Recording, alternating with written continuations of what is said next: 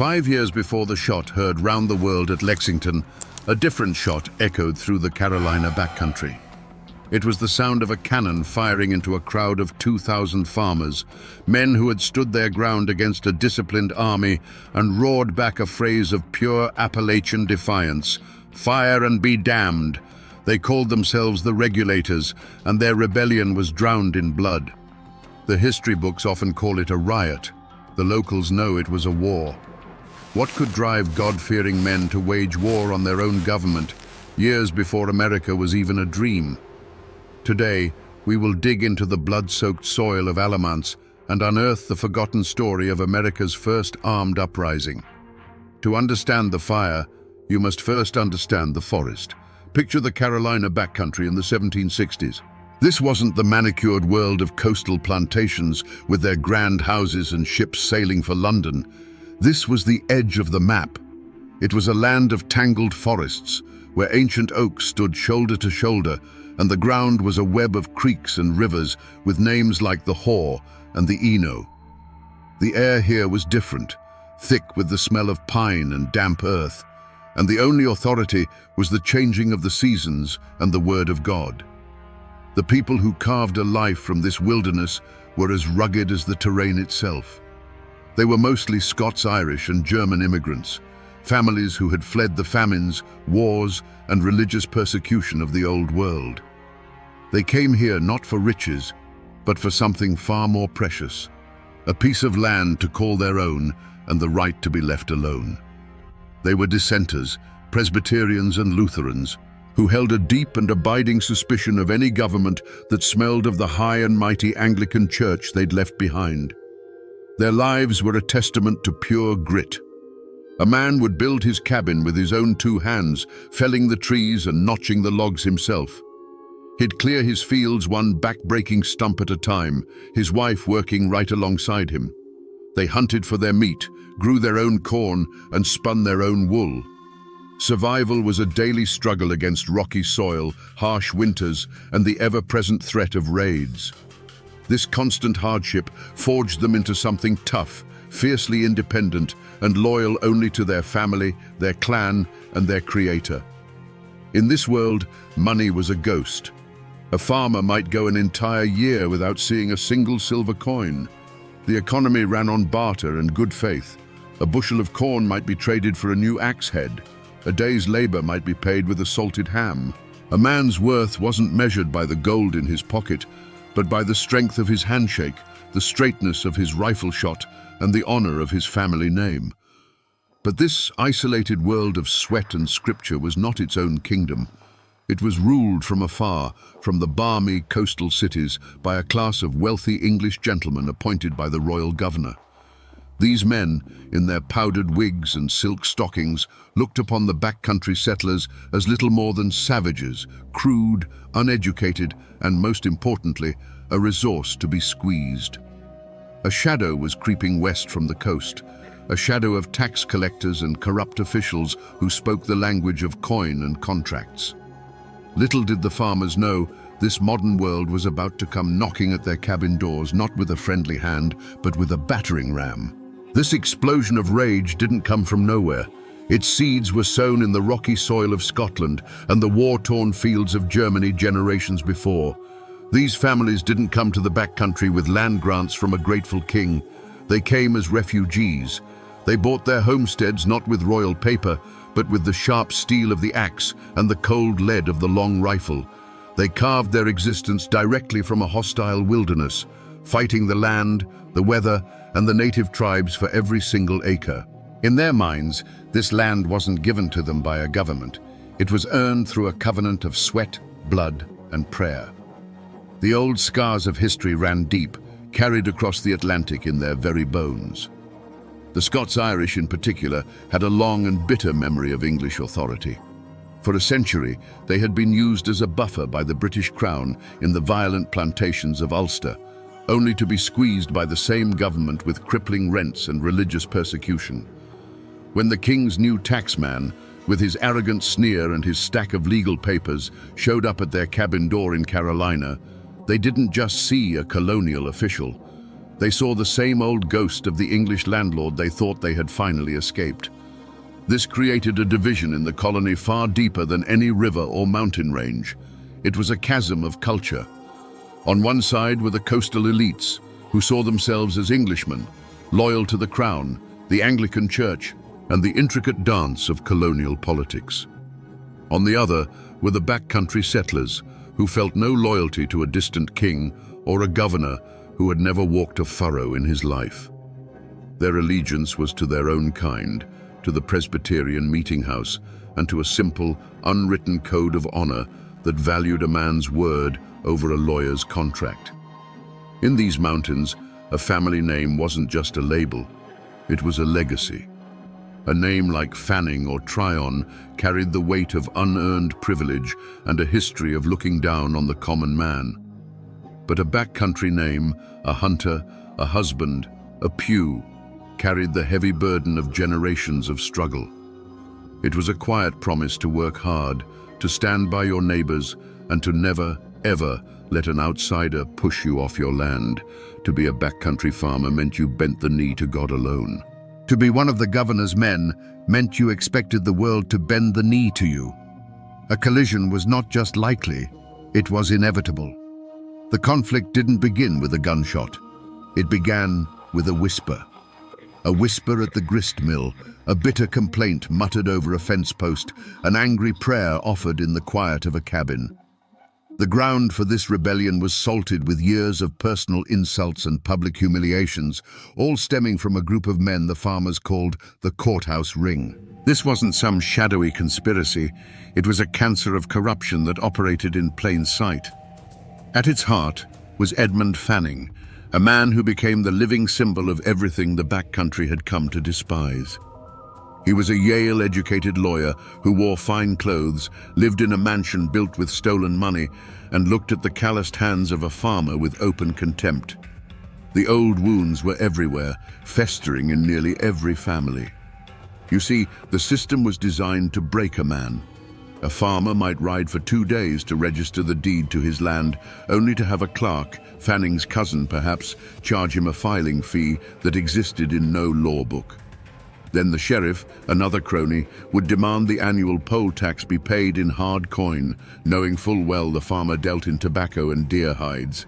When the farmer couldn't produce the silver, that same sheriff would seize his plough horse or his only milk cow, selling it at a rigged auction to another member of the ring for a fraction of its worth.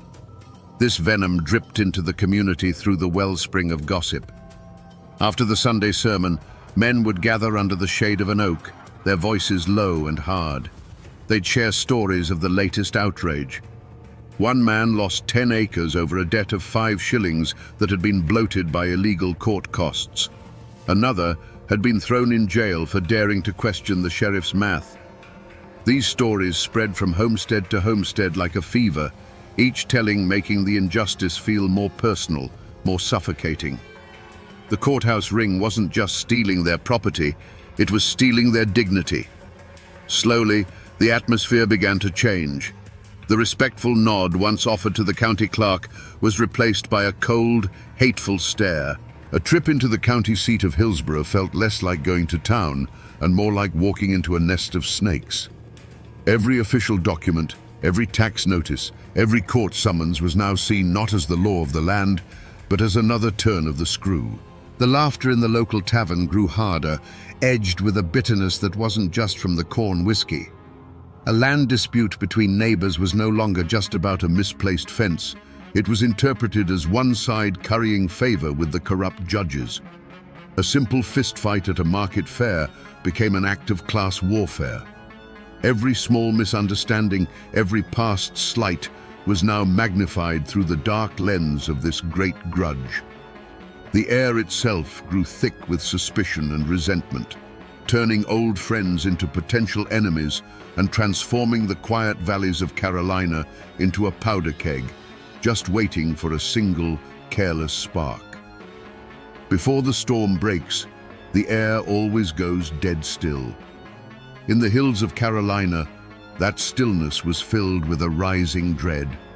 The old women, who carried the superstitions of Scotland and Germany in their bones, began to whisper. They spoke of the panther's scream sounding less like a cat and more like a woman mourning a child not yet lost. They saw bad signs in a flock of crows that flew silently over a homestead, and they claimed the daytime hoot of an owl from the deep woods was a certain omen of death. The land itself seemed to be holding its breath, waiting for the coming violence. Then came a different kind of omen, not from the woods, but a man on horseback. His name was Herman Husband, and he was a Quaker, a man of peace. But he wasn't preaching peace now. He was a pamphleteer, a man who wielded a printing press like a weapon. His fiery, biblically charged words began to circulate through the backcountry, passed from one calloused hand to the next, read by flickering candlelight in hushed cabins. He gave their anger a voice, framing their struggle not as a squabble over taxes, but as a holy war against the forces of greed and tyranny. His pamphlets were prophecies, laying out two clear paths. One led to liberty, the other to a life of perpetual slavery to the corrupt coastal elites. This sense of impending doom settled on the men like a shroud. You can just imagine a farmer sitting on his porch at dusk, cleaning his long rifle, the familiar weight of it in his hands. The evening is quiet. The crickets are chirping their usual song, but he feels a coldness creep into his gut that has nothing to do with the evening air. He looks at his wife and children through the cabin window, bathed in the warm glow of the hearth, and then he looks out at the dark, looming tree line. For the first time, he doesn't see a source of firewood and game. He sees a place to hide, a place to fight, a place to die.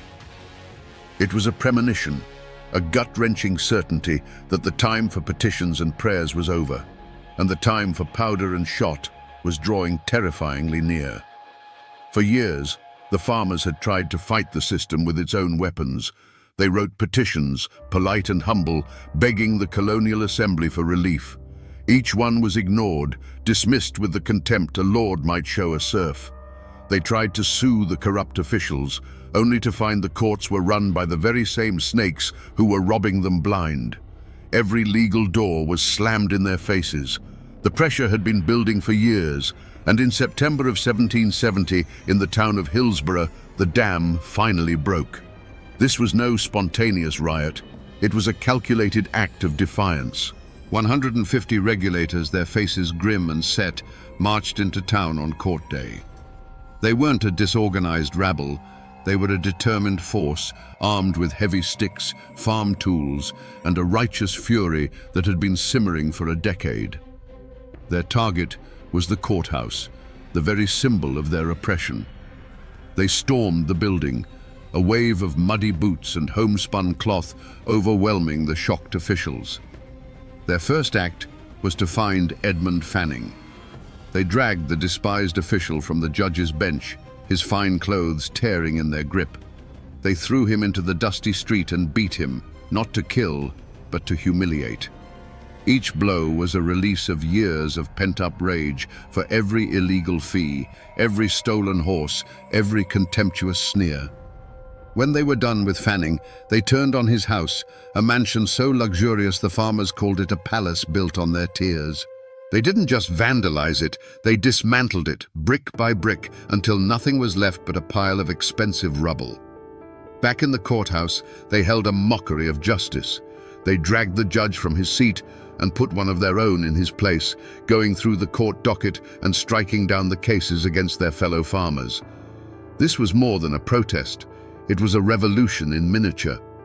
They weren't just attacking a man, they were attacking the entire legal and political authority of the royal governor. When news of the Hillsborough riot reached the coast, it was seen as a declaration of war.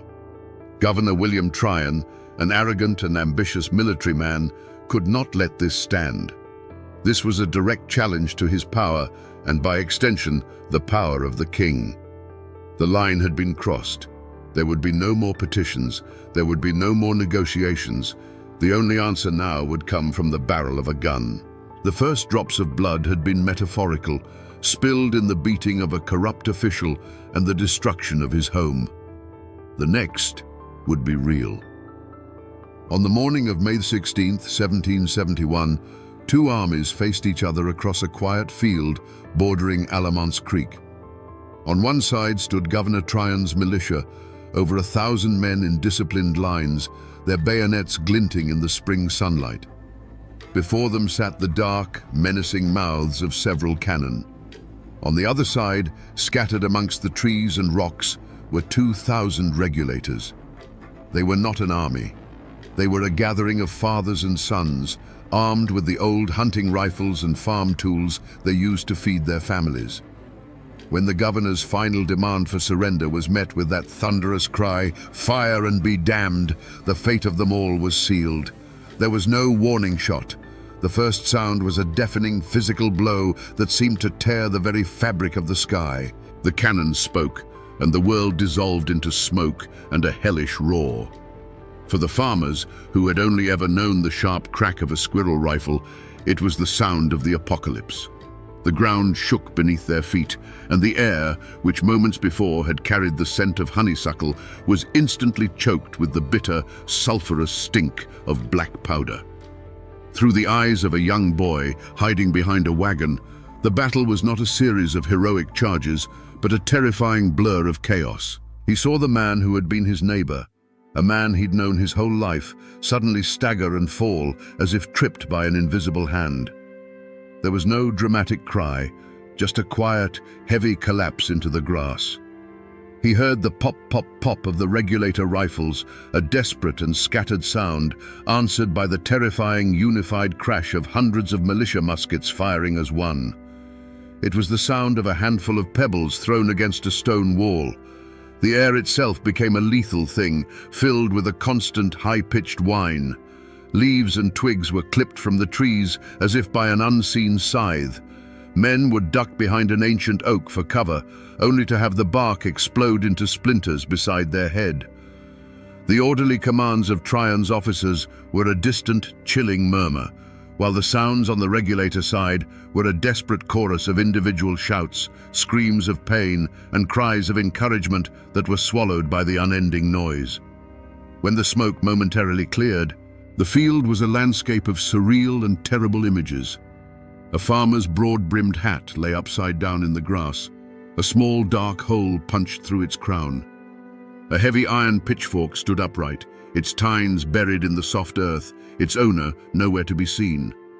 The disciplined red lines of the militia advanced slowly, relentlessly, a machine of death that seemed unstoppable, firing and reloading with a terrifying, practiced rhythm. After 2 agonizing hours, the sporadic resistance finally broke. The farmers, their courage no match for cannons and disciplined volleys, fled. They melted back into the deep woods from which they had come, their retreat covered by the smoke and confusion. And then, an even more terrifying sound descended upon the field: silence. Not the peaceful silence of the morning, but a heavy, profound stillness, broken only by the low moans of those who could not run. The battle was over. The rebellion was crushed. The spring grasses of Alamance Field were trampled and stained, littered with the abandoned tools and weapons of men who had gambled everything for justice and lost. The smoke slowly drifted away, revealing not a field of victory, but a scene of profound and brutal sorrow. The first American Revolution had ended not with a declaration, but with a slaughter. To understand a man like Governor William Tryon, you must understand that he never once saw the regulators as aggrieved citizens. In his mind, they were simply an infection. He was not a governor responding to a protest. He was a surgeon cutting out a tumor from the body of the colony. His entire career was built on the rigid structure of the British military, a world where orders were given and followed without question. To him, the farmer's defiance was not a plea for justice. It was a breakdown in the fundamental order of civilization itself, a direct and personal insult to his authority and the king's. Tryon's logic was cold, sharp, and utterly devoid of empathy. These were not men who had lost their farms. They were traitors who had defied the law. They were not fathers trying to feed their children. They were a rabble who had assaulted an officer of the crown. In his dispatches, he referred to them as banditti and insurgents. He believed, with an unshakable conviction, that the only way to deal with such a chaotic force was with overwhelming, brutal, and public displays of power. Mercy, in his view, would be interpreted as weakness, and weakness would only invite more chaos. The switch likely flipped in his mind the moment he heard the details of the Hillsborough riot. The image of Edmund Fanning, a man of his class, a Yale-educated official, being dragged from a judge's bench and beaten in the street by a mob of coarse, uneducated frontiersmen must have been horrifying to him. It was a vision of the world turned upside down. It was the peasants storming the castle. From that moment on, his response was not a political calculation, but a visceral, almost aristocratic rage. He wasn't just marching to restore order, he was marching to put these people back in their proper place.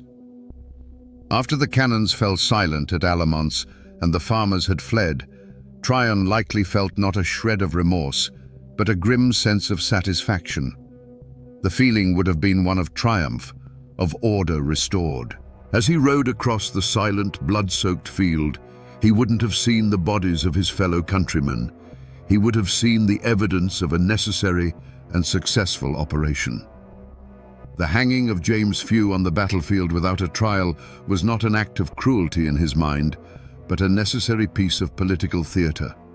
It was a clear, unambiguous message sent to every cabin in the backcountry. This is the price of defiance. This is the fate of those who challenge my authority. It was the cold, calculated logic of an empire that saw dissent not as a voice to be heard, but as a disease to be eradicated. When the last of the fleeing farmers had vanished into the woods, a new kind of silence fell on the Alamance battlefield. It was not a peaceful silence. It was a heavy, suffocating stillness, thick with the smell of spent gunpowder and blood. Governor Tryon's victorious militia moved across the field, their discipline holding firm even in the face of the carnage they had wrought. They collected the wounded, counted the dead, and secured a handful of prisoners who had been too slow or too injured to escape. For them, it was a clean, decisive victory. For the backcountry, it was the beginning of a nightmare. For the surviving regulators, the fight was over, but the struggle for survival had just begun.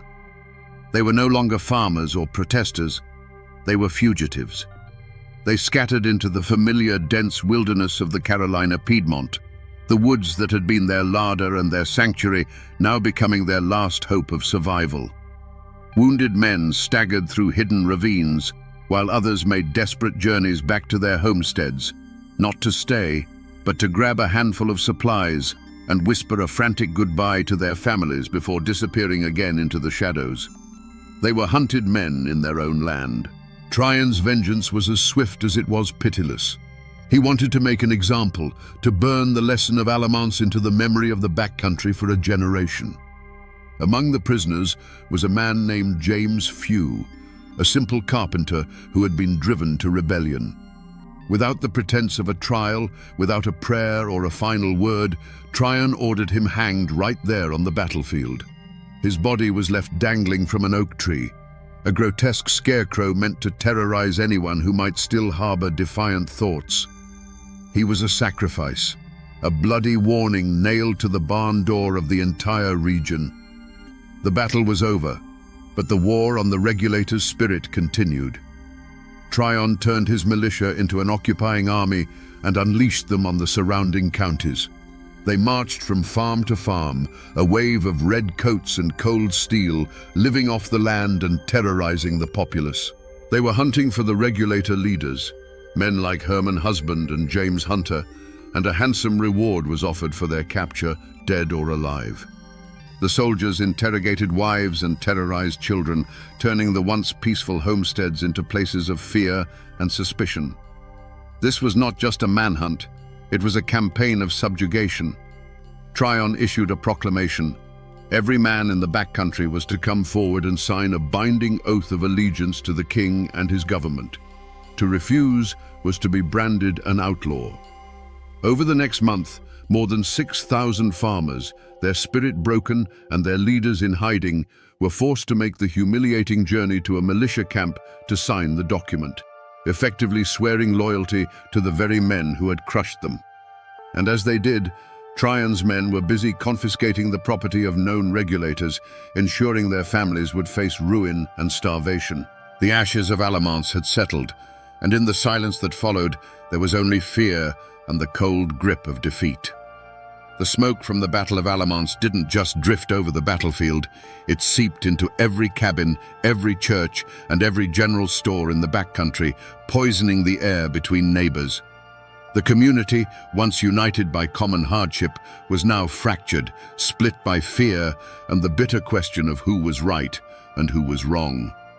A line had been drawn in the dirt, not by a surveyor, but by bloodshed, and every family was forced to choose which side they were on.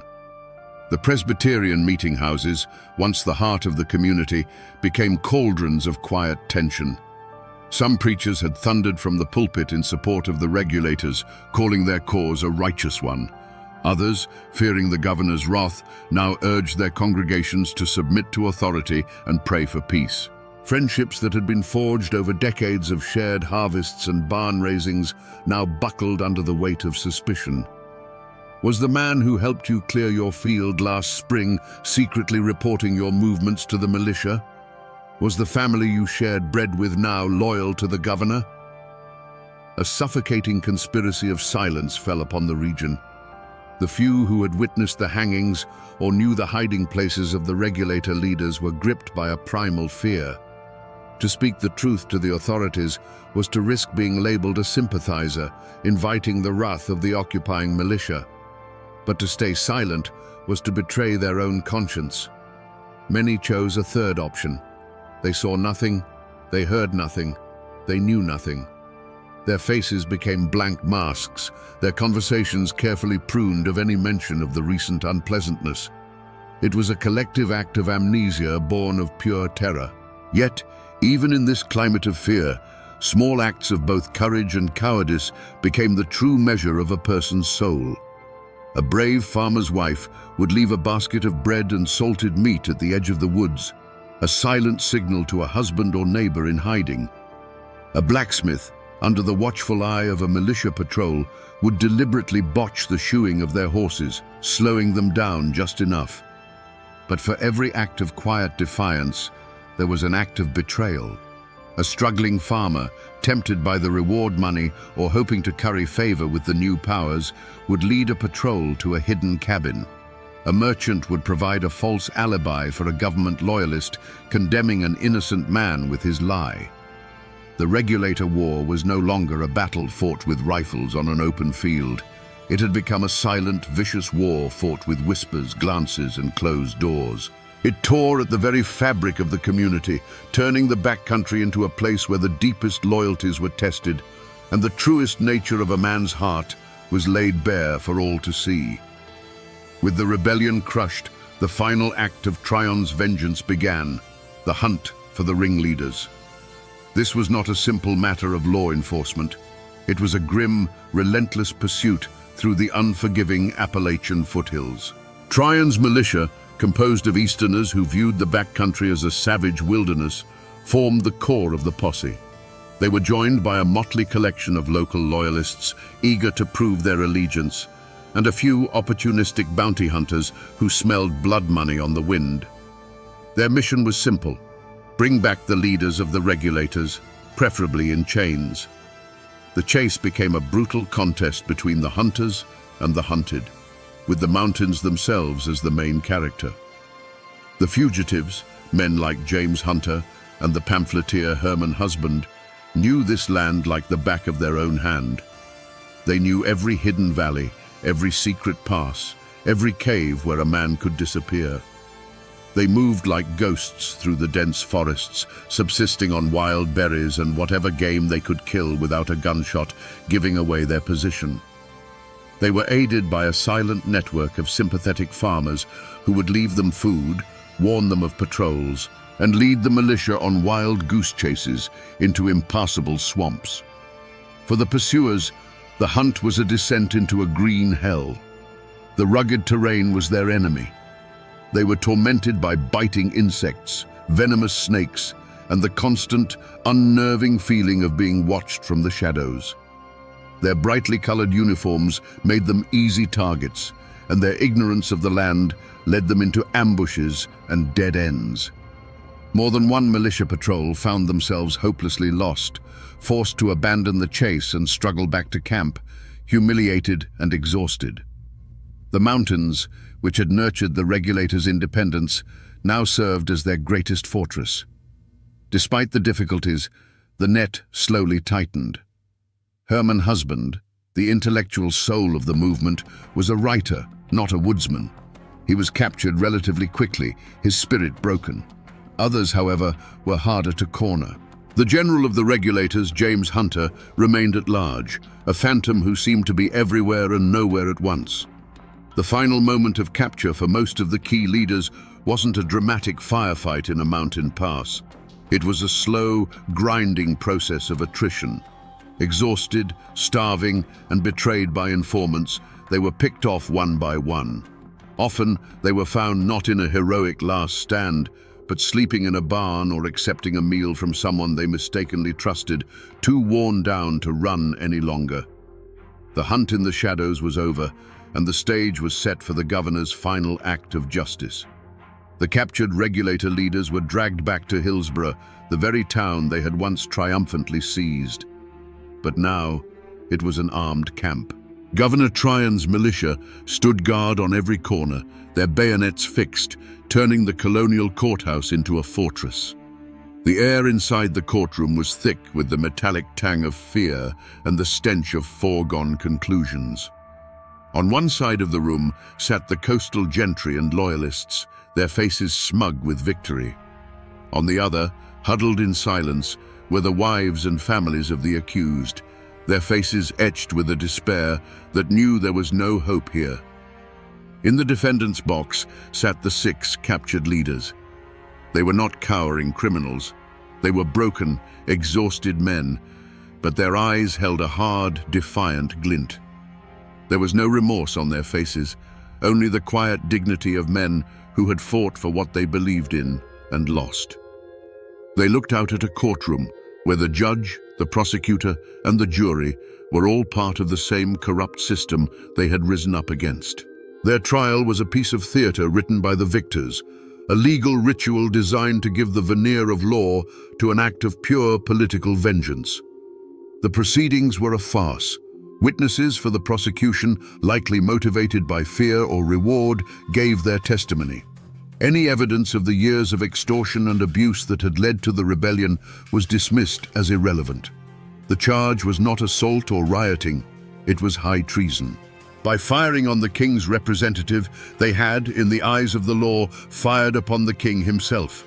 It was a charge from which there was no escape. The verdict, when it came, was a foregone conclusion, delivered with cold, formal gravity: guilty. The sentence: death by public hanging. A wave of shock and grief washed over one side of the courtroom, while satisfied murmurs rippled through the other. 6 men, who had stood up for their neighbors against a tide of corruption, were now to be strung up like common murderers. But the story of this trial does not end with the judge's gavel. It ends on the gallows, with a man named James Pugh. As the noose was placed around his neck, he refused to play the part of the penitent traitor. Instead, he turned to the crowd and began to speak. For nearly half an hour, Pugh delivered a fiery, damning sermon from the scaffold. He condemned the cowardice of Edmund Fanning and the tyranny of Governor Tryon. He spoke of the justice they had sought and the violence they had received. He prophesied that a day of true reckoning would come for these corrupt men. He was still speaking, his voice ringing with righteous fury, when the sheriff, impatient with this final act of defiance, gave the order to cut him down. The court of law had delivered its verdict. But from the gallows, the justice of the mountains had delivered its own. The law of men had won the day, hanging its enemies and silencing dissent. But the question hung in the air, far longer than the bodies of the condemned. Was this justice? Or was it merely the law, a tool in the hands of the powerful, used to crush the powerless? The hangman's rope cast a long shadow over the Carolina backcountry, a shadow that would linger for years. For the families of the executed and the thousands of other regulators, life after the verdict was a bitter cup to drink. Those who remained on their land lived as a conquered people. They plowed their fields and harvested their corn under the watchful eye of a government they now knew was their enemy. Every tax notice was a fresh wound, every court summons a reminder of their powerlessness. They had been forced to sign an oath of loyalty, a piece of paper that felt like a brand on their soul, a public declaration of their own humiliation. But not everyone stayed. For many, the memory of Alamance was a poison in the soil, and the oath of allegiance was a chain they refused to wear. They saw only one path to freedom: west. In a great, silent exodus, hundreds of defeated regulator families packed their meager belongings, turned their backs on the homes they had built with their own hands, and began the perilous journey over the Appalachian mountains. They were branded as outlaws, but they saw themselves as pilgrims. They illegally settled in the river valleys of what would one day become Tennessee, forming a new society called the Watauga Association. Here, beyond the reach of Governor Tryon and his corrupt courts, they created one of America's first independent, self-governing communities, a place where the law would be their own. The spirit of the regulators was not dead, it had simply moved over the mountain. And what of the men who had crushed them? Did they face a curse, an atonement for the blood on their hands? Not at all. In the world of colonial politics, brutality was often rewarded. Governor William Tryon, his reputation enhanced by his decisive victory over the traitors, was soon promoted to the prestigious post of Governor of New York. Edmund Fanning, the architect of the farmer's misery, also left Carolina, continuing his career as a loyal servant of the crown. They faced no justice, no ostracism, no reckoning. They simply moved on, leaving a broken land behind them. Their only curse would come years later, when the fires of revolution they had helped to stoke would finally consume the entire British system they served. Back in Carolina, the community tried to heal by forgetting. The story of the Regulator War became a dangerous and painful memory, a ghost to be locked away. The word regulator itself became a whisper, a name associated with defeat and treason. People got back to the hard work of survival, focusing on the seasons and the soil, burying the trauma of Alamance under a blanket of collective silence. They tried to move on, to pretend it never happened. But a wound that deep doesn't heal just because you stop talking about it. It festers in the darkness, waiting for a chance to break open once more. Decades pass. The powdered wigs and red coats are gone, but the echoes of Alamance never truly faded. They can be found in the bloodlines of the families who fought there. Many of the sons of the regulators, raised on bitter stories of Tryon's tyranny, picked up their rifles again just 4 years later. The British made the fatal mistake of assuming these backcountry men, once crushed by a royal governor, would be loyal to the crown. They couldn't have been more wrong. The men who fled over the mountains to Watauga became the legendary Over-Mountain Men, and at the Battle of Kings Mountain, they unleashed a frontier fury that annihilated a British army and helped turn the tide of the entire Revolutionary War. It was the regulators' final, posthumous revenge. Today, if you visit the Alamance battlefield, you won't find an army. You'll find a quiet state park, a peaceful expanse of green grass where children fly kites and families have picnics. But if you stand there as the sun sets and listen to the wind in the tall oaks, you can almost hear it, the ghostly roar of cannon fire, the defiant shouts of dying farmers. Monuments now stand on that field, naming the men who were once condemned as traitors and honoring them as patriots who bled for liberty, a testament to how the truth, buried for so long, can eventually rise from the earth. The memory also clings to the land in the form of legend. For generations, people in Hillsborough would point to the spot where James Pugh and his fellow regulators were hanged. They swore that on that patch of ground, cursed by Pugh's final defiant words, no grass would ever grow.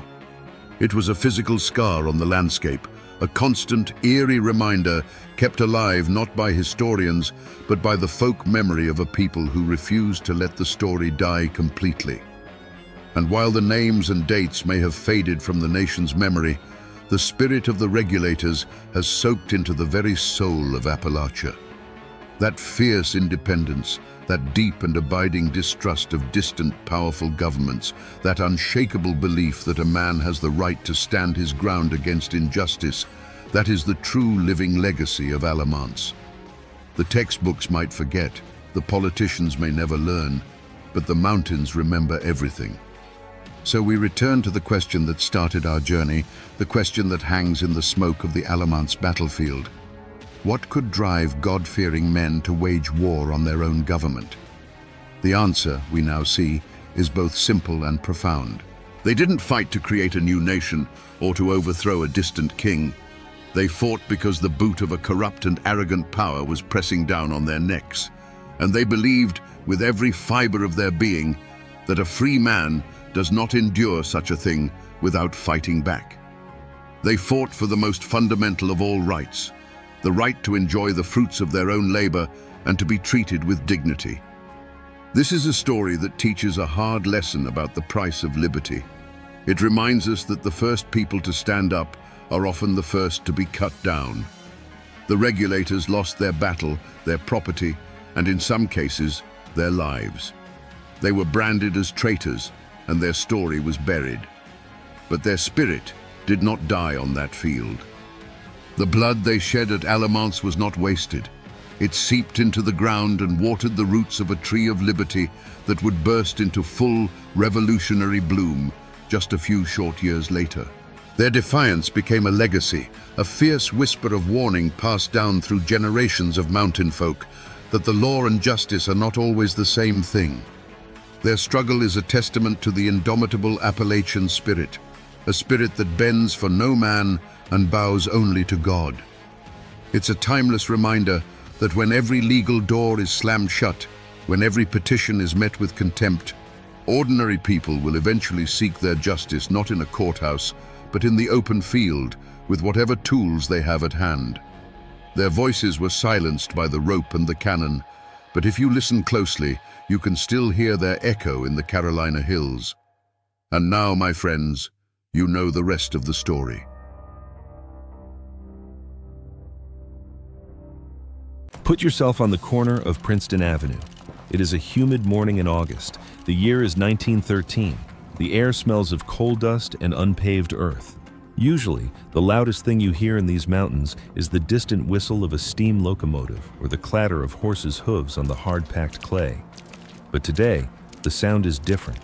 It starts as a low growl, a mechanical coughing that vibrates in your chest. Then, a roar. It is a sound that doesn't belong here. It is the sound of the future tearing through the past. Heads turn, men in bowler hats stop mid-sentence, and then, cutting through that mechanical roar, comes a sound everyone knows.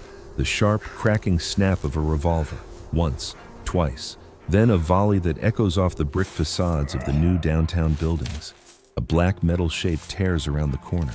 It isn't a horse, it is a machine. It moves with a speed that seems unnatural, kicking up a storm of brown dust that blinds the onlookers. Men are hanging off the running boards. In their hands, they aren't holding reins. They are holding cold, blue steel.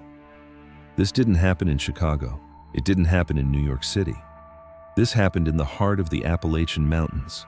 What you just visualized is not a scene from a movie. It is the moment the Wild West died and the era of the gangster was born. Most people think of 1913 as ancient history, a time of sepia photos and stiff collars. But on that August morning, the residents of Bluefield, West Virginia, witnessed a crime so advanced, so militaristic, that local law enforcement didn't even have the vocabulary to describe it. They were looking for bandits on horseback. Instead, they got a paramilitary unit in a high-speed automobile. These men didn't just rob a bank, they declared war on the 20th century. They cut the communication lines to the outside world. They used military-grade diversion tactics. And they drove a getaway vehicle through terrain that most people wouldn't dare cross on a mule. The money they took would be worth millions today. But the money isn't the story. The story is about how a quiet coal town became the stage for one of the most desperate, high-octane chases in American history. A chase that pitted the raw, brute force of the industrial age against the cunning of old-school mountain detectives. So forget the romantic images of outlaws you've seen in westerns. This wasn't romance, this was a collision. And when the dust finally settled on that mountain road, nothing in this town would ever be the same again. To understand why this happened here, you have to scrub away the rust of the last 100 years. You have to look past the empty storefronts and the quiet streets of modern Appalachia. In 1913, Bluefield, West Virginia, was not a sleepy mountain town. It was a supernova. They called it the Magic City. And it wasn't because of magicians or carnival tricks. It was because the city seemed to rise from the wilderness overnight, fueled by the one thing the world needed more than anything else: coal. The Pocahontas coal field lay just beneath the feet of these residents. It was the highest quality coal on Earth. It powered the battleships of the U.S. Navy. It fueled the steel mills of Pittsburgh. It kept the lights on in Manhattan.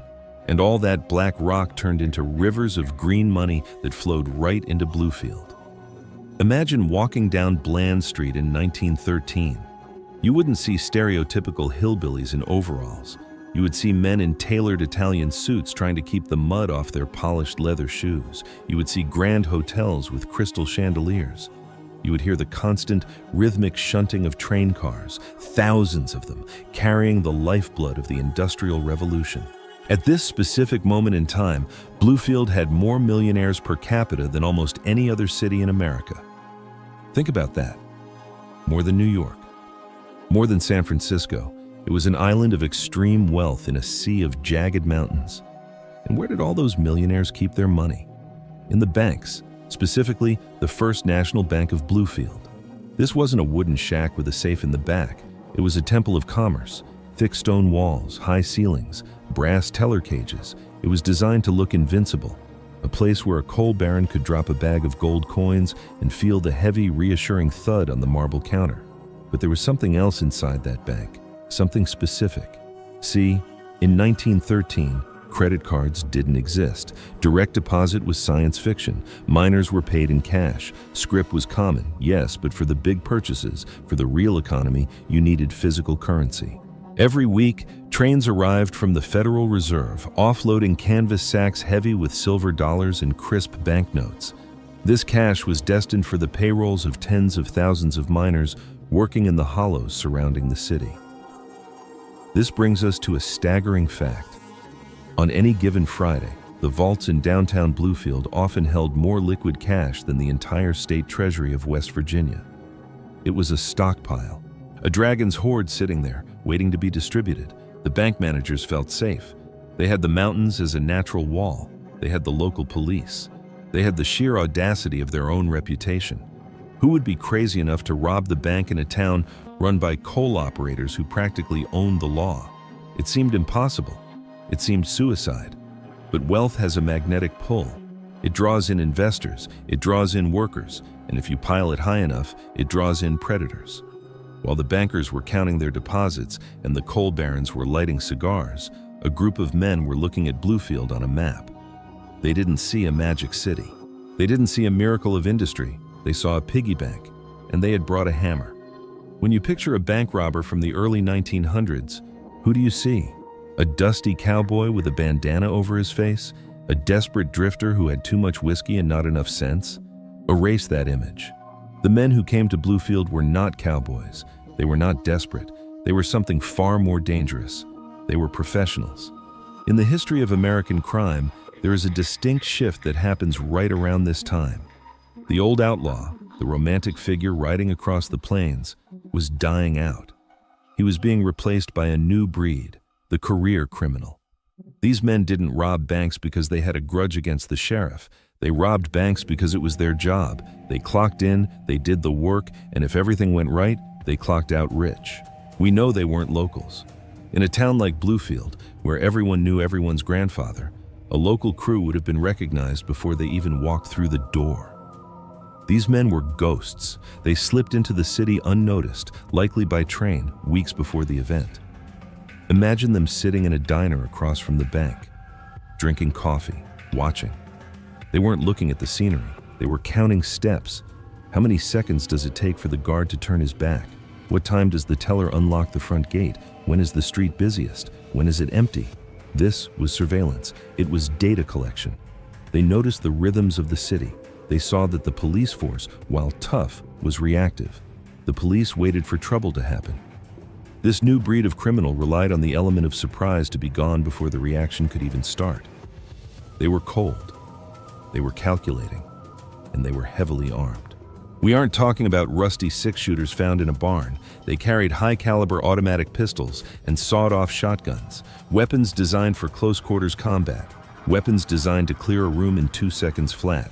But their most dangerous weapon wasn't a gun. It was their ambition.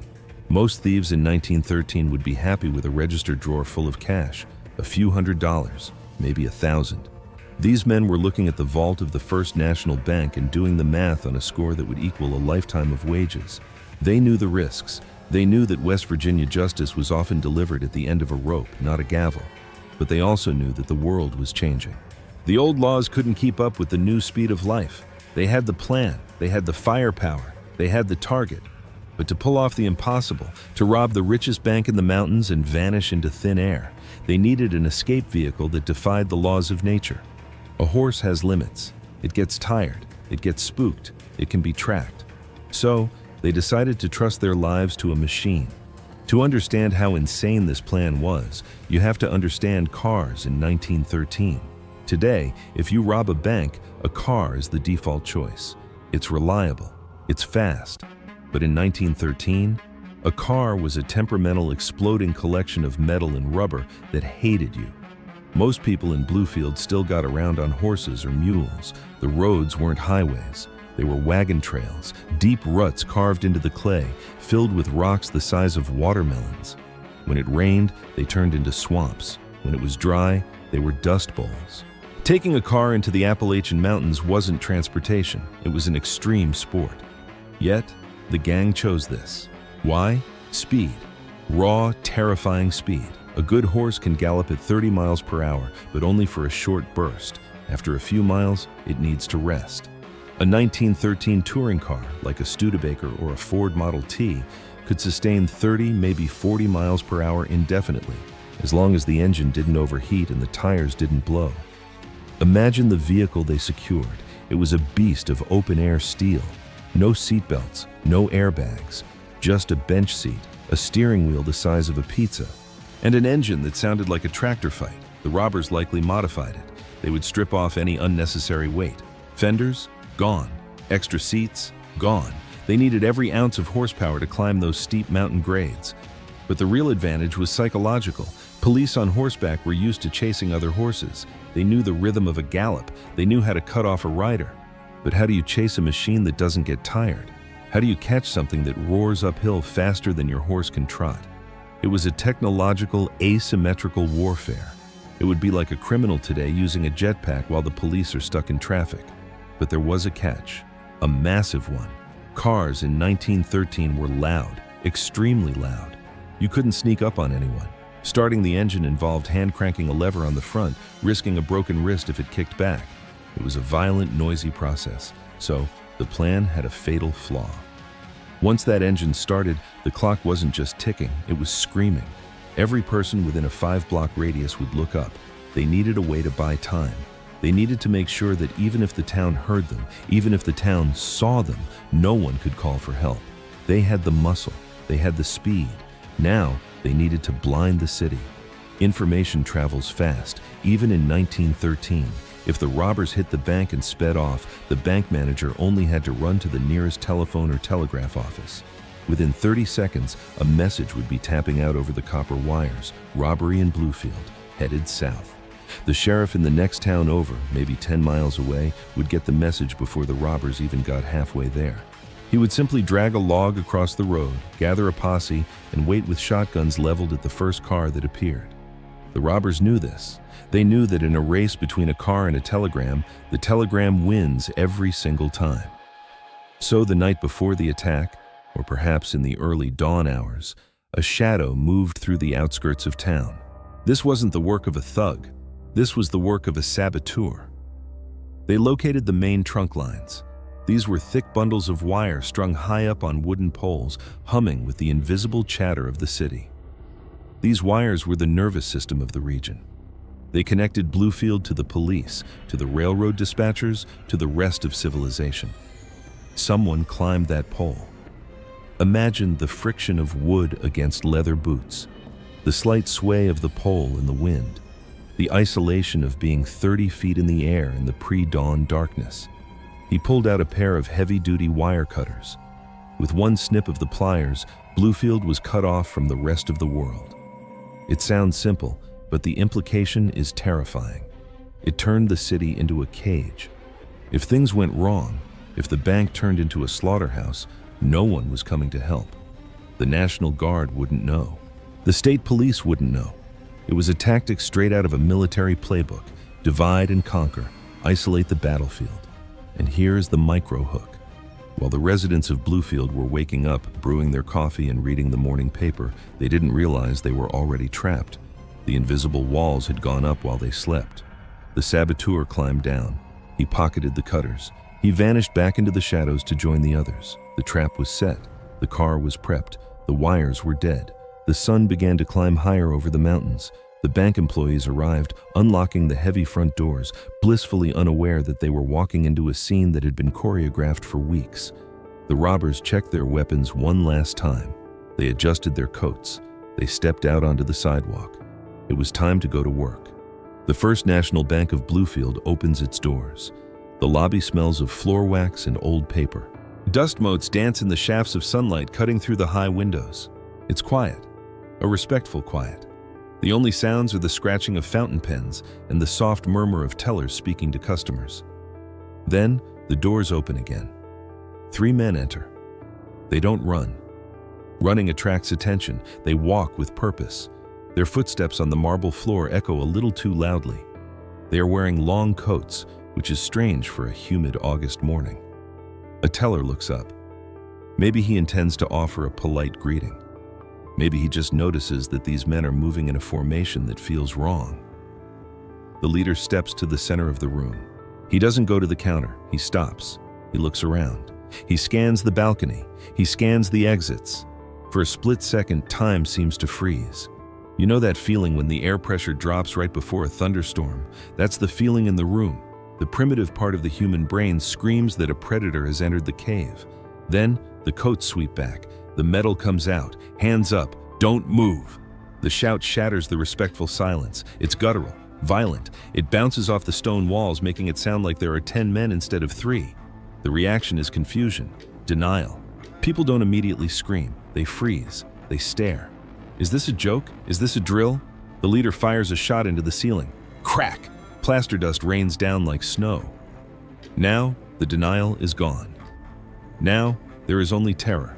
Customers drop to the floor. Tellers back away from their cages, hands trembling in the air. The smell of floor wax is replaced by the sharp, acrid scent of gunpowder. One robber moves to the door, flipping the sign to closed and pulling the shade. The outside world disappears. Inside, the rules of society have just been suspended.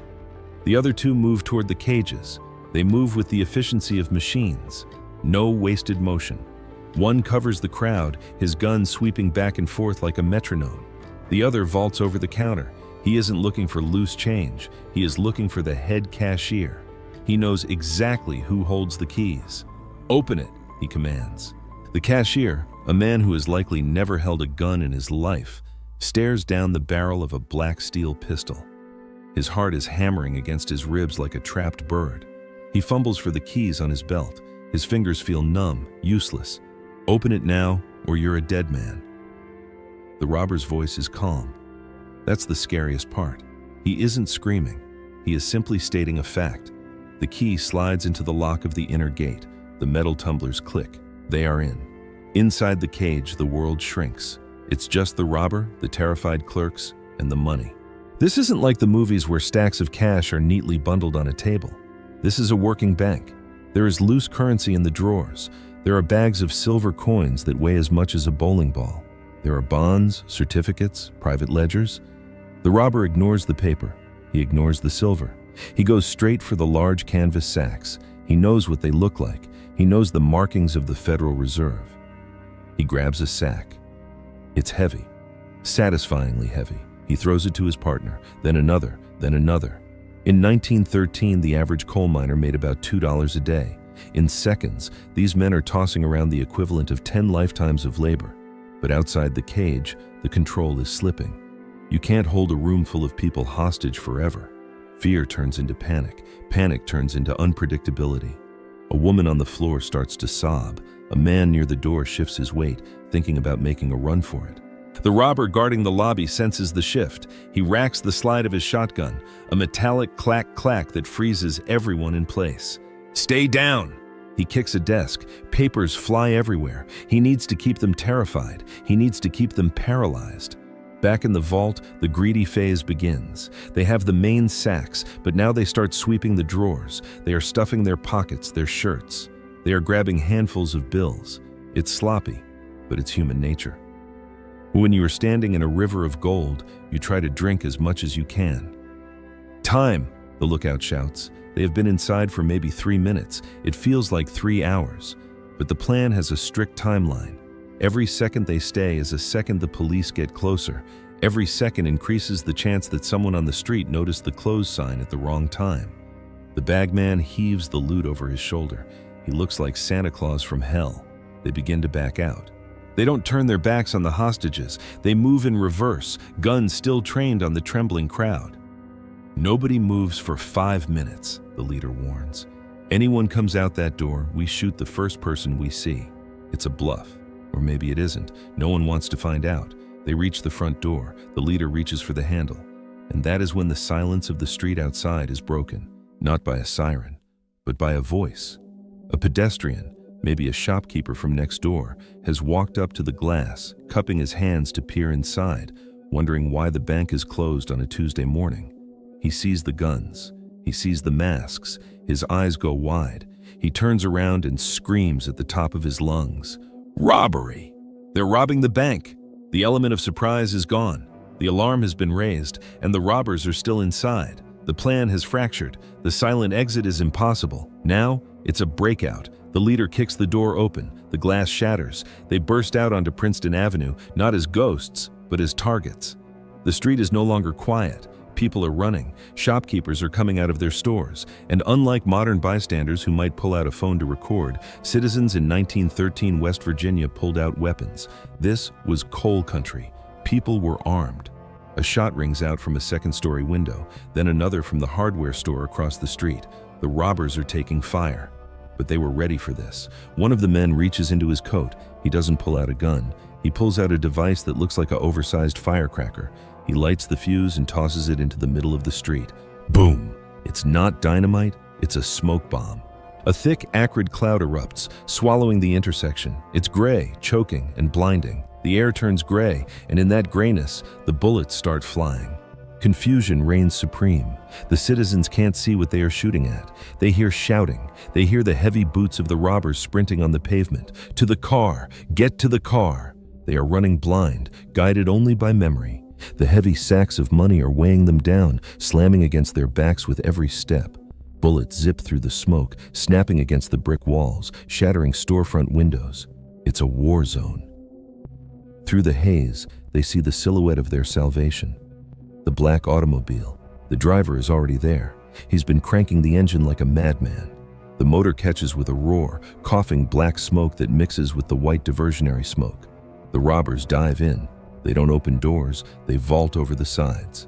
The money bags are thrown into the back seat, piling up like sandbags. Go, go! The driver slams the car into gear. The tires spin on the cobblestones, screeching, smelling of burnt rubber. The car fishtails violently, narrowly missing a horse-drawn delivery wagon. As they peel away, the smoke begins to clear. The sheriff runs out of his office, pistol in hand. He sees the tail end of the vehicle disappearing around the corner. He raises his gun, takes aim, and fires. But it's too late. The bullet buries itself in a wooden telephone pole. The robbers are gone. They have the money, they have the car, but they have made a critical mistake. In the chaos, in the smoke, they turned south. They didn't head for the open highway. They headed straight toward the wildest, most rugged terrain in the eastern United States.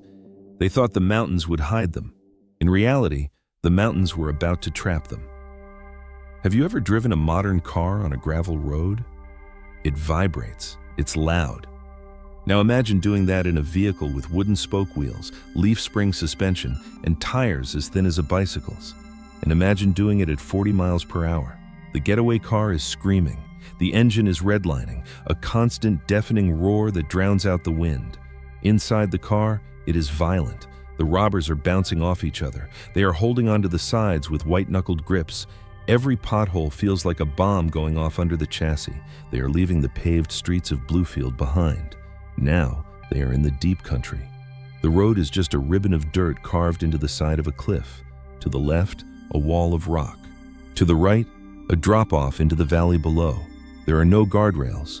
One wrong turn, one blown tire, and they tumble 500 feet to their deaths. The driver is fighting the wheel. There is no power steering. He has to muscle the car around every hairpin turn, sweat pouring down his face, mixing with the dust and soot. But they are moving. They are putting miles between them and the bank. They pass farmers in wagons who stare in disbelief. A car? Moving that fast? It's like seeing a spaceship. The chickens scatter. The horses rear up in terror as this black demon roars past. The robbers look back. The road behind them is empty. No flashing lights, no sirens, just the settling dust. They start to smile. The adrenaline is fading, replaced by a euphoric rush. They did it. They actually did it. They start to laugh. They slap each other on the back. They reach into the bags and pull out handfuls of cash, letting the wind whip a few bills out of the car, an offering to the gods of speed. They think they have outsmarted the law. They think the car makes them invincible. But they are forgetting something. A car needs fuel. A car needs water for the radiator, and a car needs a road. They are driving deeper into a labyrinth.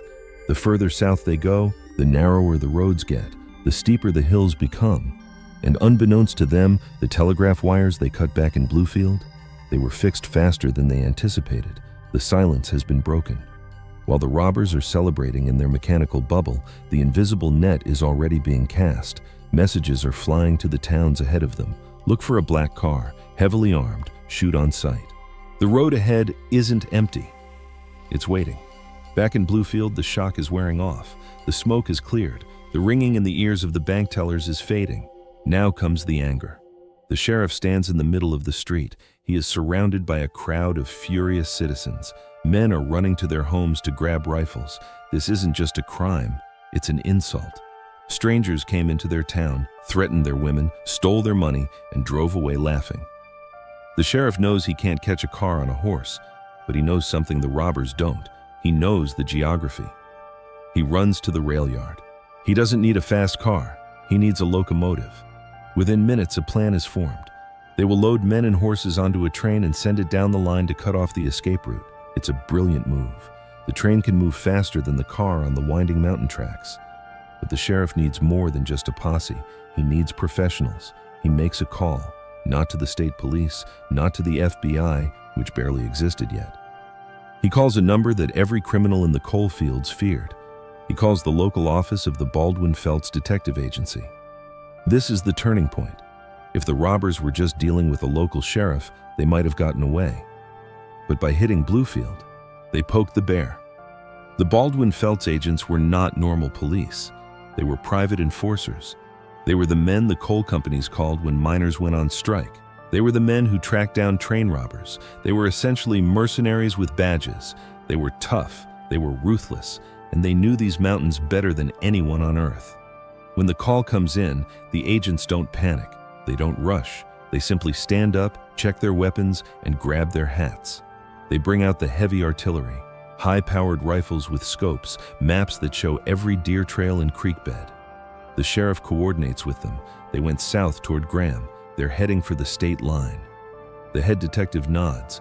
He looks at the map. He traces a line with his finger. They have to cross the gap at Stony Ridge, he says. If we get there first, they're finished. The hunt is on. It is no longer a chase. It is a pincer movement. On one side, the sheriff and the angry citizens. On the other, the cold, professional killers of the Baldwin Felts Agency. And in the middle, blissfully unaware, 3 men in a car are driving straight into a bottleneck. We need to pause for a second and talk about who is chasing these robbers. Because if you don't understand the Baldwin Felts Detective Agency, you don't understand the terror of this situation. In 1913, in West Virginia, the law was flexible. The sheriff was the law, sure, but the Baldwin Felts agents were the power. Founded by William Baldwin and Thomas Felts right here in Bluefield, this agency was the Appalachian equivalent of the Pinkertons. But where the Pinkertons were famous for protecting presidents and chasing Butch Cassidy, the Baldwin Felts were famous for one thing: crushing resistance. They were hired by the coal barons to keep order in the camps, and order often meant violence. These men were not fresh-faced cadets. Many were veterans of the range wars. Some were former outlaws themselves who had switched sides. They were marksmen, trackers, men who could sleep in the mud and hunt a man for days without stopping. They didn't carry badges. They carried Winchesters. Imagine being hunted by a group of men who treat a manhunt not as a duty, but as a sport. They knew the terrain intimately. They knew which hollows were dead ends. They knew which creeks were shallow enough to cross. The robbers in the car had technology.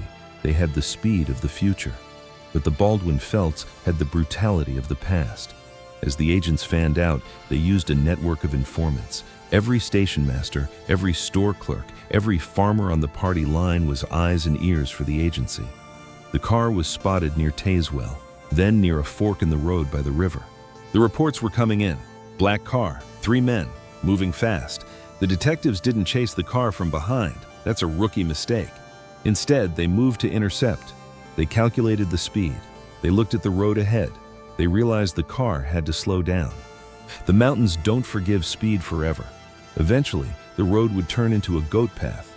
Eventually, the radiator would boil over. The detectives positioned themselves. They set up ambushes at key choke points. They weren't planning to arrest these men. In the eyes of the agency, bank robbers were no different than rabid dogs. You don't reason with them, you put them down. The sun was starting to get lower in the sky. The shadows in the valleys were getting longer. For the robbers, the joyride was about to end. For the detectives, the workday was just beginning. The geography of Appalachia is beautiful. Rolling green hills, misty valleys. But if you are on the run, it is a prison. The robbers are discovering this the hard way. The wide, packed dirt road they started on has disappeared. They are now on a narrow track, barely wide enough for the wheels. The trees are closing in, creating a tunnel of green that blocks out the sun. The car is suffering. The engine is knocking. The radiator is hissing, spitting steam onto the windshield. The driver has to downshift, crawling up steep inclines at 5 miles per hour. The speed advantage is gone. Inside the car, the mood is shifted. The laughter is dead. The silence is heavy. "Where are we?" one of them asks. "Just keep driving," the leader snaps.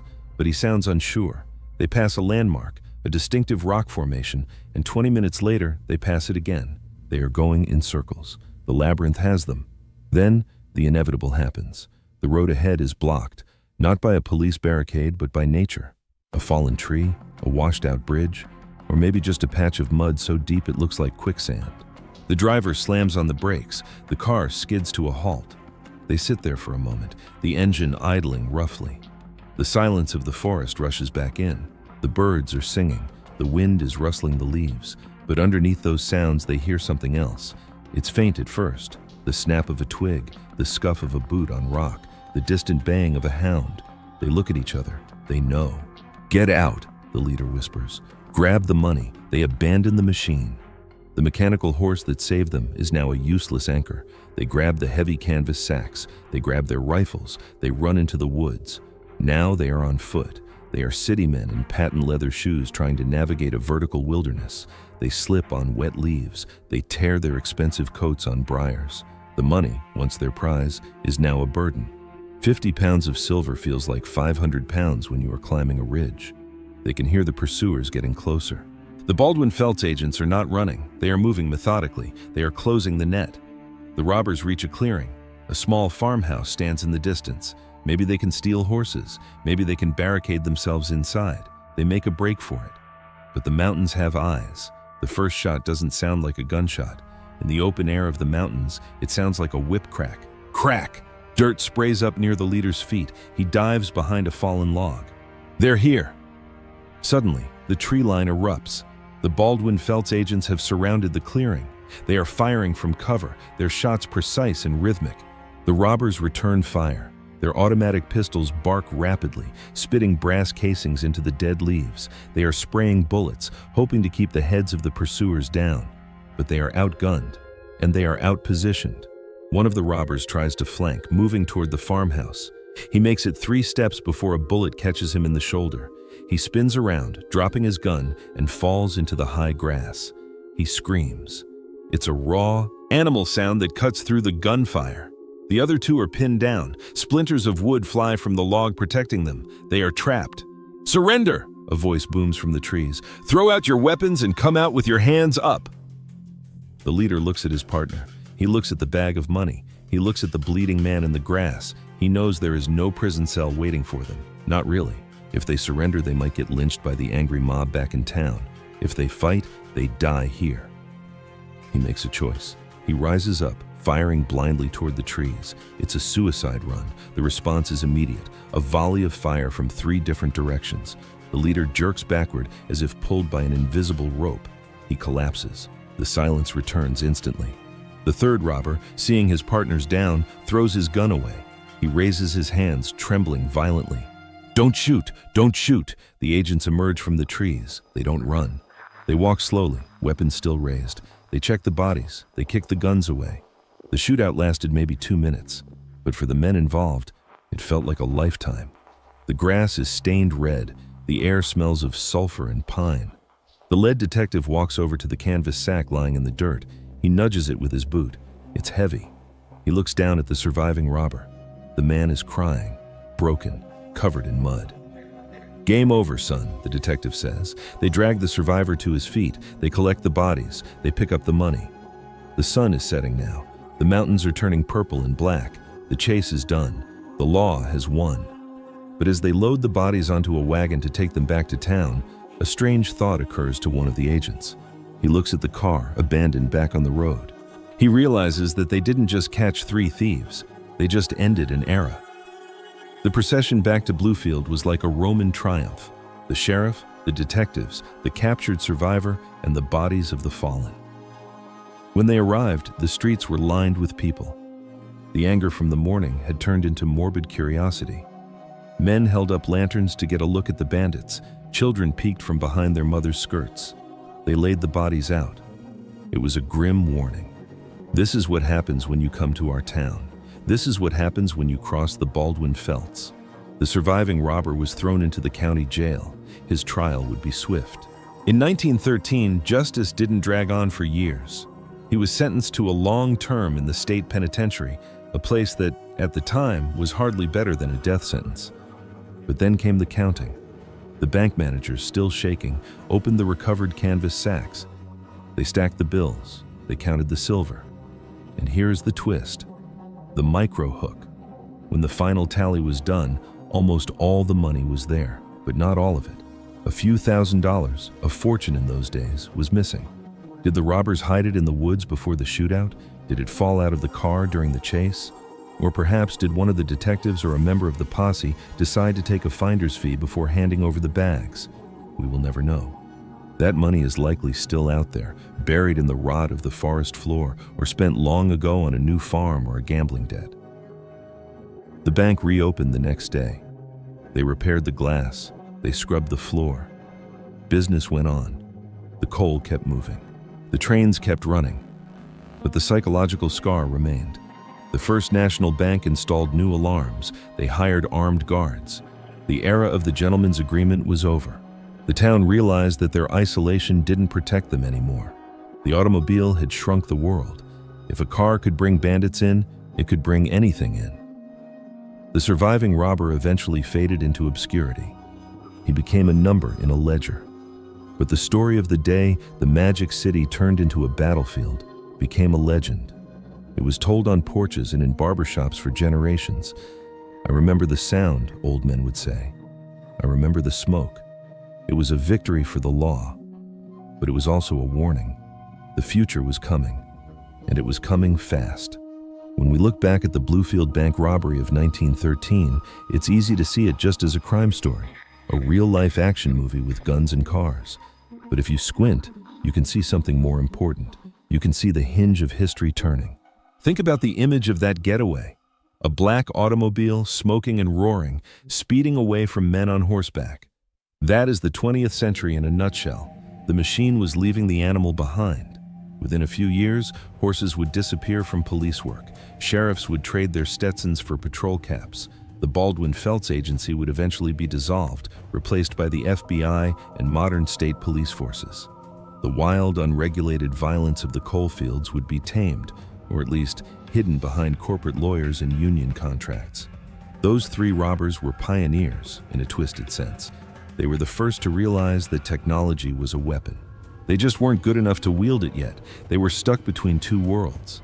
They had the tools of the future, the car, the wire cutters, but they had the mindset of the past, hiding in the woods. If they had stayed on the road, if they had known the route better, if they hadn't panicked, they might have gotten away with the perfect crime. But history is written by the winners, and in this case, the winners were the men who knew the land. Today, Bluefield is quieter. The coal boom has faded. The Magic City is a shadow of its former self. The First National Bank building still stands, a silent monument to a gilded age. If you walk down Princeton Avenue now, you'll hear cars passing by every few seconds. You don't even notice them. They are just background noise. But try to imagine that sound for the first time. Try to imagine the terror of that engine roaring when silence was the norm. The world moves on. The scars heal. The money is spent. But stories like this remind us that civilization is fragile. It only takes 3 men and a machine to turn a peaceful morning into chaos. And somewhere in those mountains, maybe under a rock or in the hollow of an old oak tree, there might still be a few silver dollars resting in the dirt, waiting for someone to find them. A small piece of the Wild West that the future forgot to take with it.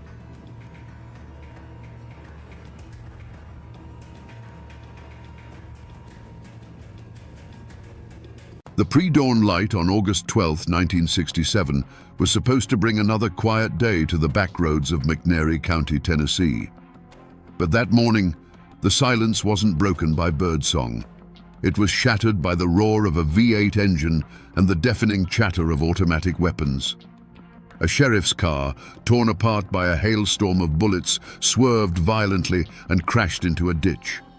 Inside, a giant of a man lay drowning in his own blood, his face a ruin.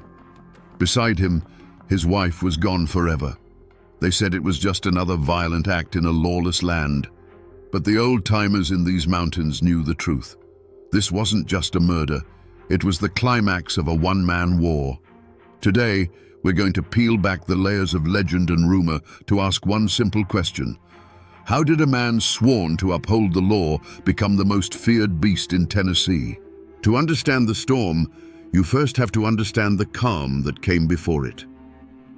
McNairy County, Tennessee, in the early 1960s, was a land of rolling hills and quiet creeks, a place where life was supposed to move at the speed of the seasons. But on its southern edge, where Tennessee bled into Mississippi, there was a festering wound known as the state line. It was a world unto itself, a kingdom of rust bucket clubs and neon-lit sin, ruled by a brutal syndicate the locals called the Dixie Mafia. Here, the only laws that mattered were bribery and violence. It was to this world that Buford Pusser returned in 1962. He wasn't a hero or a crusader. He was just a giant of a man, 6'6", and built like a Tennessee oak tree, tired of the life he'd been leading. He'd been a Marine, and he'd wrestled professionally up in Chicago as Buford the Bull. But he was done with all that. All he wanted was to come home, to build a quiet life with his wife, Pauline, and their 2 small children. He was a family man, looking for peace. You can almost picture it. A simple house, the sound of his children's laughter in the yard, the comfort of Pauline's presence. This was the dream he had traded the roar of the wrestling crowd for. A life measured not in knockouts, but in sunrises over the Tennessee hills. He wasn't looking for trouble. He believed, or maybe just hoped, that if he left the darkness on the state line alone, it would leave him alone too. But that kind of darkness doesn't stay put. It seeps into everything. The Dixie Mafia wasn't just a collection of criminals. It was an occupying army. Their illegal casinos, brothels, and moonshine operations were an open secret, protected by a wall of fear and bought-off badges. They were a cancer, and decent folk knew you didn't poke a cancer. You just prayed it didn't spread to your house. Buford's own father, Carl Pusser, was the police chief in the small town of Adamsville. He was a man who wore a badge but knew its limitations. He'd watched the state line mob operate for years, a weary, powerless spectator to their reign. He warned his son, his words heavy with the wisdom of a man who knows what monsters lurk in the shadows. "Don't go down there, son," he'd say. "Those people are snakes. They'll kill you and not even blink an eye." Buford had come home seeking a sanctuary, but he had unknowingly planted his family's flag on the doorstep of a war zone. The quiet life he craved was an illusion, and it was only a matter of time before the illusion shattered. Peace, as it turns out, was a fragile thing, and it was shattered not by some grand crusade, but by a simple, grubby act of theft. One night, Buford and a friend made the mistake of stepping into the Lucky Spot, one of the notorious clubs on the state line. It was a place that smelled of stale beer and desperation, a spider's web disguised with cheap lights. Like so many men before him, Buford found himself in a card game that was less about luck and more about predatory skill. He was cheated, plain and simple.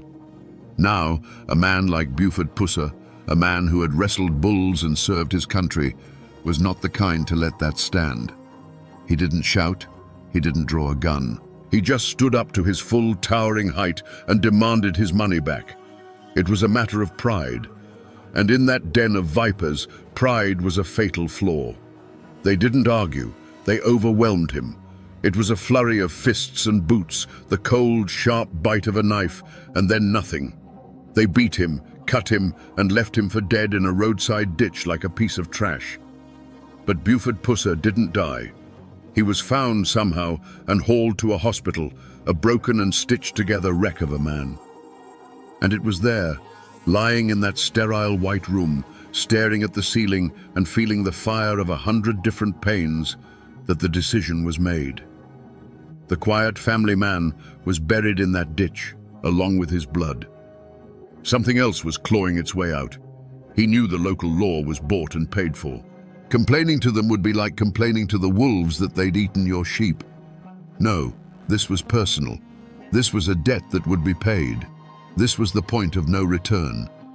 In 1964, to the absolute shock of the corrupt establishment, the man they had left for dead put his name on the ballot for sheriff of McNairy County.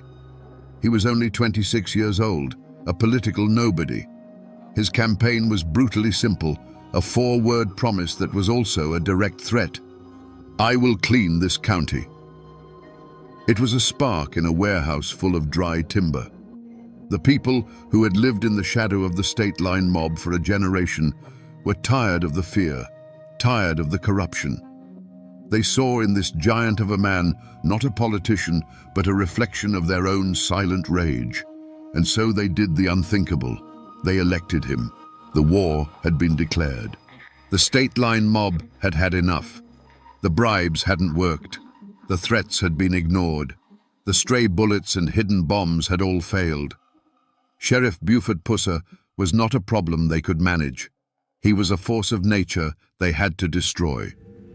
And so they set a trap, simple and brutal, baiting it with a lie. The call came in before dawn on August the 12th, 1967. A report of a disturbance, a routine call-out on a lonely stretch of road. Buford grabbed his keys, but this time he wasn't going alone. His wife, Pauline, had a bad feeling. She always worried, and that morning her worry was a physical thing. She insisted on going with him. It was a habit born of love, a small act of solidarity that would place her directly in the path of the hurricane. They drove through the quiet, misty Tennessee morning, the conversation likely turning to their kids, to the simple plans of a day that would never come. And then, in the rearview mirror, a black Cadillac moving too fast, closing the distance with predatory intent. It pulled alongside them. For a heartbeat, there was just the hum of two engines racing down an empty road. Then the world came apart. The morning calm was ripped to shreds by a sound that didn't belong there, a mechanical, stuttering thunder that echoed off the pines. This wasn't a pistol shot. This was a declaration of total war. The sheriff's car, a heavy fortress of American steel, became as fragile as glass. The windows didn't break, they vaporized into a million glittering fragments. The metal body was punched through again and again, perforated by a force that tore through it like wet paper. Buford felt a sudden, violent impact from the seat beside him. The sound of Pauline's voice was just gone. A final sharp silence replaced it, a silence more deafening and more terrible than all the gunfire in the world. Then, an explosion of white-hot agony erupted in his own face. It wasn't a sharp pain, it was a demolition. He tasted copper and shattered bone. The world tilted, spun into a blur of green and brown, and then went dark as the car, no longer under any command, swerved off the road and crashed into an embankment. Silence returned, thick and heavy, smelling of gunpowder, gasoline, and blood. When Buford Pusser regained consciousness, it was to a world of pure horror. He was pinned behind the steering wheel, his own jaw a hanging ruin. He could see his own reflection in a shard of the mirror, a monster's face staring back. But that wasn't the worst of it. He turned and saw his wife. She was slumped against the door, eerily still. The woman who had been the calm center of his chaotic life, the reason for his impossible fight, was gone. In that moment, lying in the wreckage, something inside him broke forever. And something else, something far harder and colder, was forged in its place. He wasn't thinking about survival. He was thinking about a testament. His hand, slick and shaking, fumbled for the radio microphone. He keyed it, and a sound that was barely human, a rasping, gurgling whisper, broke the police frequency. He named the names. He gave them his killers. He was sure it was his dying breath, and he used it not to ask for help, but to sign a death warrant. The first deputies to arrive at the scene found a slaughterhouse. The car was a metal sieve, the air thick with the coppery smell of blood. They found Pauline Pusser, gone from the world. And then they found the sheriff, a grotesque sculpture of flesh and bone, somehow, impossibly, still breathing. His rasped words over the radio hadn't been a ghost's farewell. They were the first shots of a new war. The ambush had failed in its ultimate goal. It hadn't killed Buford Pusser. It had made him immortal. What followed was a medical odyssey. Buford was rushed from hospital to hospital, a puzzle of a man that surgeons had to piece back together. It wasn't one operation or two or even 10. It took 18 separate surgeries to rebuild his face. His jaw was wired shut, his features held together by steel pins and medical ingenuity. For months, he lived in a world of muffled sounds and liquid food, his grief a silent, suffocating companion. The physical pain was immense, but it was nothing compared to the gaping wound left by Pauline's absence. The man who eventually walked out of that hospital was not the same man who had been carried in. The warmth in his eyes had been replaced by a cold, hard focus. The grief hadn't broken him. It had tempered him, like steel plunged into ice water. He was still the sheriff, he still wore the badge, but everyone in McNairy County understood that his mission was no longer about law and order, it was about retribution. The man they had called Buford the Bull was gone. In his place stood the Beast, and now the Beast was avenging his mate. News of the ambush swept through Appalachia like a firestorm. The brazen attack on an elected lawman and the murder of his wife was a line crossed even for the Dixie Mafia. It was an act of pure arrogance, a message that no one was safe. A massive manhunt was launched, fueled by Buford's dying accusations. The Tennessee Bureau of Investigation got involved, and rewards were offered. The state line mob, for the first time, felt the heat of real, statewide scrutiny. They had poked the bear one too many times, and now the entire forest was coming for them. But the official investigation was just the public face of the hunt. The real story was being whispered in hushed tones in every diner and on every front porch in the county. People knew the system was slow, that lawyers could twist the truth. They also knew Buford Pusser. They knew his capacity for singular, relentless focus. The members of the state line mob knew it too.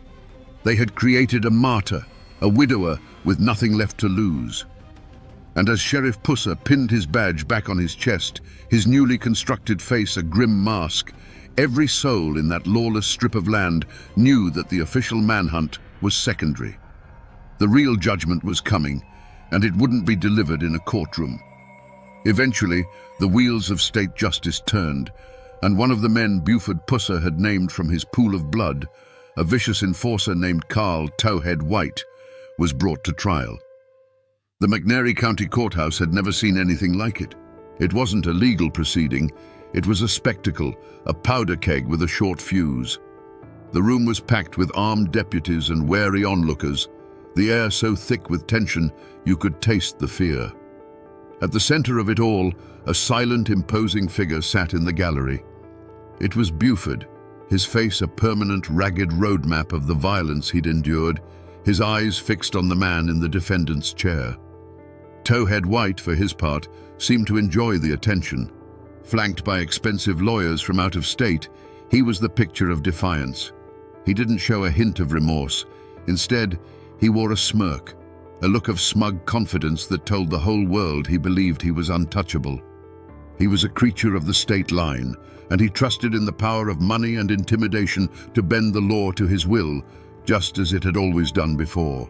The prosecution put up its best fight, with Sheriff Pusser as its star witness. He took the stand, his rebuilt jaw making every word a deliberate effort, and he told his story. He pointed his finger at Towhead White and named him as one of the architects of the ambush that killed his wife. It was powerful, raw testimony. But the defense lawyers were slick and merciless. They twisted his words, painting him not as a victim, but as a violent, out-of-control lawman on a personal vendetta, a man so consumed by rage he would blame anyone. Without a murder weapon, without other witnesses willing to talk, the case began to fray. It was his word, his pain, against a wall of silence. Then came the verdict. The foreman of the jury, a man who refused to make eye contact with anyone in the room, read the words that would echo through the Tennessee hills for decades to come. Not guilty. A wave of disbelief and anger washed over the crowd. Towhead White's smirk broadened into a triumphant grin. He had beaten the system. He was a free man. But as the deputies escorted him from the courtroom, past the jeering crowds, Buford Pusser simply stood up. He didn't shout. He didn't make a threat. He just watched White walk away, his expression unreadable, a chilling calm that was far more terrifying than any outburst of rage. The law of men had spoken, and it had failed. The gavel had fallen, the case was closed. But everyone in that courthouse knew this was not the end. It was merely the end of the part of the story that would be written down in official records. Now, a different kind of justice was about to be served. The unwritten, unforgiving justice of the mountains. The verdict of not guilty was just a legal footnote. In the hollows and back roads of McNairy County, a different kind of verdict was being delivered. One by one, the specters from Buford Pusser's past began to disappear. Carl Towhead White, the man who smirked his way out of the courtroom, was found shot to death in a motel in Mississippi less than 2 years later. Kenny Kirksey, another suspect, was gunned down. Louise Hathcock, the defiant madam of the state line, died in a fiery crash when her car inexplicably flew off a bridge. Law enforcement called it mob business and tragic accidents. But the people of McNairy County called it Pusser's justice. No one could prove his hand in any of it, but in their hearts, they didn't need to. The beast, they whispered, was balancing the scales. This raw, brutal story couldn't be contained by the Tennessee state line. It broke free and became an American phenomenon. In 1973, the movie Walking Tall hit theaters, turning Buford Pusser from a local legend into a national folk hero. He was no longer just a small-town sheriff. He was the living embodiment of every decent person's rage against a system that seemed broken and corrupt. He was the man who fought back when everyone else was told to just keep their heads down. The traces of that war are not gone. They're still there, waiting for you in Adamsville, Tennessee. You can visit the Buford Pusser home and museum, the house he shared with Pauline, and see the life they were trying to build. You can stand in stunned silence before the actual car he was ambushed in, a mangled relic riddled with the bullet holes that changed his life forever. A few miles down the road, a granite monument stands on the quiet shoulder of the highway, marking the exact spot where Pauline died, a permanent scar on the landscape. For years, his daughter Dwana was the keeper of the flame, a tireless guardian of her father's legacy, ensuring that the world remembered the husband and father, not just the unstoppable force of vengeance. These aren't just historical artifacts. They are tangible pieces of a man's soul, physical proof of the price he paid. The newspapers have moved on, and most of the world has forgotten. But the mountains remember. The story of Buford Pusser is woven into the fabric of that place, a ghost that still walks tall along those dark country roads. So we come back to the question we asked at the very beginning. How did a man sworn to uphold the law become the most feared beast in Tennessee? The answer, my friends, is that he didn't become a beast. The beast was always there, sleeping inside a good man. It was woken up by a world that refused to play by any rules but its own. When the law proved to be a shield for the wicked and a lie to the innocent, Buford Pusser reached for an older, harsher code. He became the monster the monsters were afraid of, because they had left him no other choice. The story of Buford Pusser is more than just a tale of revenge. It's a brutal lesson, carved in scar tissue and written in blood, about what happens when good people are pushed too far.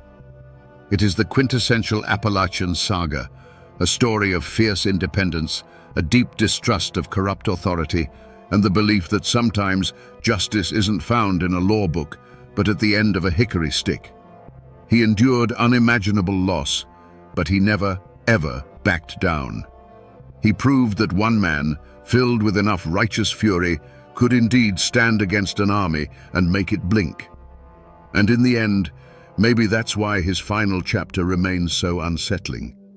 He survived the ambushes, the bullets, and the bombs, only to die in a single fiery crash on a lonely road, just a stone's throw from where he'd lost Pauline. The official report called it an accident, but in the hills of McNairy County, they know better. They believe the darkness he fought so hard finally found a way to snuff out his light with one last cowardly act. His death became the final, chilling piece of his legend, a mystery that will never be solved. He wasn't a perfect hero. He was a flawed and furious man who walked into hell and decided to kick the door down.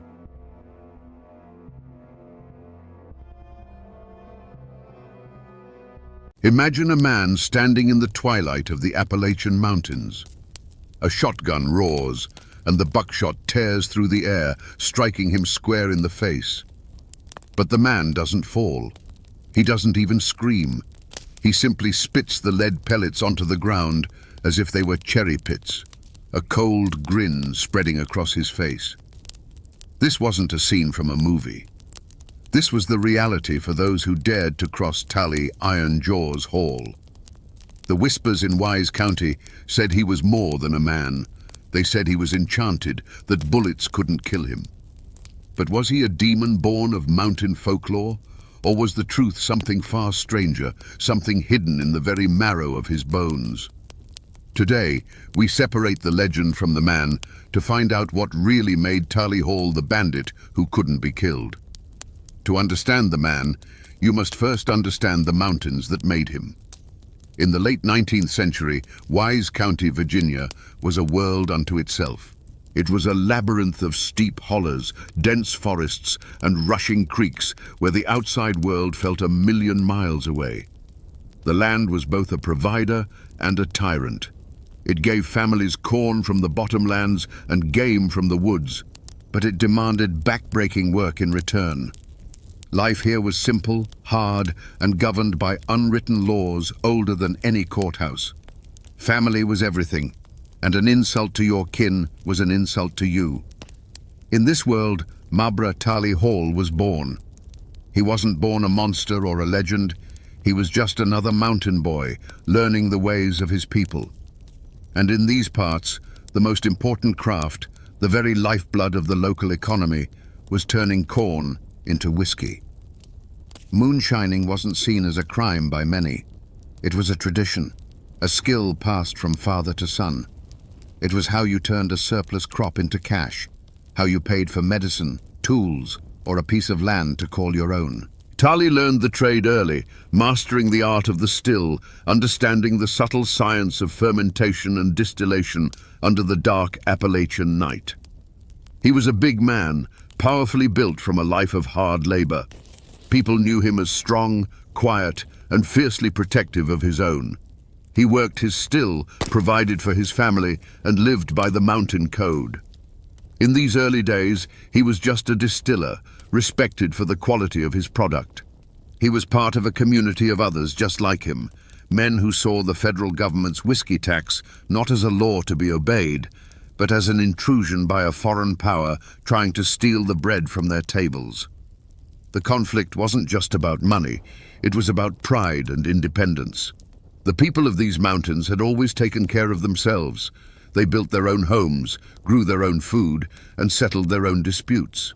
The arrival of federal marshals, the revenuers, was seen as a declaration of war on their entire way of life. These outsiders didn't understand the mountains or the people who lived in them. They saw moonshiners as simple criminals, not as farmers and family men trying to survive. And in this simmering tension, the seeds of Tali Hall's future were sown. He wasn't just making whiskey, he was making a stand. Every barrel he sold was an act of defiance. But this quiet rebellion couldn't last forever. The government was determined to enforce its laws, and men like Tali were just as determined to resist. The calm of the mountains was about to be shattered by the crack of rifles, and a simple moonshiner named Tali Hall would soon be forced to become something far more dangerous to survive. The world was coming for him, and it would learn that he would not be taken easily. The law came for Tali Hall not with a polite knock, but with the splintering of wood and the cold gleam of rifle barrels. It happened on a misty morning, deep in a holler where the smell of sour mash hung heavy in the air. Tali was working his still with his brother when two federal marshals, led by a man named Red Blevins, crashed through the undergrowth. They weren't there to talk, they were there to make an example. With a sneer, Blevins kicked over a barrel of fermenting corn, the lifeblood of the Hall family business spilling into the dirt. For a mountain man, this was more than the destruction of property. It was a profound insult, a strike against his pride and his ability to provide. Tali stood frozen for a moment, his massive hands clenched into fists. He didn't say a word. According to the stories passed down, Marshal Blevins then raised his axe, not to the still itself, but to the worm, the delicate copper coil that was the heart of the operation. As the axe came down, something inside Tali Hall snapped. The quiet distiller was gone, and in his place stood something far more primal. What happened next became the first chapter of his legend. Tali didn't reach for a gun. He lunged forward, moving with a speed that was terrifying in a man his size. He met the marshals not with bullets, but with bone and sinew. He broke one man's arm with a single brutal twist and sent the other flying with a blow to the chest that knocked the wind clean out of him. Red Blevins, the leader, found himself lifted off the ground by his throat, staring into eyes that held no mercy. Tali didn't kill him.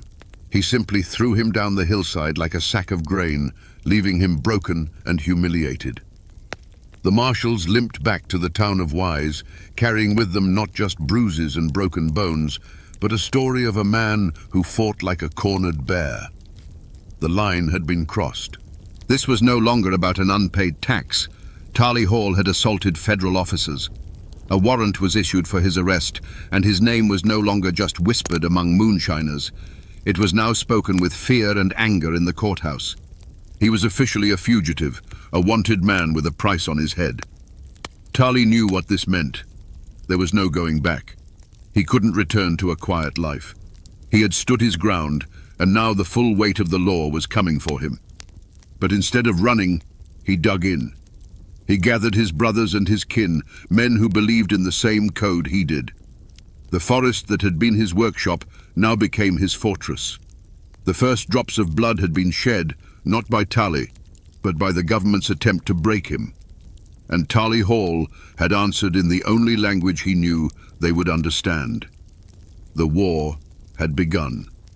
With a price on his head, Tarley Hall became the most hunted man in Wise County. But hunting him and catching him were two very different things. The mountains were his kingdom, and he moved through them like a ghost. This drove his rivals, other moonshiners whose business he had crushed with his own brand of violent enforcement, to a point of desperation. They decided to do what the law couldn't. They set a trap on the Pound Gap, a treacherous road that snaked through the mountains, a place where a man could disappear without a trace. They waited in the deep shadows as Tarley rode alone, a silhouette against the rising moon. As he passed a narrow bend, the night erupted. A shotgun blast, fired from less than 20 feet away, struck him full in the head and upper body. The sound echoed through the holler, a deafening roar that sent birds scattering from the trees.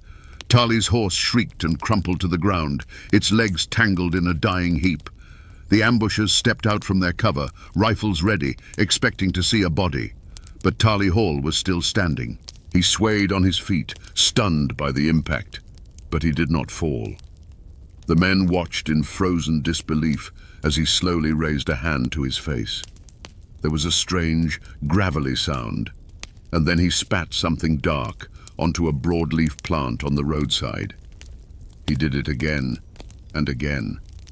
The moonlight caught the objects, and the attackers felt a cold dread creep up their spines. They were lead pellets. Buckshot. He was spitting the bullets out of his own flesh. It was in this moment that the man died, and the legend was born. The attackers weren't looking at a moonshiner anymore. They were looking at something torn from the pages of a dark folk tale, a creature the mountains themselves had made. He took a step towards them, his face a mask of cold fury. One of the men, shaking with fear, raised his rifle and fired again. The bullet slammed into Tarley's chest with a sickening thud, a sound like a hammer hitting stone. It barely staggered him. The sounds that followed were not of gunfire.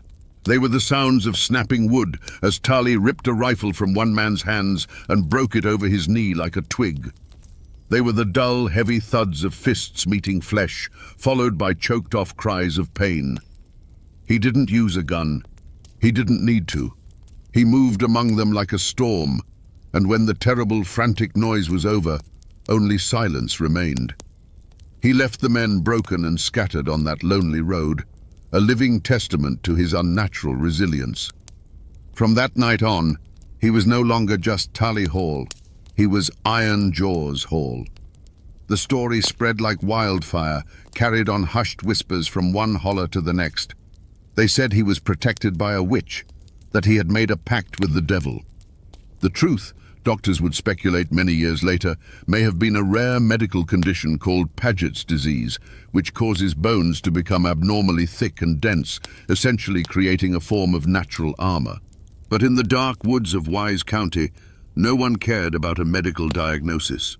The only truth that mattered was the one they saw with their own eyes and heard in the terrified tales of the survivors. Tarley Hall was enchanted. He was bulletproof, and if you shot him, you had better pray you killed him with the first shot, because you would not get a second. The silence that fell over Pound Gap after the failed ambush was deeper and more terrifying than the roar of the shotgun that had started it. The broken men who dragged themselves back to civilization did not speak of a botched attack. They spoke of a nightmare. They told a story not of a fight, but of an encounter with something inhuman, something that ate lead and paid it back with crushing force. Their words, laced with genuine terror, were far more potent than any rumor. The legend of Iron Jaws Hall was no longer a whispered bit of folklore. It was now a sworn testimony, sealed in fear. Tali Hall himself seemed to understand the power of what had happened. He didn't retreat deeper into the mountains. Instead, he did the opposite. He became more visible, more brazen. He knew that fear was a more effective weapon than any rifle. His reputation preceded him, a silent, invisible guard that cleared his path. Other moonshiners, men who had once been his rivals, now fell in line. They either paid him a tribute to operate, a tax of their own, or they got out of the business entirely. To defy Tali was to challenge a man who bullets supposedly couldn't harm. No one was willing to take that chance. The authorities were now faced with an impossible situation. The reward for Tali's capture was increased, becoming a small fortune for the time. But money meant nothing against superstition. Deputies who were brave enough to face a dozen armed men would hesitate at the thought of confronting Tali Hall alone. Informants dried up, their fear of the law replaced by a much more primal fear of iron jaws. The manhunt, once an active pursuit, became a cold case file gathering dust on a shelf. They were hunting a ghost who was very much alive, a man who ruled a shadow empire from the heart of their jurisdiction. The community became a landscape of fear and fascination. On one hand, Tali was a boogeyman. People would lock their doors a little tighter at night, and his name was used to frighten misbehaving children. He was the embodiment of the violence and lawlessness that festered in the deep woods. But on the other hand, a quiet, grudging respect grew for him in some corners. He was a mountain man, one of their own, who was single-handedly defying the federal government and winning. He was a symbol, however dark, of Appalachian grit and refusal to bow down. The ashes of that ambush on Pound Gap were not from a fire, but from the smouldering ruin of Tali Hall's mortality. What was left was a silence born of pure dread. He had become the undisputed king of the Wise County underworld, not just a criminal, but a living legend whose power was rooted in the belief that he could not be killed by ordinary means. The law was powerless, his rivals were terrified, and Tali Iron Jaws Hall walked the mountains not as a fugitive, but as a conqueror. Tali Iron Jaws Hall never stood trial in a courthouse. He was never made to sit on a hard wooden bench and listen to lawyers argue over his fate. The law of men, with its warrants, judges and juries, proved utterly powerless against him. His trial was a rolling, years-long affair, held in the dark hollows and on the treacherous mountain roads. The prosecuting attorneys were the bounty hunters and federal marshals who came for him, and the evidence they presented was the buckshot and rifle slugs they fired his way. The bounty on his head grew to be a legendary sum, drawing daring men from neighboring states. They came with new rifles and hardened resolve, dreaming of the fame and fortune that would come from bringing in Iron Jaws Hall. They formed posses, laid intricate traps, and combed the mountains, convinced they would succeed where others had failed. They were, in effect, a traveling court, come to Wise County to deliver a sentence. But Tali Hall was his own defense attorney, and his arguments were brutally effective. One by one, the posses were outsmarted, the traps were sidestepped, and the bounty hunters were met with a terrifying response. Some were found beaten near to death, left as a warning on the side of a road. Others simply vanished into the woods, never to be seen again. The verdict in each of these violent encounters was the same. Tali Hall walked away. He was judged by the laws of survival, and in that court he was consistently found innocent by virtue of being the last man standing. This was not justice, it was dominance. Tali had replaced the law of the land with his own law of fear. But the justice of the mountains is a patient, cruel thing. For every man he intimidated, he created an enemy. For every family he terrorized, he sowed the seeds of a future reckoning. His invincibility had made him arrogant, and he had forgotten the most fundamental rule of his world. There is always someone tougher, someone more desperate, or someone with a better aim.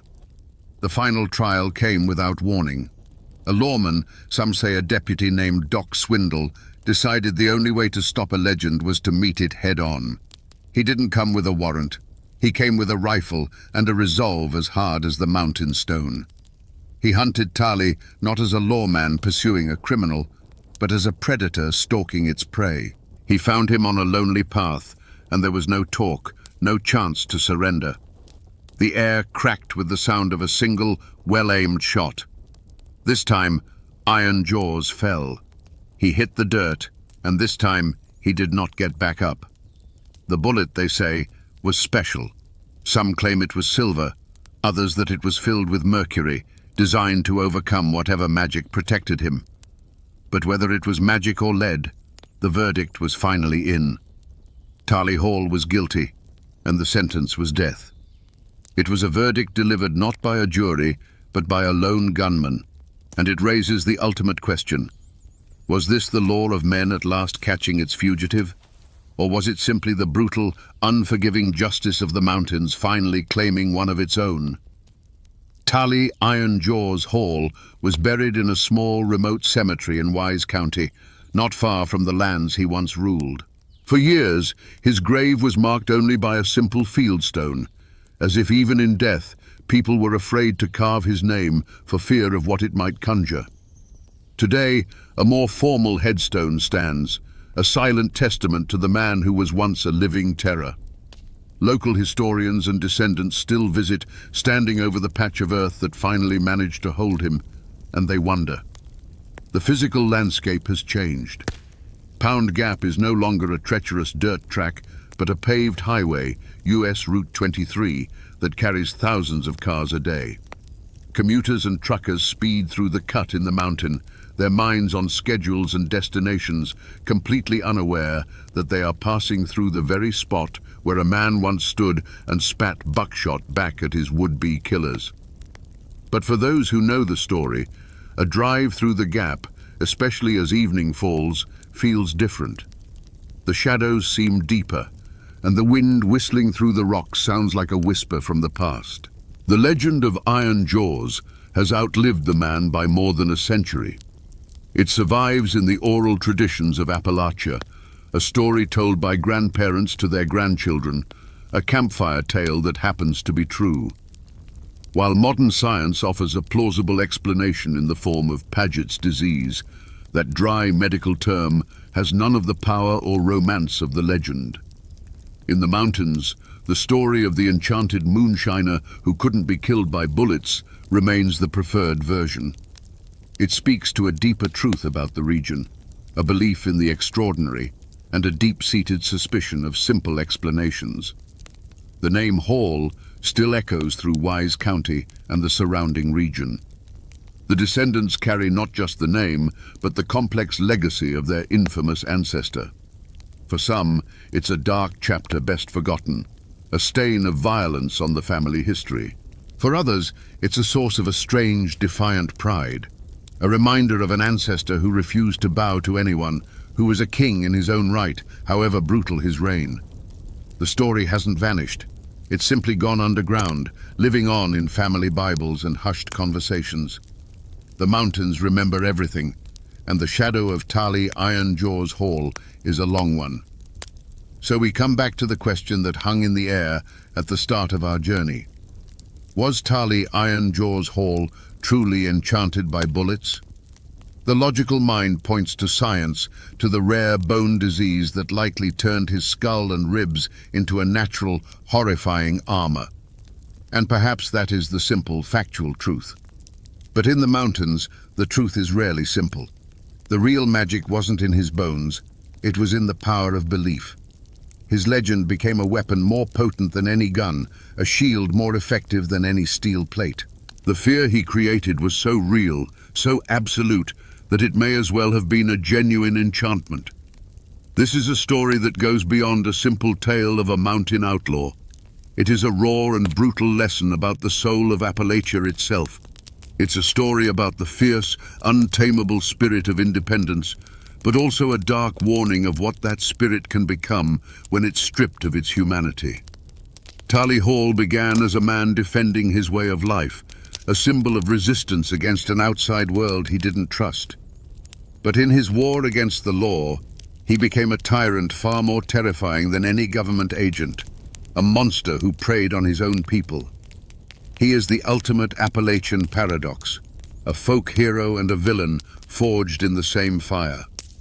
The story of Iron Jaws teaches us that some legends are born not from fantasy, but from a truth so strange it has to be seen to be believed.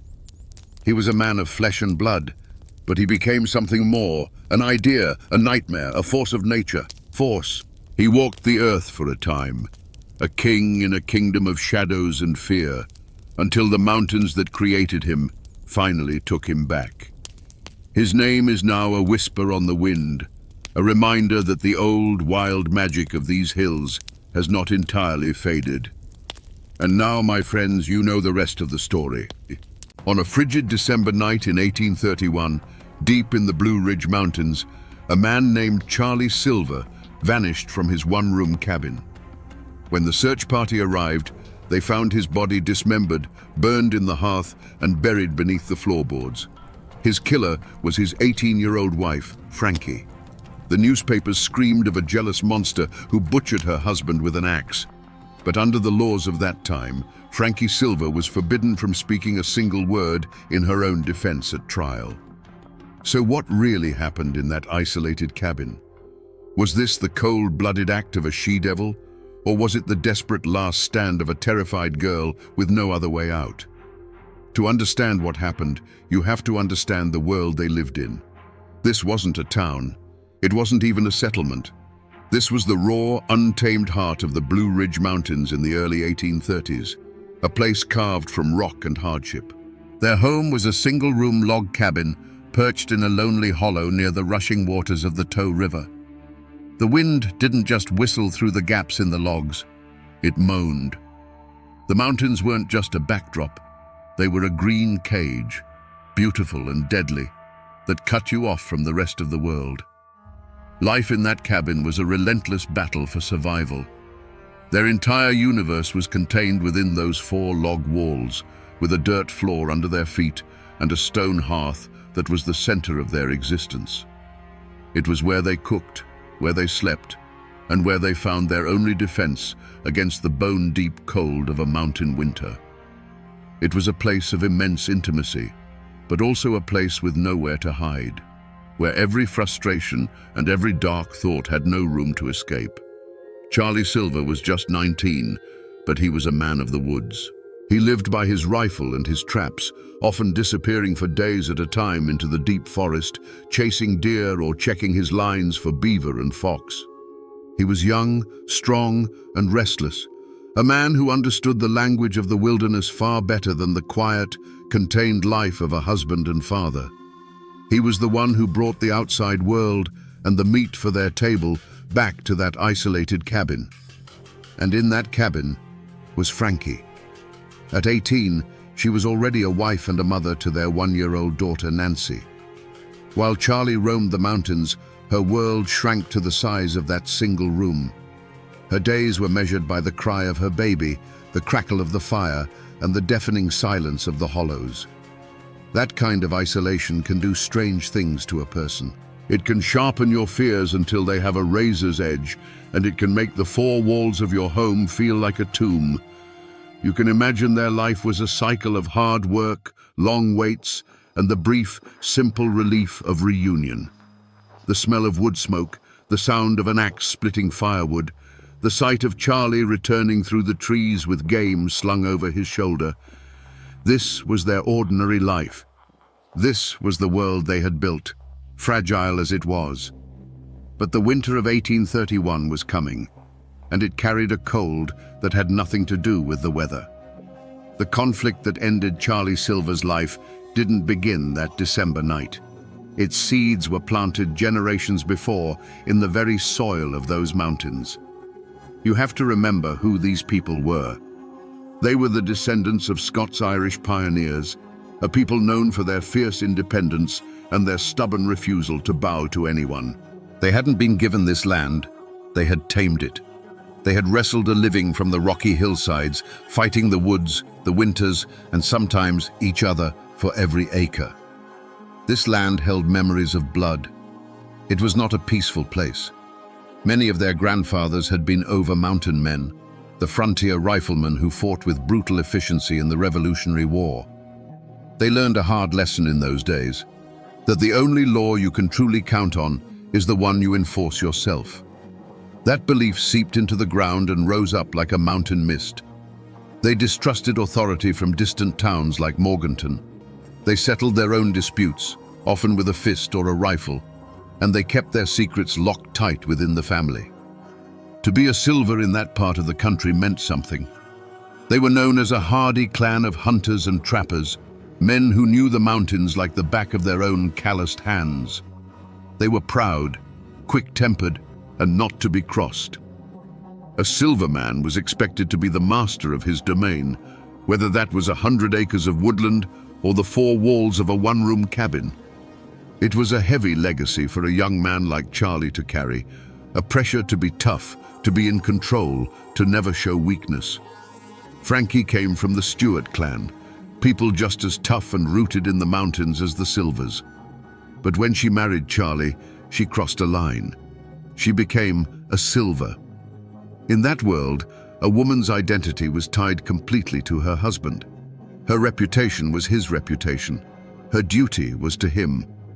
This wasn't a partnership of equals. It was a hierarchy as old and as unyielding as the mountains themselves. Frankie wasn't just an isolated wife. She was an outsider who now lived under the formidable shadow of the Silver name.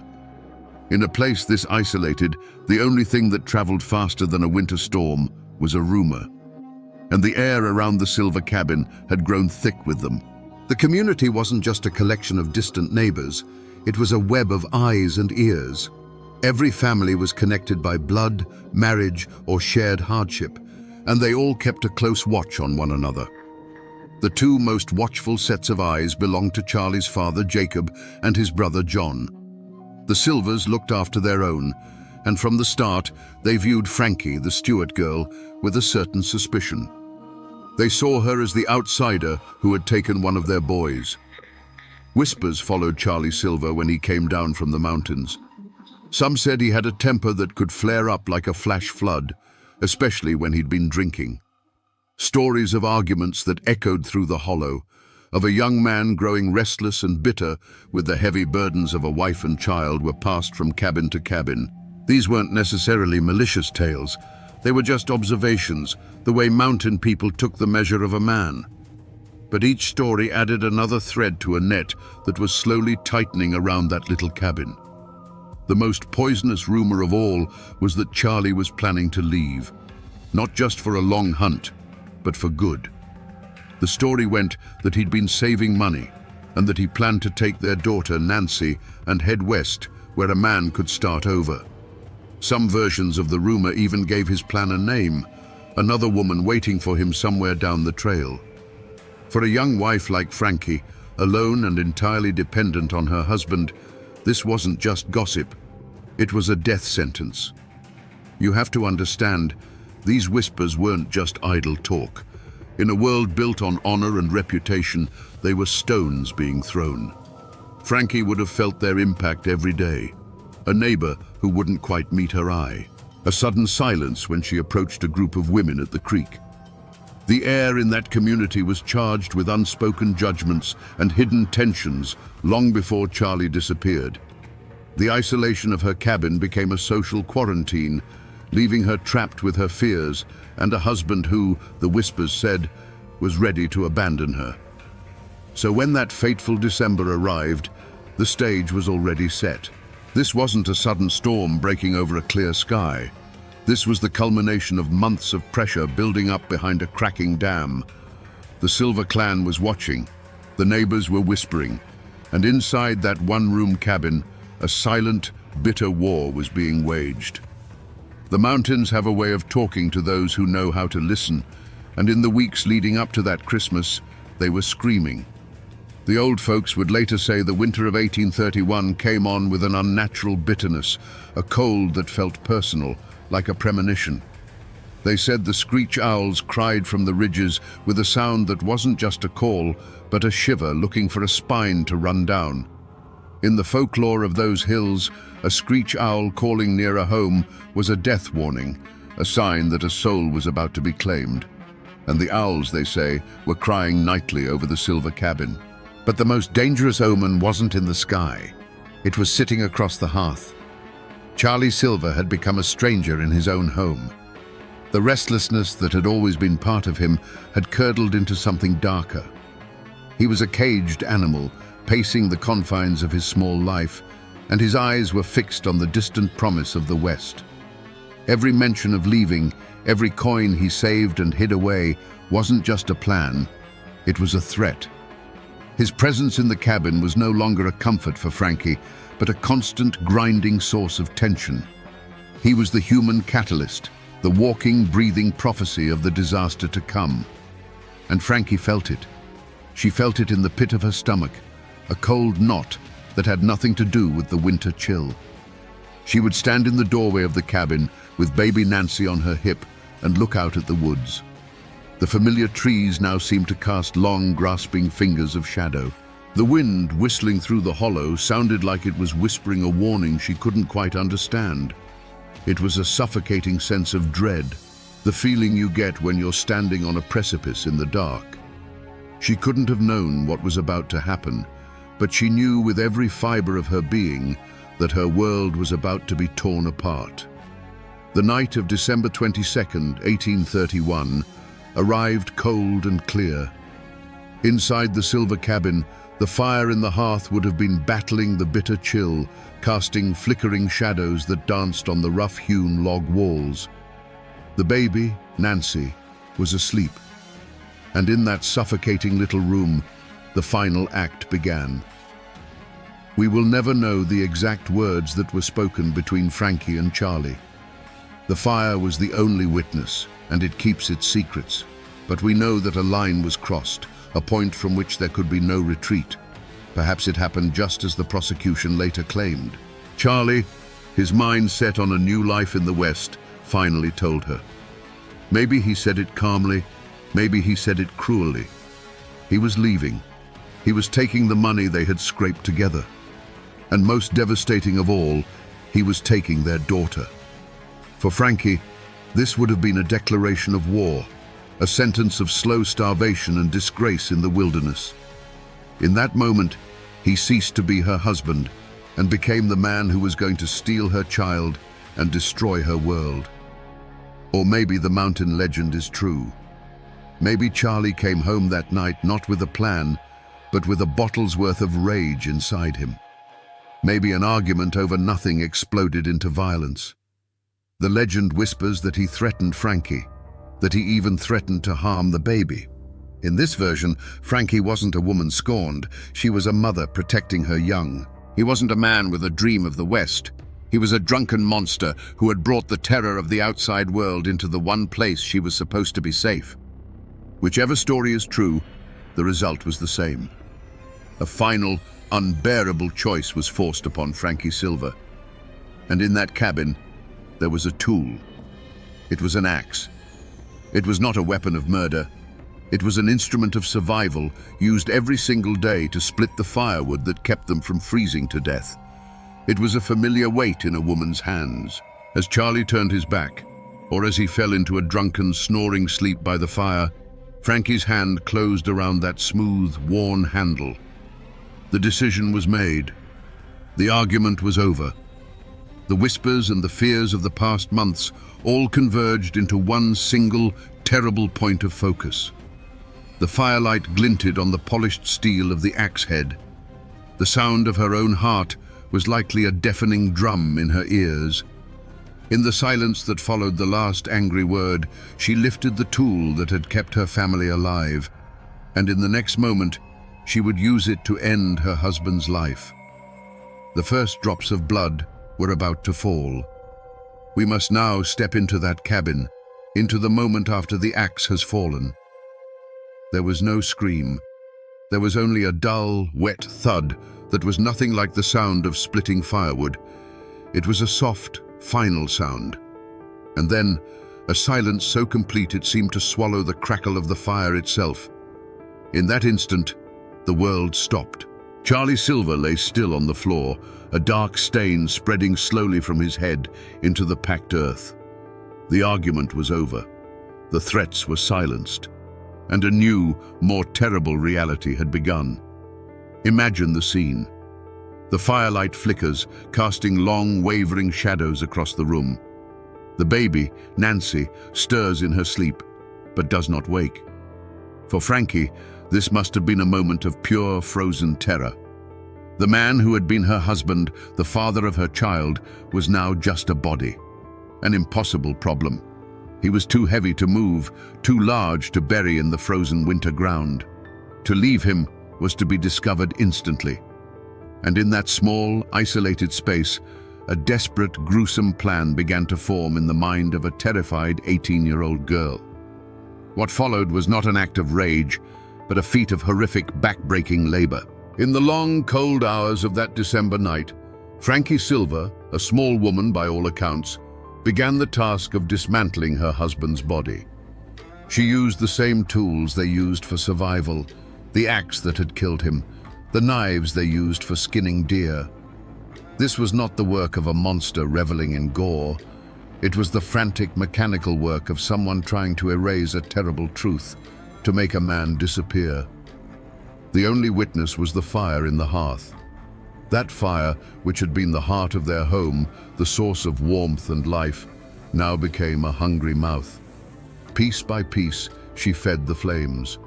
The smoke that curled up the chimney and out into the cold mountain air would have changed, growing heavy and greasy, carrying a secret that would stain the very stones of the fireplace. The smell in that cabin must have been unimaginable, the air thick with the evidence of her work. Some parts would not burn. For these, she pried up the heavy puncheon floorboards of her own home. She dug into the cold, damp earth beneath the cabin and buried what the fire could not consume. With every handful of dirt she replaced, she was turning her home into a grave, a tomb sealed by her own hands. The pools of blood seeped down between the logs, a silent testament to the slaughter that had occurred just a few feet above. According to the stories, one piece was treated differently. The heart.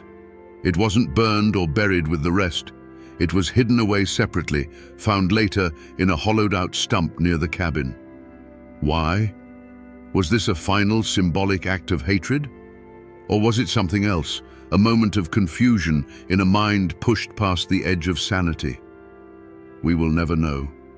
It remains one of the most chilling and inexplicable details of the entire affair.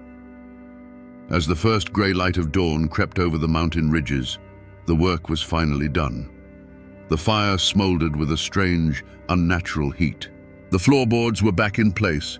From the outside, the cabin looked just as it always had, a lonely puff of smoke rising into the winter sky. But inside, everything had changed. Frankie Silver was alone with her child, and a secret that was buried in the ashes and under the floor, a secret that could never be contained. Let us, for a moment, try to do what the court never could. Let's try to step inside the mind of Frankie Silver in those terrifying hours. This is not to excuse what she did, but to understand the mechanics of how a human being can arrive at such a brutal act. What switch flips in a person's mind to turn a wife and mother into a killer who could dismember her husband by the light of their own hearth fire? Let's first walk the path the prosecution laid out, the path of the jealous monster. In this version, her mind was a pressure cooker of resentment and fear. The core of her logic was twisted but simple. He is going to destroy me. In her world, a woman abandoned by her husband, her child stolen away, was a non-person. She would be an object of pity and scorn, left to starve or depend on the charity of relatives who already saw her as an outsider. Charlie's plan to go west wasn't just a betrayal, it was an act of annihilation. The switch flipped the moment his threat became real. The instant he said the words, he ceased to be her husband and became a mortal enemy who had to be stopped. What followed was not a crime of passion, but an act of ice-cold logic. The dismemberment, then, was not a frenzy. It was a problem to be solved. A grim, terrible task performed with the methodical efficiency of a woman who had spent her entire life learning how to survive in the wilderness. But there is another path, the one whispered in the mountains. The path of the terrified victim. Here, the logic is not twisted. It is primal. He is going to kill my child. In this scenario, Charlie is not a man with a plan, but a drunken, violent force of nature. The switch flips the instant his rage turns towards the baby's crib. In that second, all thought of wife, husband, law, and future vanishes. There is only the mother animal, cornered in her den, protecting her young from a predator. The axe is not a tool of murder. It is a fang, a claw, a desperate act of defense. What happens next is not cold calculation, but pure, shrieking panic. The dismemberment is a frantic, horrifying attempt to hide what she has done, driven by the certain knowledge that no one will ever believe her. She isn't trying to erase a man. She's trying to erase a moment of justifiable terror that she knows will be her death sentence. After the deed was done, did she feel triumph, relief, or a chilling, bottomless emptiness? If she was the jealous killer, she might have felt a grim sense of victory, the quiet of a problem solved, quickly replaced by the cold fear of discovery. If she was the abused wife, she would have felt nothing but a hollow, ringing terror, a mind shattered by what she'd been forced to do. Only Frankie knew which path she walked in her own mind. And that is the most terrifying part of all. In the days that followed, an unnatural quiet settled over the silver cabin. It was the silence of a secret. Frankie moved like a ghost through the small room, tending to the baby, stoking the fire, sweeping the dirt floor with a frantic energy. To any neighbor who might pass, she would have looked like a woman waiting for her husband to return from a long hunt.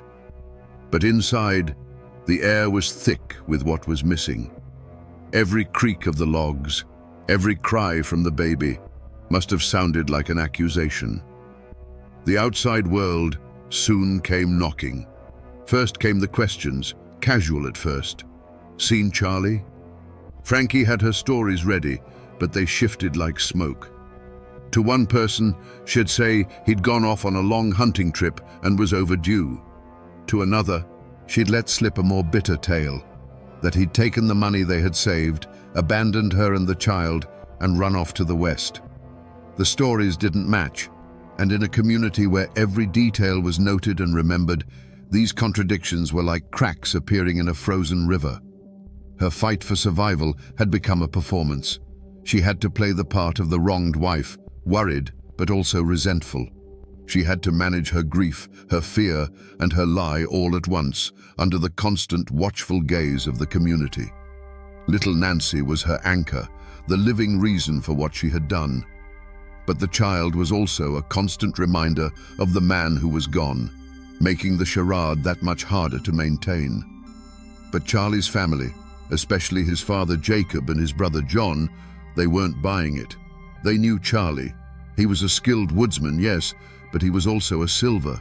He wouldn't just vanish without a word, leaving his rifle and his dogs behind.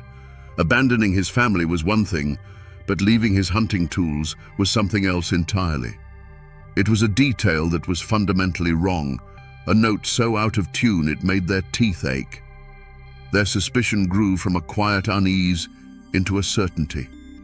Something terrible had happened to their boy. So they started the hunt. It wasn't a formal posse of lawmen, not at first. It was the clan, the family, taking matters into their own hands. They gathered their neighbors and began to search the woods, the creeks, the ravines around the cabin. Days turned into a week. They found no tracks, no sign of a hunting camp, no trace of a man lost in the wilderness.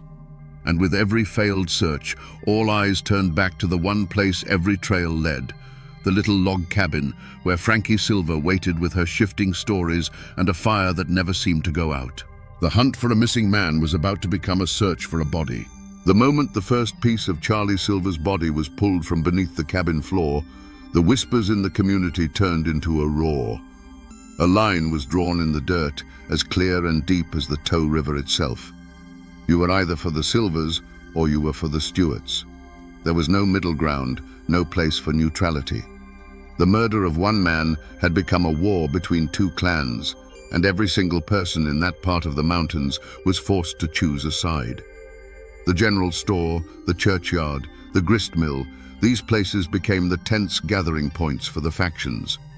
The Silver camp was loud, fueled by righteous fury and raw grief. Charlie was their son, their brother, their friend. They told the story of a cold-blooded she-devil who had lured their boy to his doom.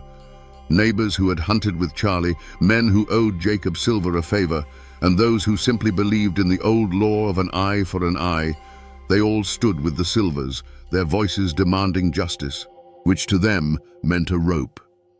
On the other side, the Stewart clan circled the wagons. Frankie was their daughter, their blood.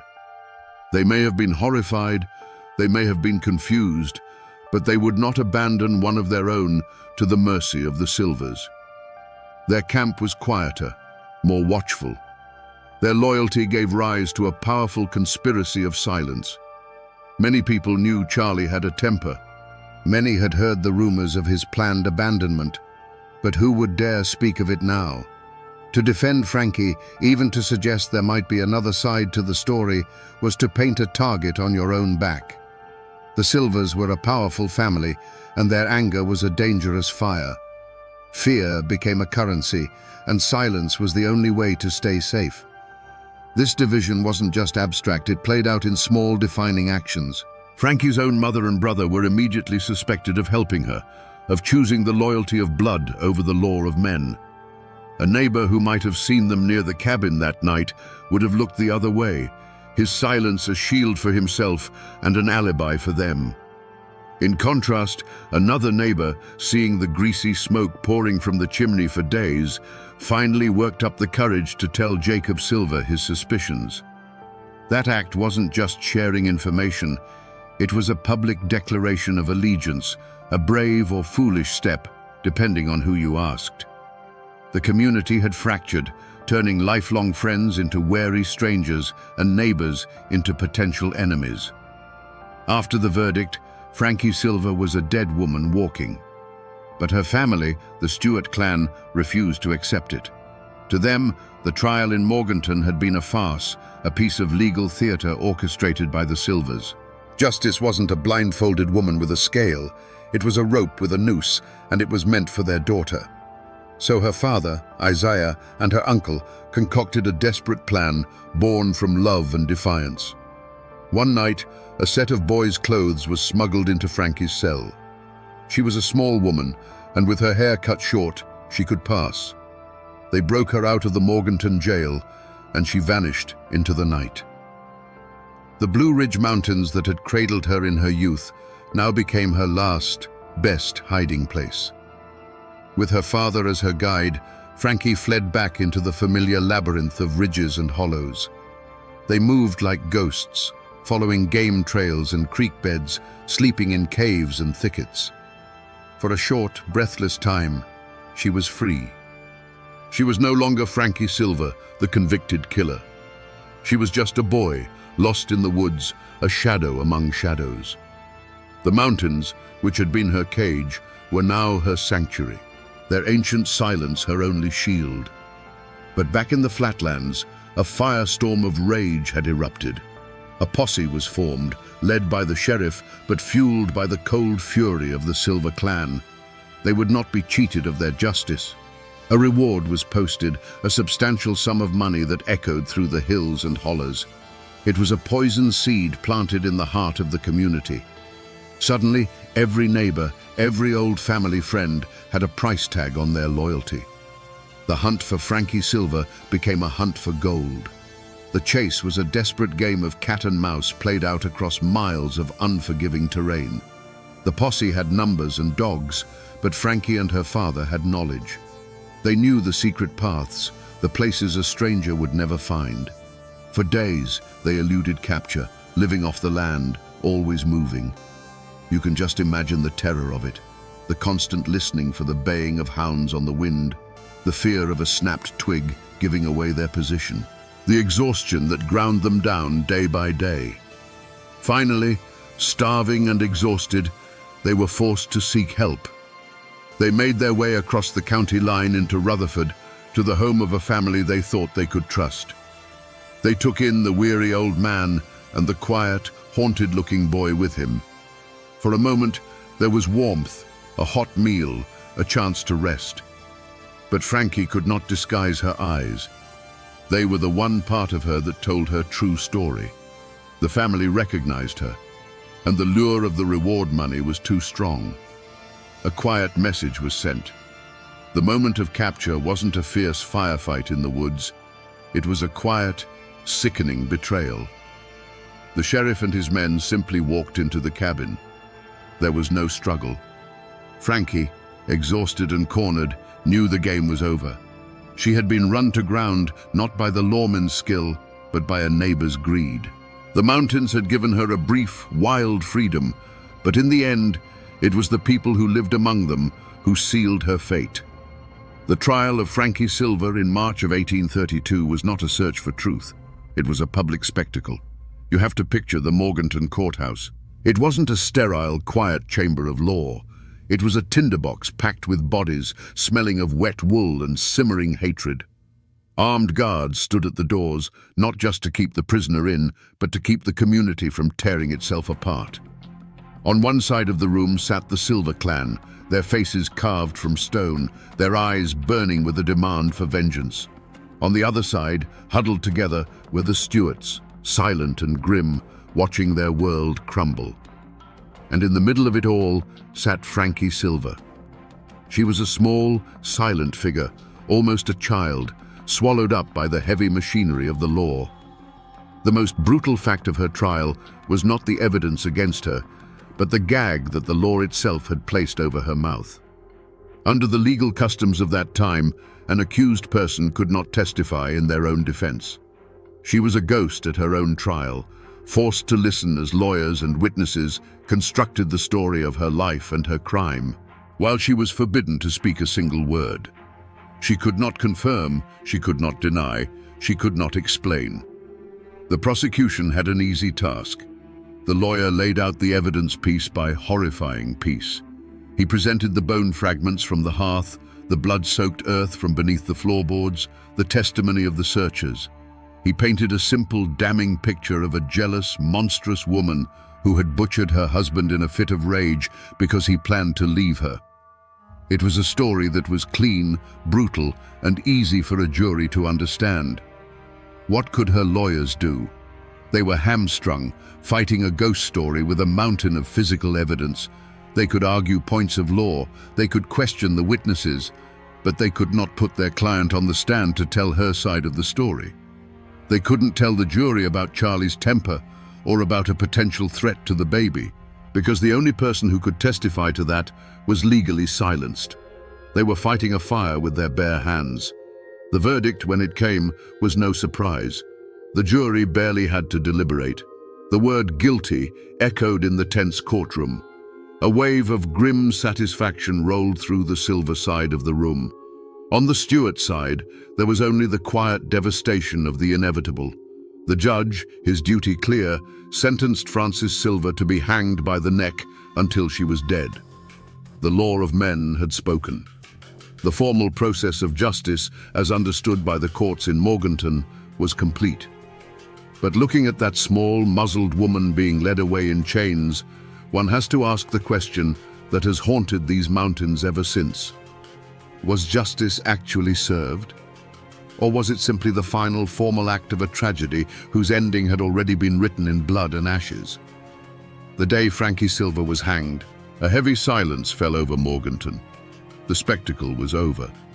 But for the families involved, the story was just entering its next, long chapter.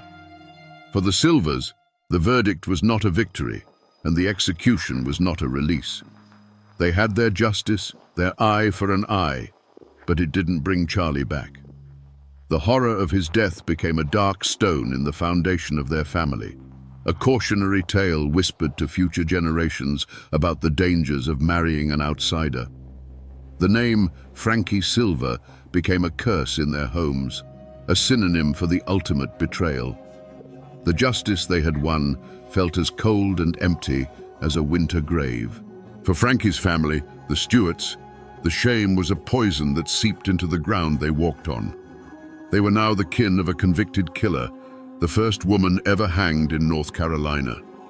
They bore the weight of her crime in every sideways glance at the general store, in every conversation that stopped when they approached. Her father, Isaiah, who had risked everything to break her out of jail, was a broken man. He lived out his days under a cloud of grief and suspicion. The family that had been proud and independent was now marked, forced to live with the consequences of an act they did not commit, but could never escape. And what of the child at the heart of it all? Little Nancy Silver was now an orphan, her legacy a horror story.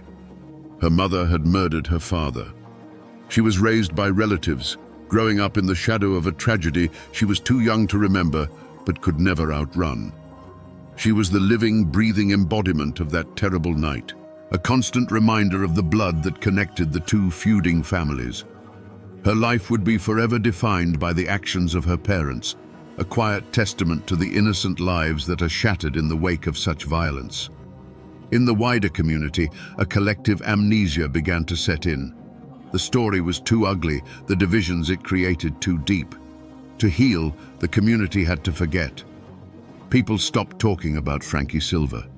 Her name was scrubbed from polite conversation. The brutal murder, the sensational trial, the dramatic escape, it was all pushed down, buried under the relentless demands of survival. The scar on the community was deep, and the only way to live with it was to pretend it wasn't there, to cover it with a thick blanket of silence. But in the mountains, stories don't die. They just go to sleep, waiting for the right voice to wake them up again. And what is left of this story today? If you go looking for the physical traces of Frankie Silver, you will find mostly ghosts. The one-room cabin is long gone, its logs rotted back into the earth, reclaimed by the deep woods of the Tow River Valley. The forest has swallowed it whole, erasing the scar from the land, but not from the memory. The exact spot where the gallows stood in Morganton is a matter of debate, likely a paved street corner or a parking lot now, a place people pass every day without knowing they are walking over ground that was once consecrated by a terrible and public death. You will not find a tombstone for Frankie Silver. After the hanging, her body was likely given to her father, who buried her in an unmarked grave, perhaps in the family plot, perhaps at a lonely crossroads, as was the custom for those who died in disgrace. The exact location is a secret that died with him. In a way, this lack of a final resting place is her most fitting memorial. It has allowed her to become more than a historical figure. She is a legend, a ghost without a home, a whisper that still haunts the hollows. But the most powerful echo isn't in a place, it's in the people. The Silvers and the Stewarts still live in those mountains. For over a century, the two families lived in a state of tense silence, the memory of the murder a deep, uncrossable chasm between them. But in recent decades, the descendants of both Frankie and Charlie, many of them descended directly from their orphaned daughter Nancy, have begun to come together. They hold joint reunions, not to forget the tragedy, but to finally acknowledge their shared, tangled, and bloody roots. They are living proof that the wounds of the past, even the deepest ones, can eventually begin to heal. And yet, the most enduring monument to this entire tragedy is not made of stone or of flesh and blood. It is made of words and a simple, haunting melody. The ballad of Frankie Silver, whether it was her confession or her father's creation, became her true headstone. It escaped the mountains and was carried across the country by folk singers and storytellers. The ballad is what kept her story alive, ensuring that even when the community tried to bury it in silence, her name would never truly be forgotten. The people tried to move on, the buildings fell, and the graves were lost, but the mountains remember. And in the quiet hollows, if you listen closely, you can still hear the echo of that lonesome, tragic song. So we come back to the question we asked at the very beginning, standing in the cold ashes of that 1831 cabin. Was Frankie Silver a cold-blooded monster of jealousy? Or was she a terrified victim of abuse who made a desperate last stand? The honest answer is that we will never know. The law of her time did not care about her reasons, her fears, or her side of the story. It cared only about the horrifying evidence found under her floorboards. Because she was legally forbidden to speak, we are left forever with two competing ghosts: the ghost of a brutally murdered man and the ghost of his wife's untold truth. The official record calls her a killer. The mountain legend calls her a victim. The reality is buried with her in that unmarked grave, and it will remain there forever. This story, then, is more than just a grim tale of murder. It is a profound and chilling lesson about the power of a voice and the terrible consequences of silence. Frankie Silver was silenced by the law, but an entire community was silenced by fear and by a fierce clan loyalty that chose sides instead of seeking truth. Her story warns us what happens when justice becomes a synonym for vengeance, and when a person's humanity is stripped away until they are nothing more than the sum of their worst possible act. It is a story not just of cruelty, but of the immense weight of the past in these mountains, and how a single act of violence can send ripples of grief and division down through the generations. The court of men gave its verdict. The whispers of the mountains gave another. And now, you have heard the evidence, the rumors, and the legends that surround one of Appalachia's darkest and most enduring tragedies. The truth itself is lost to the wind that blows through the Tow River Valley. But the story, the warning, the mystery, the sorrow of it all, that story is now yours to keep. And now, my friends, you know the rest of the story.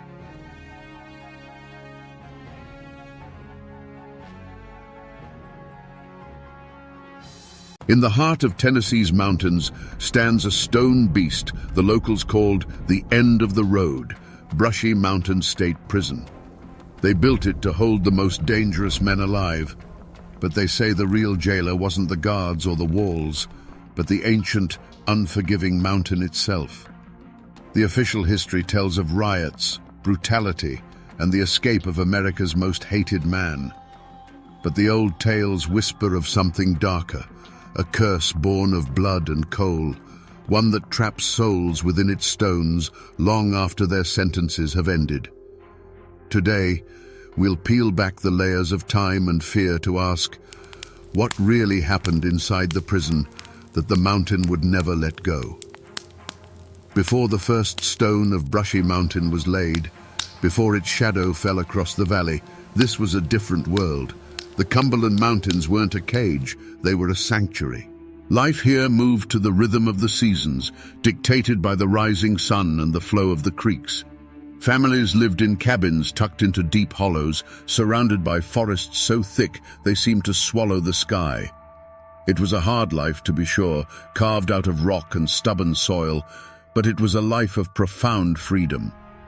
The men of this place were miners, but they were free men. Every morning, they'd walk into the dark mouths of the earth, not in chains, but with a lunch pail in one hand and a pickaxe in the other. This work was brutal, dangerous, and it stole the breath from their lungs, but it was honest. It was how they fed their children and kept a fire in the hearth. They were bound not by guards, but by a powerful, unspoken code of community. They looked out for one another because in the deep dark, your neighbor was the only law that mattered. They were a proud and independent people, descendants of Scots-Irish settlers who had come to these mountains seeking solitude and a life of their own making. They asked for little from the outside world and wanted even less from its governments. Their wealth wasn't measured in dollars, but in the yield of their gardens, the strength of their families, and the unshakable knowledge that this land, these hills, these creeks, belonged to them. They had everything they needed. But far away from these quiet hollows, in the halls of power, men with ledgers and contracts were drawing lines on maps. They saw the rich seams of coal not as a lifeline for mountain families, but as fuel for a new industrial age. And to get that fuel as cheaply as possible, they were willing to make a deal with the devil. A plan was being hatched, a monstrous idea that would turn the state's prisons into a source of cheap labor.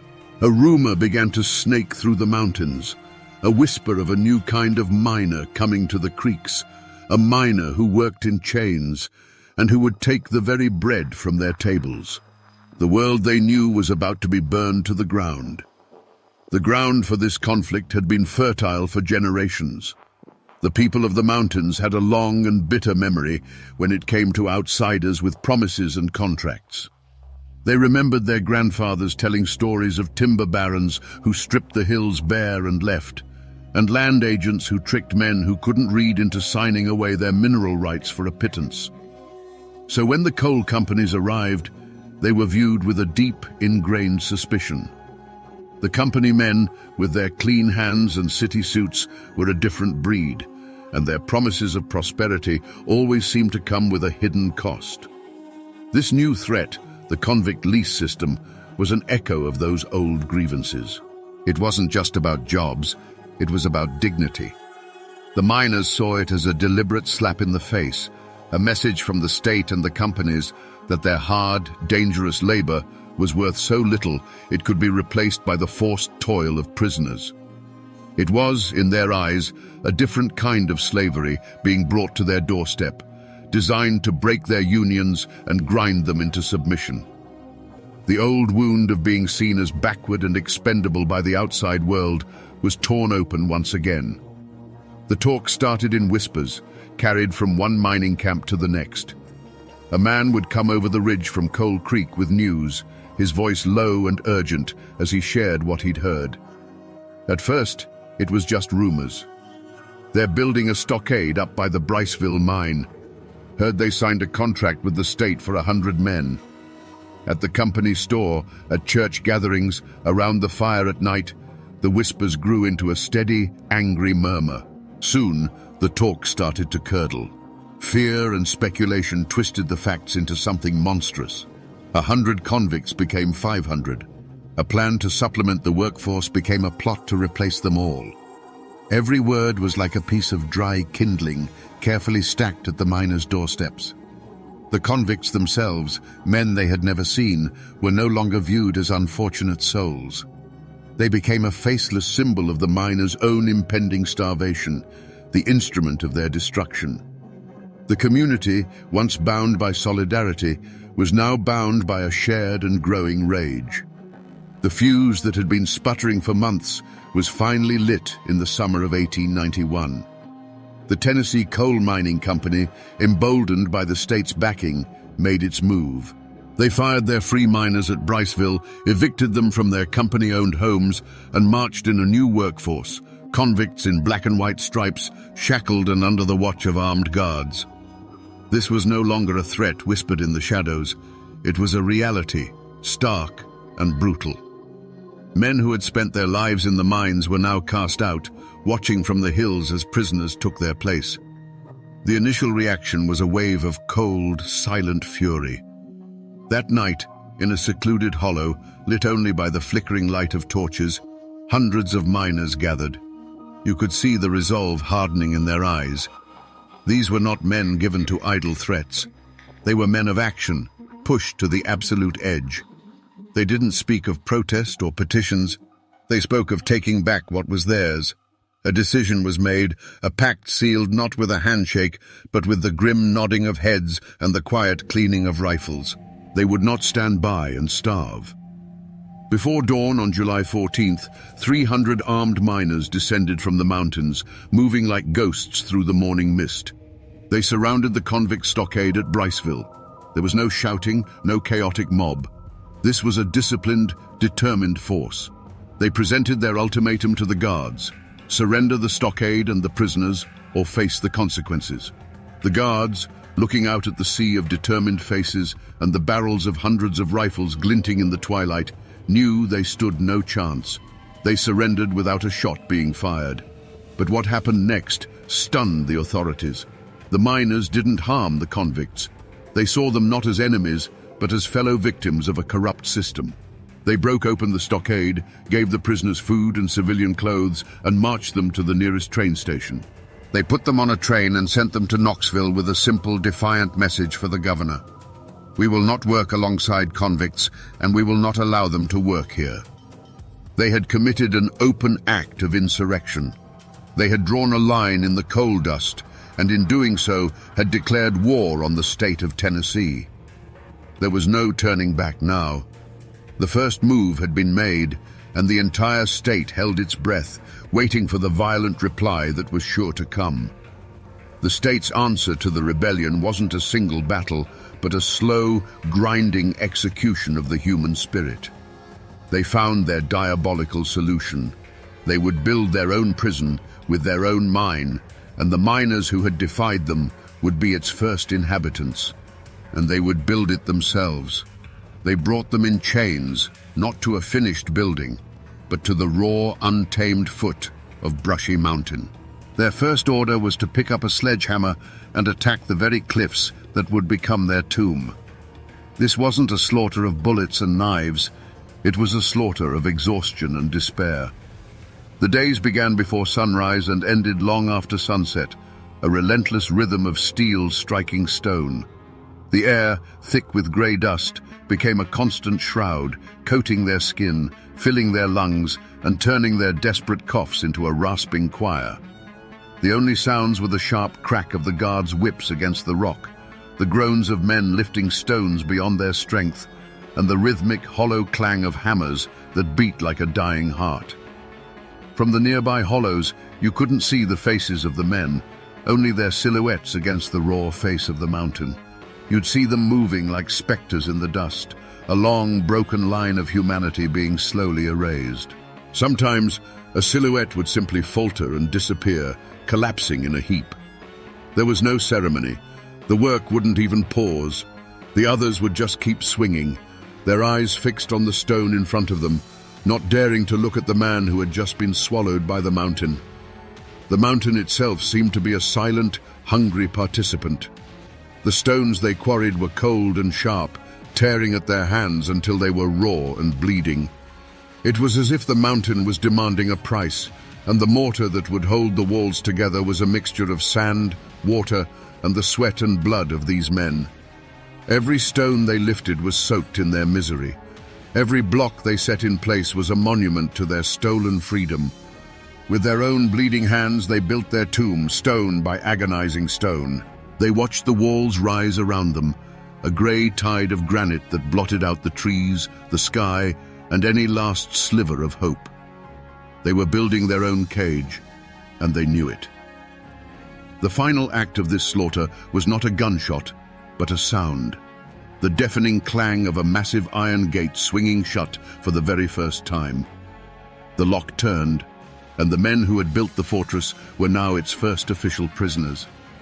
Their rebellion was over. Their world was gone, and the mountain had them. When the last stone was set and the great iron gate slammed shut, a new kind of silence fell over the valley. It was not the peaceful quiet of the mountains. It was a silence so deep it had weight, pressing down on the men inside and the hollows outside.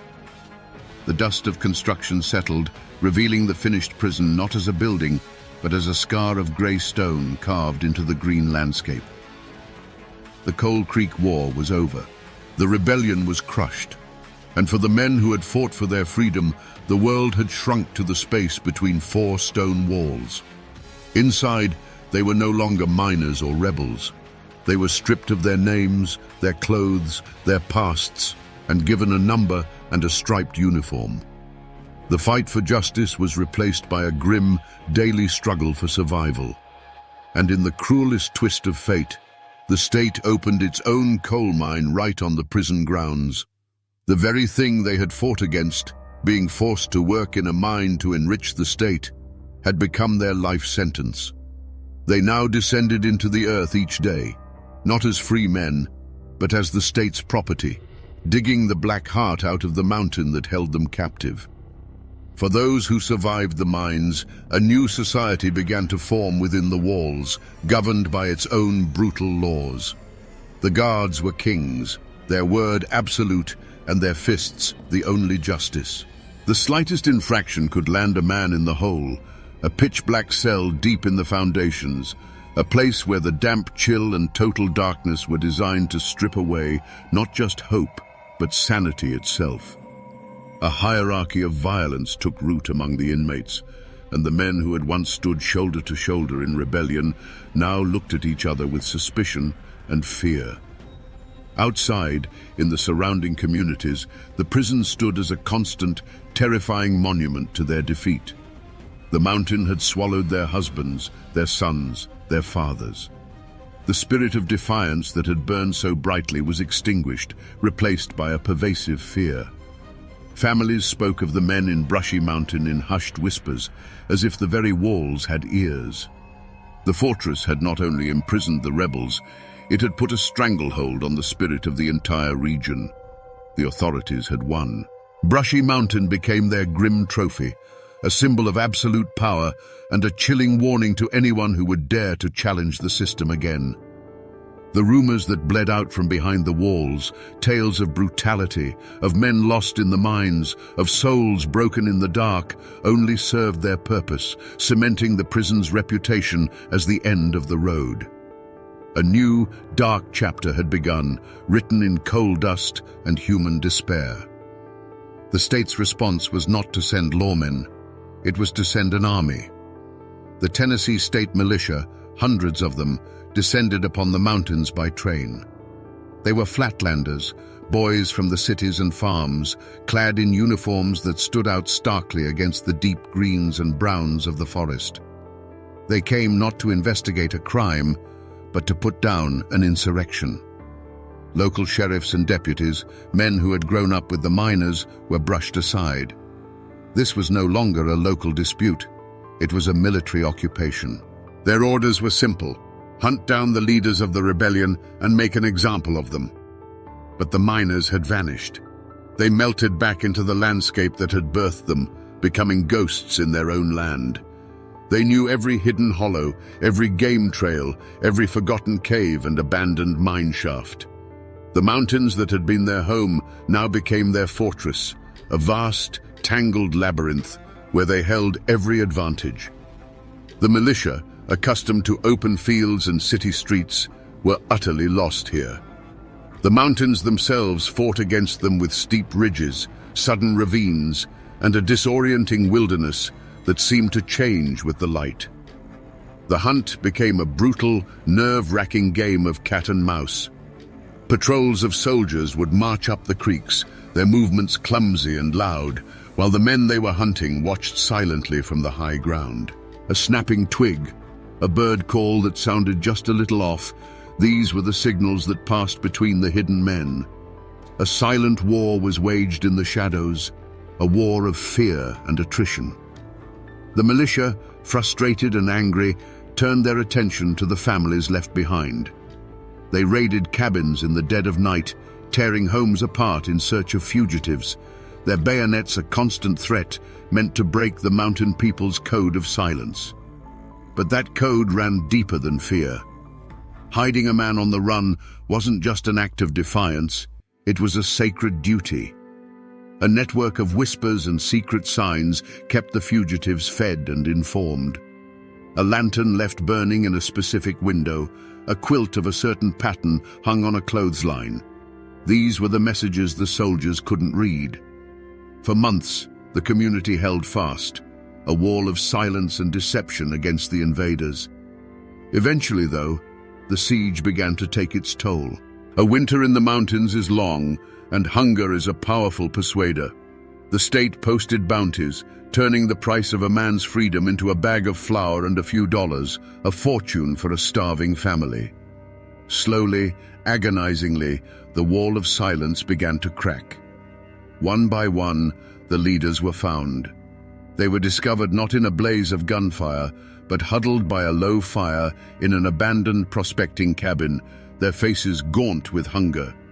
They were cornered in the dark tunnels of a played-out mine, surrendering with the quiet exhaustion of men who know their road has come to an end. There was no fight left in them. In their eyes was not the fire of rebellion, but the cold ash of defeat. They were bound in chains and marched down from the hills, often past their own homes, where their wives and children watched in stoic silence. Their long, desperate hunt in the shadows was over, and they all knew where they were going next. They were being taken back to the stone monster they had built, this time to be fed into its belly. The trials, when they came, were not about discovering truth. They were a public ritual of humiliation, a final breaking of the miner's spirit. The leaders of the rebellion were marched in chains into county courthouses packed to the rafters. On one side sat their families, women and children with faces carved from stone, their eyes holding a silent, defiant grief. On the other side were the company men in their starched collars and the state officials, their expressions a mixture of triumph and contempt. The air was thick with a tension you could taste, held in check only by the armed militia who lined the walls, their presence a constant reminder of who held the power now.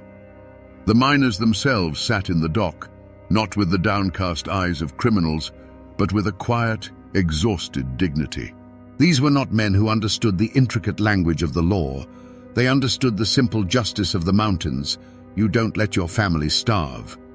They listened as slick city prosecutors, using words they barely recognized, painted them as anarchists and violent insurrectionists, a threat to civilization itself. They were accused of destroying property, but the property in question was the state's right to the labor of other human beings. The proceedings were a tragic farce. Witnesses were brought forth, men whose will had been broken or whose loyalty had been bought with a bounty. The defense was a token effort, a whisper against a hurricane of state power. The jury, often composed of merchants and landowners who benefited from the company's presence, listened with closed faces and closed hearts. The real verdict had been decided months before, not in a jury room, but in the governor's mansion and the coal company's boardroom. When the foreman finally stood to read the verdict, there was no gasp of surprise. Guilty. The word fell into the silent room like a stone into a deep well. There were no tears from the families, only a tightening of jaws. The company men exchanged quiet, satisfied nods. The defendants themselves simply stared ahead, their faces betraying nothing. They had known from the moment the chains were locked on their wrists that this was the only possible outcome. Their freedom was gavelled away, their fight officially declared a crime. But the final, cruelest blow was the sentence. The judge, a man who saw them not as desperate fathers, but as a disease to be cured, condemned them to years of hard labor. And in a moment of supreme, calculated irony, he sentenced them to serve that time at the new Brushy Mountain State Penitentiary. They were being sent back to the stone monster they had been forced to build, to work the state's coal mine under the very system they had risked their lives to destroy. Was it justice? Or was it merely the law of the powerful, a tool to crush the desperate and sanctify the cruel? The mountains had their own code of right and wrong, but on that day, the law of men had spoken, and its voice was the sound of a prison gate slamming shut. Today, you can drive right up to the gates of Brushy Mountain. It's a tourist attraction. You can take a guided tour, eat at a restaurant called the Warden's Table, and even buy moonshine legally distilled on the very grounds where men were once broken. Tourists smile for photos, posing in the cell that once held James Earl Ray, their laughter echoing in the same spaces that once held only despair. It is a strange, surreal carnival built on a foundation of forgotten pain. But if you look past the gift shop and the polished exhibits, the echoes of that first desperate fight are still there. Run your hand along the cold, grey stones of the outer wall. You're touching the very blocks that were quarried and hoisted into place by the exhausted, bleeding hands of the Coal Creek rebels. The prison itself is their truest, most terrible monument. Most of those men never saw the outside world again. They died in the prison mine, their lungs choked with coal dust, or they simply withered away in the hole. Their names are largely lost to history, etched only on the crumbling pages of forgotten ledgers. But their bloodlines still run through these hollows. Their great-grandchildren still live on the same land, and in their families, the story of the war is passed down not as history, but as a quiet, stubborn legend of defiance. The physical traces are scattered across the landscape like old bones. In the woods around the prison, there are patches of unmarked graves, simple field stones marking the final resting places of convicts the state didn't bother to send home. The old mine portals, the very ones the rebels worked, are still visible as dark, collapsed scars on the mountainside, sealed with concrete but still seeming to exhale a cold, dead air. A few miles away, near the town once called Coal Creek, a small metal plaque now stands, officially acknowledging the conflict. It's a quiet, understated nod to a war that once set these mountains on fire. Most people who drive past that sign have no idea what it means. The story has been paved over by new roads and drowned out by the noise of the modern world. But when the last tour bus leaves Brushy Mountain for the day and the sun sinks behind the ridge, the old silence returns. And in that silence, you can feel it. The wind whistling through the empty cell blocks sounds like a whisper. The chill that settles in the valley has nothing to do with the weather. The tourists may forget the story as soon as they drive away, but the stones of this prison have not. The mountain remembers everything. So we return to the question that hangs in the cold air of this valley. What is the real curse of Brushy Mountain? Is it the restless spirit of a long-dead inmate, or the shadows that flicker in empty cells? The truth, as it so often is in these mountains, is something far more human and therefore far more chilling. The curse of Brushy Mountain was not born of supernatural forces. It was forged in the fire of human greed and ratified by the cold hand of injustice. The prison wasn't just built on a foundation of stone. It was built on the ashes of a people's rebellion for the simple right to live with dignity. This is more than just the story of a building. It is a story about the indomitable Appalachian spirit. It's a testament to men who were told their hard lives and their families didn't matter, and who answered by shaking the very foundations of the state.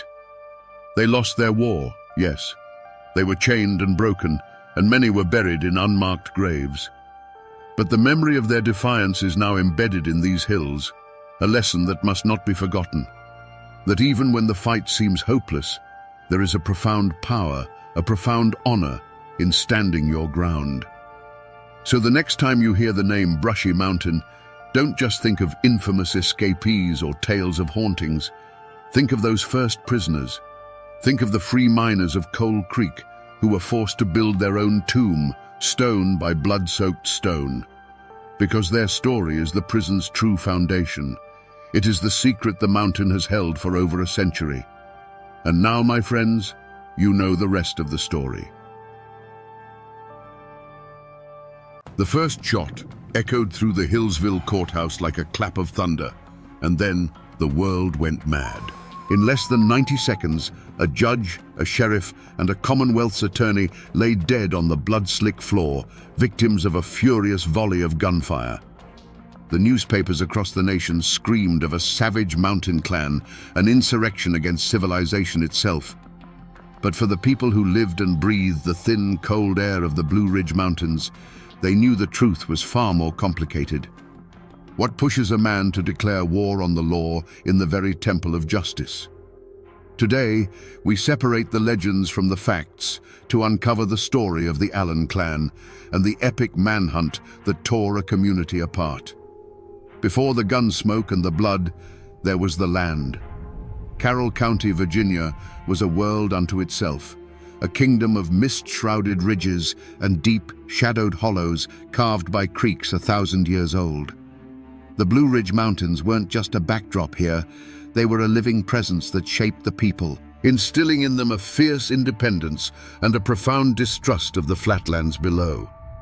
In this isolated world, A man's worth was measured by the land he owned, the family he raised, and the honor he was willing to defend with his life. The seasons, not the clock in a distant capital, dictated the rhythm of life. At the center of this world stood Floyd Allen. He was a man built of the same hard rock as the mountains themselves, a patriarch in the truest sense. He wasn't some poor dirt farmer.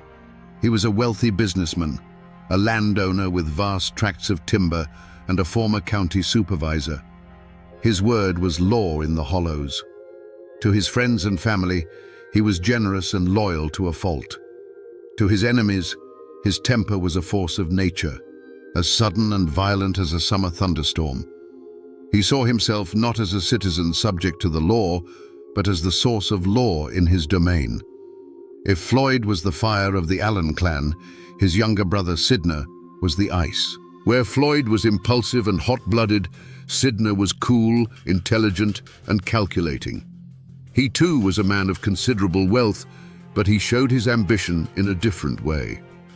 Just a few years before the tragedy, Sidney had completed a magnificent new home, the finest in the county. It was a testament to his success, a symbol of permanence and legacy, built with the finest wood and stone. It was a castle for his own dynasty, a place where he expected to live out his days in peace and prosperity. The Allens were not outlaws hiding in the shadows. They were the power in these hills. They were a sprawling, interconnected web of cousins, nephews, and in-laws, bound by blood and a shared code. They were respected, and they were feared. Their influence reached into local politics, business, and law enforcement.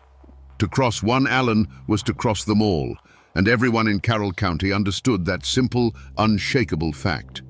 They had built a world that answered to them and them alone. In these mountains, there were two kinds of law. There was the law written in books, administered by judges and lawyers from towns who didn't understand the ways of the high country.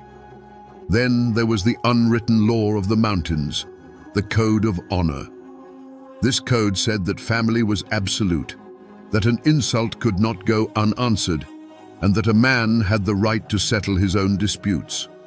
To be arrested and dragged before a judge for defending your kin was more than a legal problem. It was a profound public humiliation. It was an attack on your name and your very manhood. But the outside world was beginning to press in, its tendrils reaching up the mountain roads. Telegraph wires hummed with messages from a central government, and railroad surveyors planned routes that would cut through the heart of the old territories. A new kind of law was coming with them, an impersonal, unbending law that had no respect for a man's reputation or the weight of his name. Little did the Allens know, this encroaching world was about to put their code, their power, and their very lives on trial. And when those two worlds finally collided, they would not bend, they would shatter. The Allens didn't just live on the land, they were born of it. Their roots in Carroll County ran as deep as the ancient oaks. Generations before, their Scots-Irish ancestors had pushed into this unforgiving wilderness, looking not for easy living, but for a place where they would be beholden to no king and no landlord. They carved their existence out of the rocky soil, and their claim was sealed not just by deeds, but by the sweat, blood, and bones of their kin who were buried in it. This land was a heavy inheritance, a reminder that they had built their world from nothing, and they would bow to no outside authority that tried to take it away. This deep-seated distrust of distant power was a wound that had never truly healed since the Civil War. The mountains had been a house divided, a place where loyalty to Richmond or Washington could get a man killed by his own cousin. The war left behind a bitter legacy, a deep-seated suspicion that the laws passed in far-off capitals were designed to control and suppress the mountain people, not to protect them. For men like the Allens, the arrival of a state-appointed judge and a Commonwealth's attorney felt less like the administration of justice and more like the arrival of a garrison in occupied territory. In Carroll County, a family name was everything. It was a history, a code, and a burden. To be an Allen was to understand that you were part of something larger than yourself. It meant you never showed weakness, you never backed down from a fight, and you settled your own accounts. The name was a shield for those who bore it and a clear warning to those who might cross them. It carried with it the unspoken duty to uphold the family's honor and dominance, a duty that fell most heavily on the patriarch, Floyd Allen. So when Floyd Allen stood in that courtroom, he wasn't just one man facing a year in prison. He was the living embodiment of generations of clan history. He was defending more than his own freedom. He was defending his family's name and the very principle that an Allen did not submit. The courtroom wasn't just a room. It was a battlefield where the old ways were clashing with the new. Judge Massey represented the cold, impersonal law of the state, but Floyd Allen represented the hot-blooded, unwritten law of the mountains, a law that had been the final word in these hills for over a century. In the weeks leading up to Floyd Allen's trial, Carroll County was holding its breath. This wasn't just about one man's freedom, it was a reckoning. In the general stores, in the churches, and in the dark corners of saloons, the lines were being drawn. To speak in favor of the court was to risk the wrath of the Allen clan. To defend the Allens was to mark yourself as an enemy of the state's progress. Families who had been neighbors for generations suddenly looked at each other with suspicion. The air grew thick with a poison that had been seeping into the soil for years. This wasn't the first time the Allens had clashed with the law. There were stories, old fistfights at county fairs that were settled with a handshake instead of a warrant, disputed land claims where an Allen's fence post mysteriously moved overnight, and business deals where the other party always seemed to get the short end of the stick. More recently, there had been a simmering feud between Floyd and Sheriff Lewis Webb. Webb was a man determined to prove that no one was above the law, and he had made a point of arresting men connected to the Allens for minor infractions. Each arrest was a small poke at the bear, a test of power that Floyd saw as a direct personal challenge to his authority. Whispers spread through the hollows like wildfire in a dry season. People said Floyd Allen had sworn an oath that he would never spend a single night in a penitentiary cell. Others claimed that Judge Massey had been warned not to even come to Hillsville, that the Allens had already passed their own sentence on him. Rumors flew that Allen men were buying up every box of cartridges they could find, and that friends of the family were quietly making their way toward the county seat, their rifles cleaned and ready. Whether these rumors were true or not didn't matter. They created an atmosphere of inevitable violence. The trial became less about the law and more about a final, decisive confrontation. Everyone in the county, from the lowest tenant farmer to the wealthiest merchant, felt it coming. They knew that the feud between the old mountain code and the new state law was about to be settled, and it would be settled not with gavels and law books, but with lead and blood. In the mountains, people listened to the whispers of the woods, and in the weeks before the trial, the woods were sending out warnings. Old-timers later swore that the winter of 1912 felt different, holding on with a bitter, unnatural cold. On the high ridges, hunters claimed to hear a sound that hadn't been heard in decades, the chilling, woman-like scream of a painter, a mountain lion. To the mountain folk, it was a terrible omen, a cry from the land itself that blood was about to be spilled on its soil. It was as if nature was already mourning for the men who were about to die.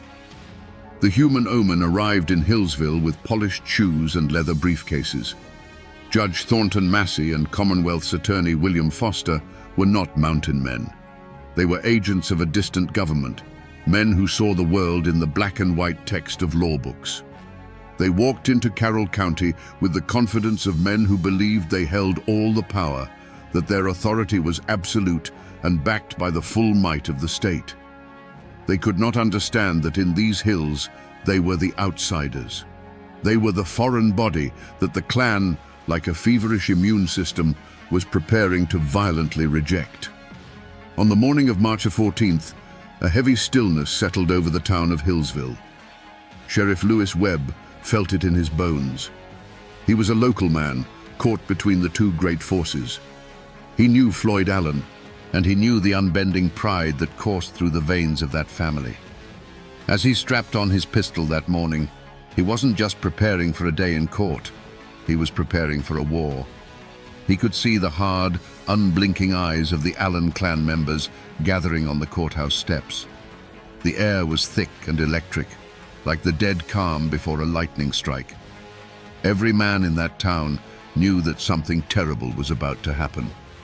They were just waiting for the first drop of rain or the first flash of fire. The courtroom in Hillsville on March the 14th, 1912, was a powder keg waiting for a spark. The air was thick with the scent of wet wool, chewing tobacco, and raw fear. On the bench sat Judge Thornton Massey, his face a grim mask of authority. Standing ready was Sheriff Lewis Webb, his hand hovering near the butt of his revolver, and scattered throughout the room, in the gallery and among the benches, were the Allens. They weren't there as spectators. They were there as soldiers, their eyes cold and watchful, their coats hanging heavy with the weight of concealed pistols. The jury filed back in, their faces pale. The foreman refused to look at Floyd Allen as he read the verdict. Guilty. A low murmur rippled through the crowd, a sound like a distant rock slide. Then came the sentence. 1 year in the state penitentiary. For a man like Floyd Allen, a patriarch who had ruled his corner of the world with an iron will, this was an unimaginable disgrace. It wasn't the loss of a year of freedom. It was the public destruction of his honor, a declaration that his power meant nothing here. In that moment, something inside Floyd Allen broke.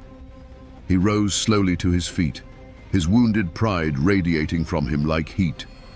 He looked not at the judge, but at the men of the court, the men of his county.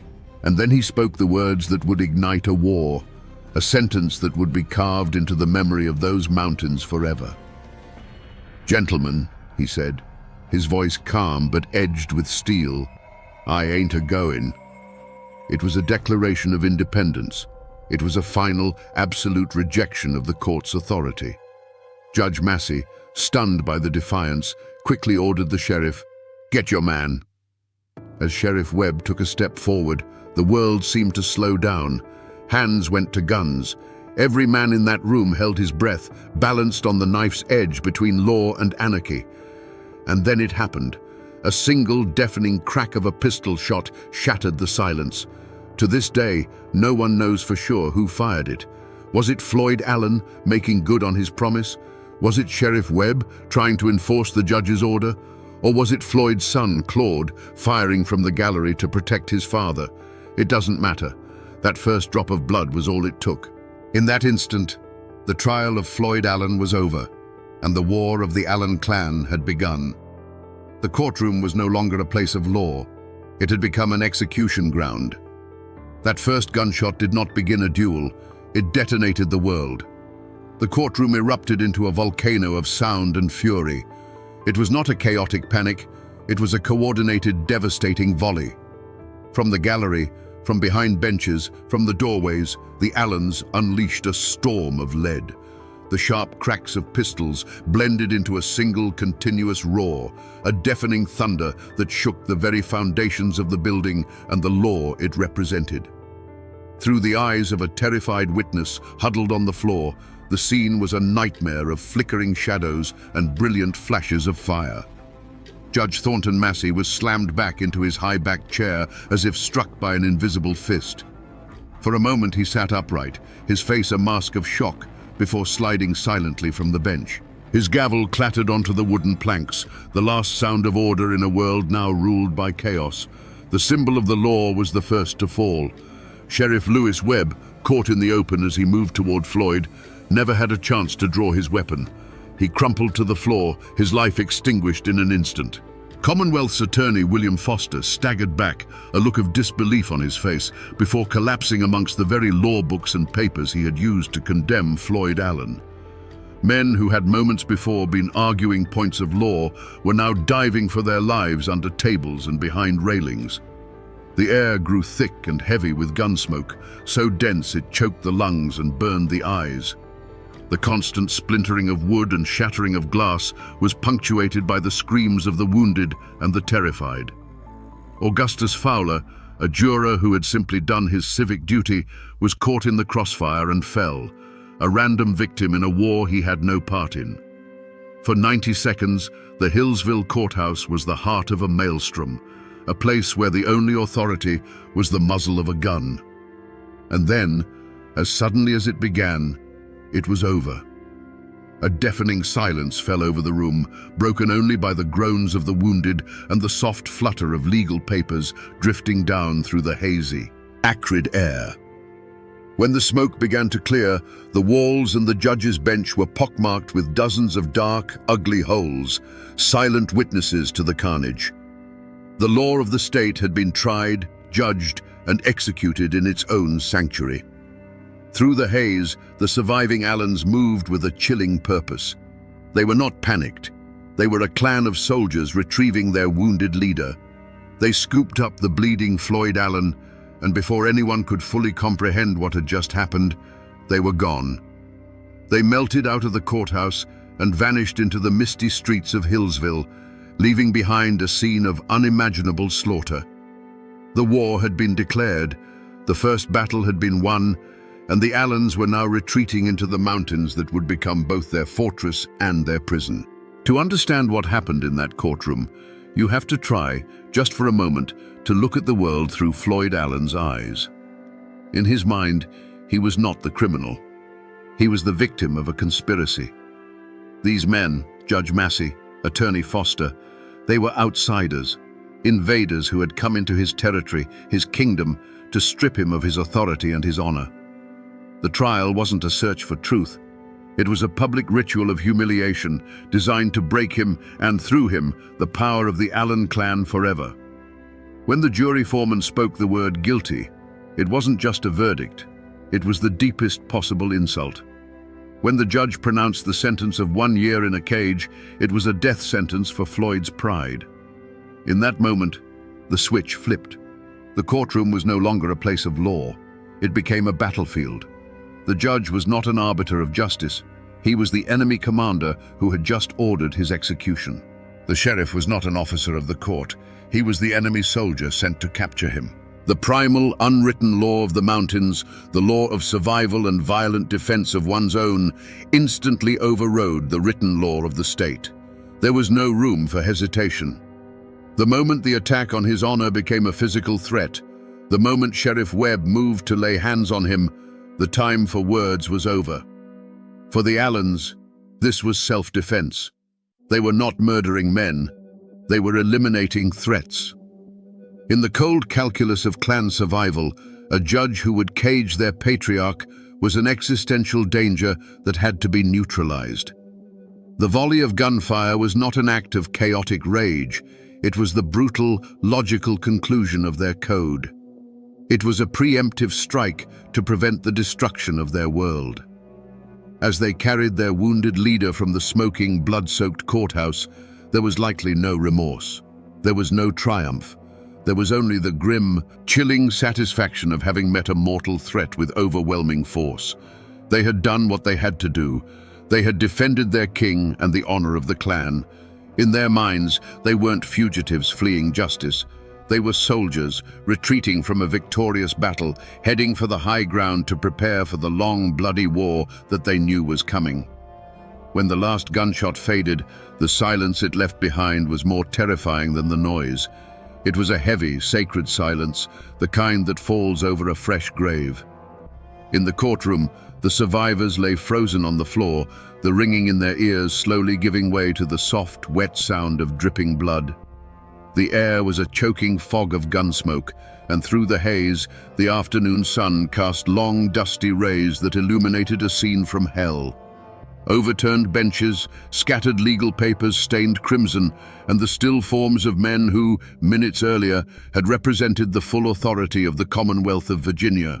Slowly, the bravest of the townsfolk crept toward the courthouse doors.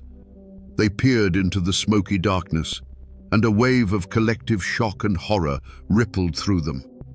The news spread not like a rumor, but like a physical blow, striking the heart of Hillsville and knocking the breath out of it. The courthouse, the very symbol of order and civilization in their small world, had been desecrated. It was no longer a hall of justice. It was a slaughterhouse, a tomb for the law itself. The telegraph key began to chatter frantically, tapping out a message of carnage that sent a shockwave across the state and the nation. This was not just a backwoods murder, this was an open insurrection. The governor of Virginia, William Hodges Mann, declared it a direct outrage upon the civilization of the state. He vowed that this act of rebellion would be met with the full, crushing force of the government. The honor of Virginia was at stake, and it would be redeemed in blood if necessary. An immediate and furious manhunt began. Local posses were hastily formed, filled with men fueled by a mixture of civic duty, outrage, and a lust for the staggering reward money that was immediately offered.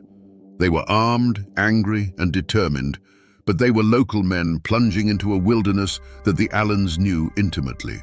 As the first groups of riders galloped out of town, they were heading not just into the mountains, but into the Allens world, where every ridge could hide a rifleman and every neighbor could be a spy.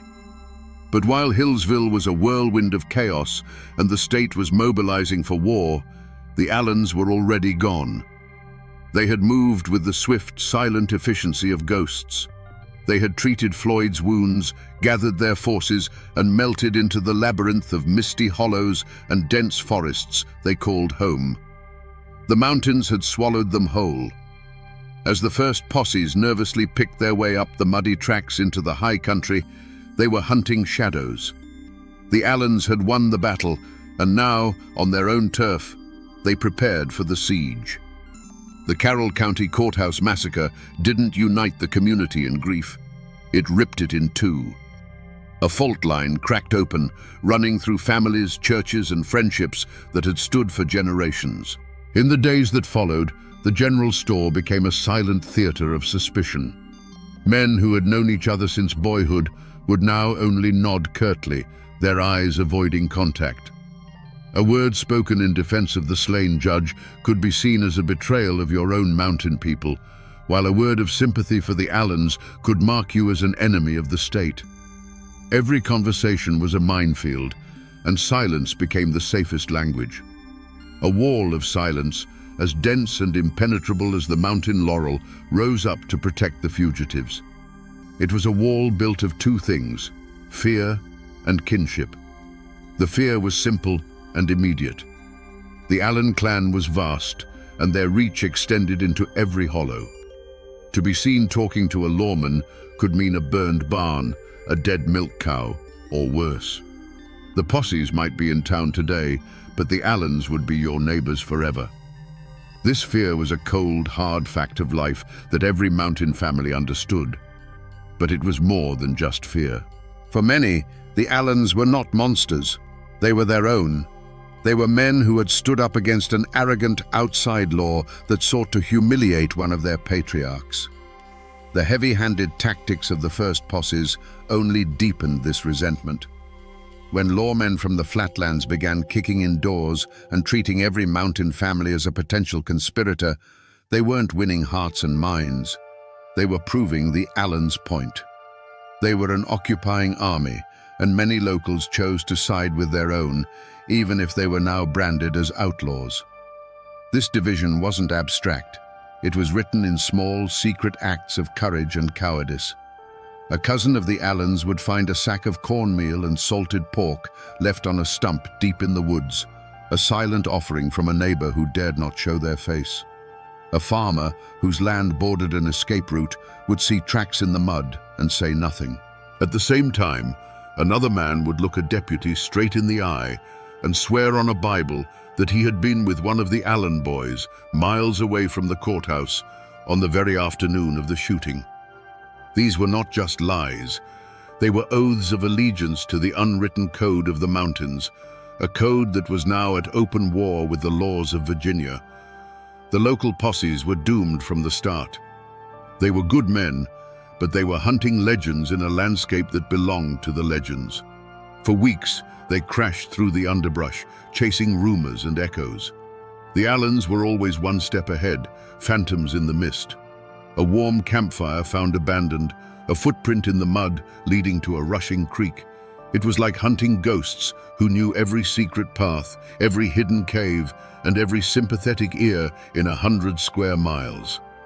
The great manhunt was becoming a great embarrassment, and the honor of Virginia was bleeding away with every passing day. Frustrated and furious, the state unleashed a new kind of predator on the Blue Ridge Mountains. They called in the Baldwin-Felts Detective Agency, the infamous Pinkertons of the South. These were not local lawmen. They were cold-eyed professionals, manhunters for hire, known for their ruthless efficiency in the bloody coalfield wars. They arrived in Hillsville on a special train, clad in city clothes but carrying the deadliest weapons of the age, Winchester repeating rifles and semi-automatic pistols. They brought with them a cold, corporate style of violence, and they saw the mountains not as a home, but as a hostile grid to be systematically swept and cleared. With the Baldwin-Felts agents in charge, the hunt became a brutal, grinding war of attrition. The dragnet tightened. Teams of detectives leading packs of baying bloodhounds pushed deep into the hollows. They moved with a chilling purpose, raiding farmhouses in the dead of night, kicking down doors and dragging men from their beds for interrogation. They cared nothing for the mountain code of conduct. To them, every silent farmer was a potential conspirator, every cabin a potential hideout. The mountains fought back against them. Sudden downpours washed away scents, confusing the dogs. The treacherous terrain lamed their horses and broke the axles of their wagons. The silent, watchful eyes of the mountain people followed their every move, and the forest itself seemed to conspire to hide its fugitive sons. The first major breakthrough came not from brilliant detective work, but from exhaustion and a tip-off. Floyd Allen, wounded and weakened, had been holed up in a cabin, his body too broken to continue the flight. A posse, led by the relentless detectives, surrounded the house at dawn. There was no final gun battle. Floyd, feverish and in pain, knew the game was up. He surrendered. The fiery patriarch finally captured. His personal war brought to an inglorious end. His son Claude was captured soon after. The state had its prize, the man who had declared, "I ain't a-goin'." But as the detectives celebrated their victory, a chilling realization began to dawn on them. They had the lion, but the foxes had gotten away. The local posses had nabbed a few smaller members of the clan in the initial chaos. Now the Baldwin-Felts men had the leader. But Sidney Allen, the cool-headed strategist, and his fiercely loyal nephew Wesley Edwards, the men many believed were the true masterminds of the courtroom escape, were nowhere to be found. The massive, expensive, and brutal hunt that had terrorized an entire county had failed in its most crucial objective. The shadows of the Blue Ridge had been searched, but the cleverest of the fugitives had simply vanished, as if the earth had opened up and swallowed them whole. The trial of Floyd and Claude Allen could never have been held in Hillsville. The ghost of Judge Massey still haunted that blood-stained room, and the town was a tinderbox of raw nerves and divided loyalties. Instead, the proceedings were moved to Wytheville, and the trial began under the watch of armed militia. Sharpshooters were posted on the courthouse roof, their rifles glinting in the sun. Inside, every spectator was searched for weapons. This was not a simple trial. It was a show of force, a demonstration by the state that its authority, once shattered, had been restored with steel and gunpowder. Floyd Allen was carried into the courtroom each day, a wounded lion in a cage. His body was broken, but his eyes still burned with the same defiant fire that had lit the fuse of the massacre. He showed no remorse, no fear. He sat there as a captured king, listening to the legal arguments of a system he had never recognized as his own. Beside him, his son Claude was a study in stoic loyalty, his face a hard mask, ready to share his father's fate. They were not begging for mercy. They were facing the consequences of their war, their silence a final act of defiance. The trial itself was a theater of conflicting truths. The prosecution, backed by the full power of the state, painted the Allens as savage anarchists, a clan of killers who had declared war on civilization. Their lawyers, in turn, fought back fiercely, arguing that the first shot had come from Sheriff Webb, that the Allens had been caught in a trap and had only fired to defend their patriarch's life. Witnesses took the stand, their hands trembling, their testimony often shifting like shadows depending on which lawyer was asking the questions. The truth of those 90 seconds was buried under an avalanche of fear, loyalty, and intimidation. But in the end, the outcome was never truly in doubt. The state needed a conviction. It needed to prove that its laws were supreme. The jury, after deliberating under immense pressure, returned with the inevitable verdict: guilty. Guilty of murder in the first degree. As the foreman spoke the words, a heavy silence fell over the packed courtroom. Floyd and Claude Allen received the news without flinching. They had gambled everything on their code, and they had lost. The sentence was death. Not by the rope, the old way of the mountains, but by the new, clean terror of the electric chair. It was the final, modern symbol of the state's power. But as the verdict was celebrated in the state capitol, a deep and troubling question hung in the mountain air. Was this justice for the men who died in the courthouse? Or was it a calculated act of state vengeance, an execution designed to break the spirit of the mountains and make a terrifying example of the Allen clan? Was the state simply answering one massacre with another, more methodical one? The law of men had won its victory, but many felt it was a victory that left the scales of true justice unbalanced. The state of Virginia was not content with a verdict. It required a final, undeniable demonstration of its power. On a cold spring morning in 1913, Floyd and Claude Allen were led from their cells. They walked to the electric chair not as broken criminals begging for mercy, but as defeated soldiers facing a firing squad. They met their end with the same stoic defiance they had shown in the courtroom. With the pull of a switch, the fire of the Allen clan's rebellion was brutally and officially extinguished. The state had made its point. The old code of the mountains was dead, and this was its public execution. But while the state was executing its prisoners, two ghosts still haunted the law. Sidney Allen and Wesley Edwards had vanished. The great manhunt had failed. For 6 months, they were whispers in the wind, their escape feeding the growing legend of the clan's cunning. But they weren't in the mountains. They had slipped through the net and made their way hundreds of miles west to Des Moines, Iowa. Shaving their mustaches and taking on new names, they lived a quiet life, working as carpenters. Their fatal mistake was not a slip of the tongue, but a longing for home. A letter, forwarded from a relative, was traced by a patient postal inspector. There was no grand shootout. On a quiet September morning, Baldwin Felts detectives and local police burst into their rented house and captured the two most wanted men in Virginia without a single shot fired. Their trial was a foregone conclusion. With Floyd and Claude already executed, the public's thirst for vengeance was largely slaked. Sidney Allen and Wesley Edwards were spared the electric chair, but were sentenced to long, hard years in the state penitentiary, a living death in a stone cage. They were sent away, and the state of Virginia closed the book on the Carroll County massacre. The Allens were finally, completely broken. And here, my friends, the story takes its final, tragic turn. In prison, Sidney Allen, the cool-headed strategist, became a model prisoner. The fire that had fueled the feud seemed to have been quenched, replaced by a quiet, weary resignation. Years turned into a decade, and his health began to fail. In 1926, the governor, seeing a broken old man, granted him a pardon.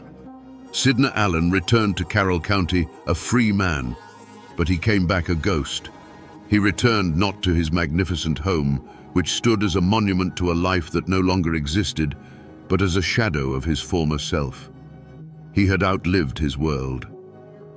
1 year later, Sidney Allen died, his freedom a brief, bitter epilogue to a life of power and ruin. With the leaders of the clan dead or in chains, a heavy, deliberate silence settled over Carroll County. The story of the courthouse massacre was not something to be discussed.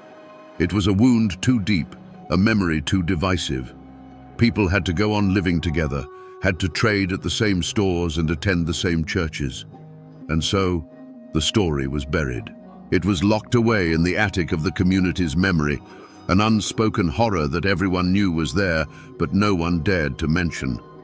They tried to move on, to plow over the blood-soaked ground and plant anew, but some scars are too deep to ever truly fade. And what is left of this epic war today, more than a century later? The names are still there. Drive the winding roads of Carroll County, and you will still find the names Allen, Webb, and Edwards on mailboxes. The descendants of the clan and their victims still walk the same land. For them, it is a heavy inheritance, a legacy of both fierce pride and terrible violence. The story isn't told with the old fire anymore. It is a quiet history, a family secret shared in hushed tones, a reminder of a time when the blood ran hot and the law of the mountains met the law of the state in a fatal collision. If you go to Hillsville today, you won't find the old courthouse. It was torn down decades ago, and a new one stands in its place, a symbol of a more orderly world. The 57 bullet holes that scarred its walls exist now only in photographs and memory, the physical wounds of that day finally erased. But drive a few miles out of town, and you will find it. Sidna Allen's magnificent house still stands. It is a private home now, but it remains a silent, brooding monument to the ambition of a fallen dynasty.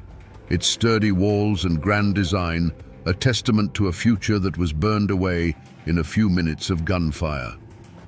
In the local cemetery, the final chapter is written in stone. Here, the feud is over. The combatants lie in a final, silent truce under the shade of ancient trees. Floyd and Claude Allen lie not far from the men they were convicted of killing. The simple dates carved on their tombstones give no hint of the 90 seconds of chaos that forever bound their fates together. Here, they are all equal, their passions cooled, their war finally over. The people of Carroll County tried to bury the story, to let the grass grow over the scars. But the mountains don't forget. They were here long before the Allens arrived, and they will be here long after the last stone on their graves has crumbled to dust. The wind that whispers through the pines on the Blue Ridge still carries the echo of those gunshots. The dark hollows where Sidna and Wesley hid still hold the memory of their flight. The land itself is the final witness, the keeper of a story that is now part of the very soul of this place. So we return to the question that echoed from that bloody courtroom. What pushes a man to declare war on the law in its own temple? After walking through the smoke and shadows of this story, we can see the answer is not a simple one. The slaughter in Hillsville wasn't just the act of a cornered criminal, it was the last, desperate roar of a dying world. Floyd Allen saw himself not as a lawbreaker, but as a sovereign king in his own land, and the court's verdict was an invasion, a declaration of war against his entire way of life. The gunshots were the death rattle of an unwritten code of honor that had ruled those mountains for 150 years. This is a story about the brutal collision of two Americas. It is a story of family loyalty pushed to its most violent and tragic extreme. It is a story of pride so fierce it would rather die in a blaze of gunfire than bend its knee to a foreign power, even if that power was the government of its own state. There were no simple heroes here. There were proud, violent men who met their fate, and a new, organized form of power that meted out its own cold and methodical form of violence in return. The manhunt for the Allen clan became a legend, a defining myth of Appalachia's transition into the modern world. It is a harsh and brutal lesson that reminds us that progress is often not a peaceful parade, but a bloody, painful conquest. The world of the Allens is gone now, buried in the past, but its memory lingers. It serves as a stark reminder of a time when the mountains bred a different kind of man, and when justice was not a matter of law books, but of blood. And now, my friends, you know the rest of the story.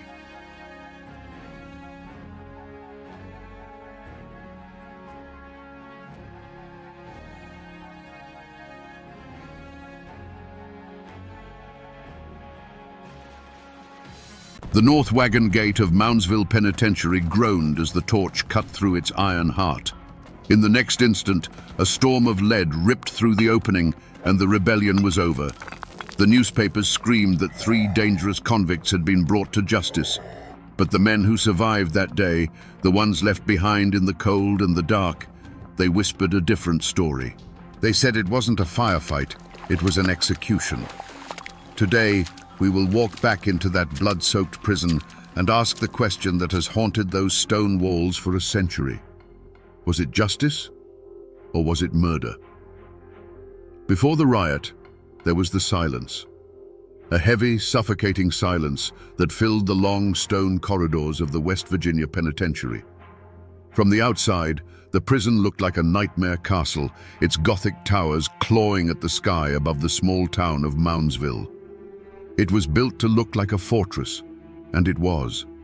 A fortress designed to hold the human misery overflowing from the coal fields and hard-scrabble hollows of Appalachia. The men inside were the sons of miners, loggers, and farmers, men broken by a world that had little use for them except for the sweat of their brow or the strength of their back. By 1929, that fortress was a pressure cooker, filled with over 1,000 souls where only 400 were meant to be. The world inside was a grim, repeating ritual of degradation. The day began and ended in a cell built for 1 man, but now crammed with 2, sometimes 3. A space just 5 feet by 7 feet, with a foul bucket in the corner and the sour smell of unwashed bodies clinging to the damp stone. This wasn't living, it was being stored like cordwood. The one break in the monotony was the dining hall, but it offered no relief. The food was the stuff of legend, and not in a good way. Men were served spoiled meat and bread crawling with weevils, ladled from vats that were rarely cleaned. It was a diet designed not for sustenance, but for submission. It weakened the body and corroded the spirit, a constant reminder that you were less than human, an animal to be fed slop. The guards ruled this kingdom of decay with fists and clubs. They were underpaid, often uneducated men given absolute power over the lives of others, and they used it. A misplaced word, a defiant look, anything could earn you a beating. And for the truly unlucky, there was the hole. A black, airless pit in the prison's bowels, where a man was left with nothing but his own screaming thoughts. A place where sanity went to die in the dark. This was the calm that came before the storm. A world of quiet desperation, where every sunrise promised another day of the same slow death. But something was changing in the air. You could see it in the eyes of the men shuffling in the yard, a harder glint of defiance replacing the dull stare of despair. The pressure inside those walls had been building for years, and the old stone itself seemed to groan under the strain. The men inside had nothing, and a man with nothing is a man with nothing left to lose. You have to understand, the feud that boiled over in Moundsville didn't start inside those walls. Its roots run deep, down into the very rock and soil of West Virginia. This is a state born from a fight, cleaved from Virginia in the fires of the Civil War.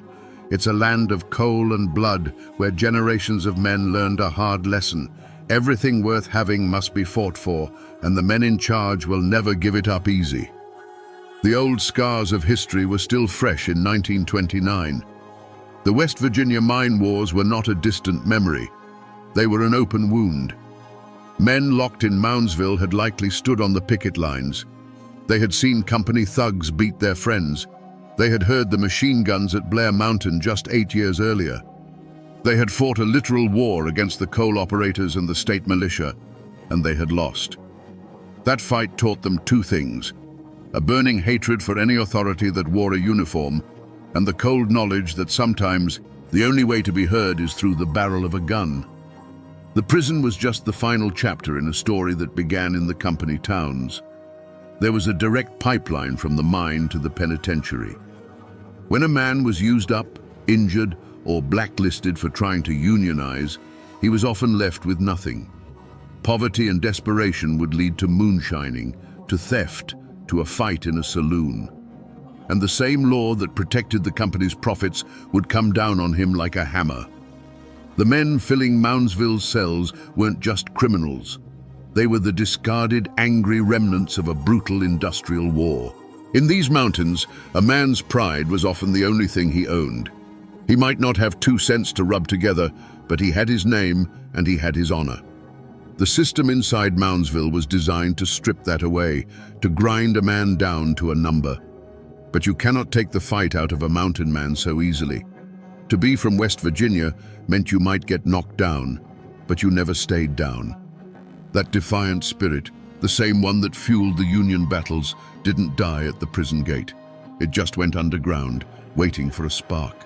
The feud wasn't between 3 inmates and a warden. It was the continuation of an old, bitter war between the forgotten men of the mountains and the system that was built to crush them. A prison is a world of whispers.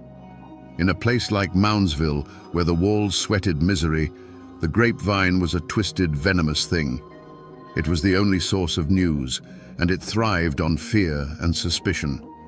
Word would travel from cell to cell, passed in hushed tones during meal lines or shouted through drain pipes at night. Rumors became facts, and facts became legends. The men whispered about the parole board, convinced it was a sham, that a man's freedom wasn't earned by good behavior, but bought with money they didn't have. This wasn't just a faceless system they hated. The grudges were deeply personal. There were guards known for their particular brand of cruelty, men who seemed to enjoy the sound of a hickory stick cracking against bone. An inmate who had been beaten unjustly wouldn't forget the face of the man who held him down.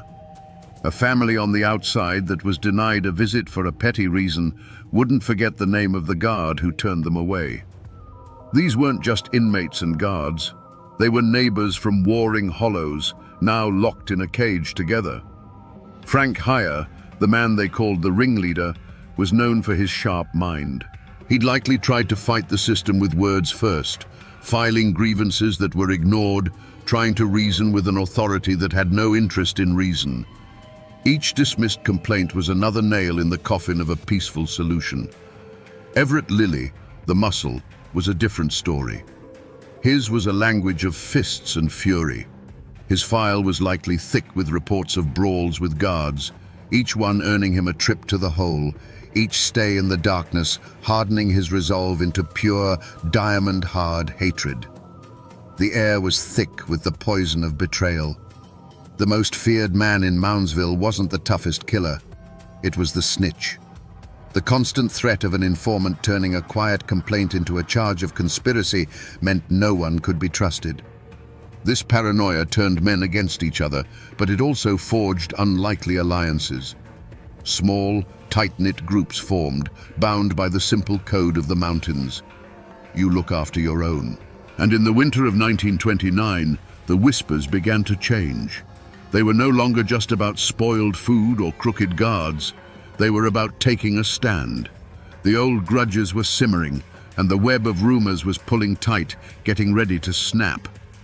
In the weeks leading up to the riot, a strange chill settled over Moundsville, a cold that had nothing to do with the March weather.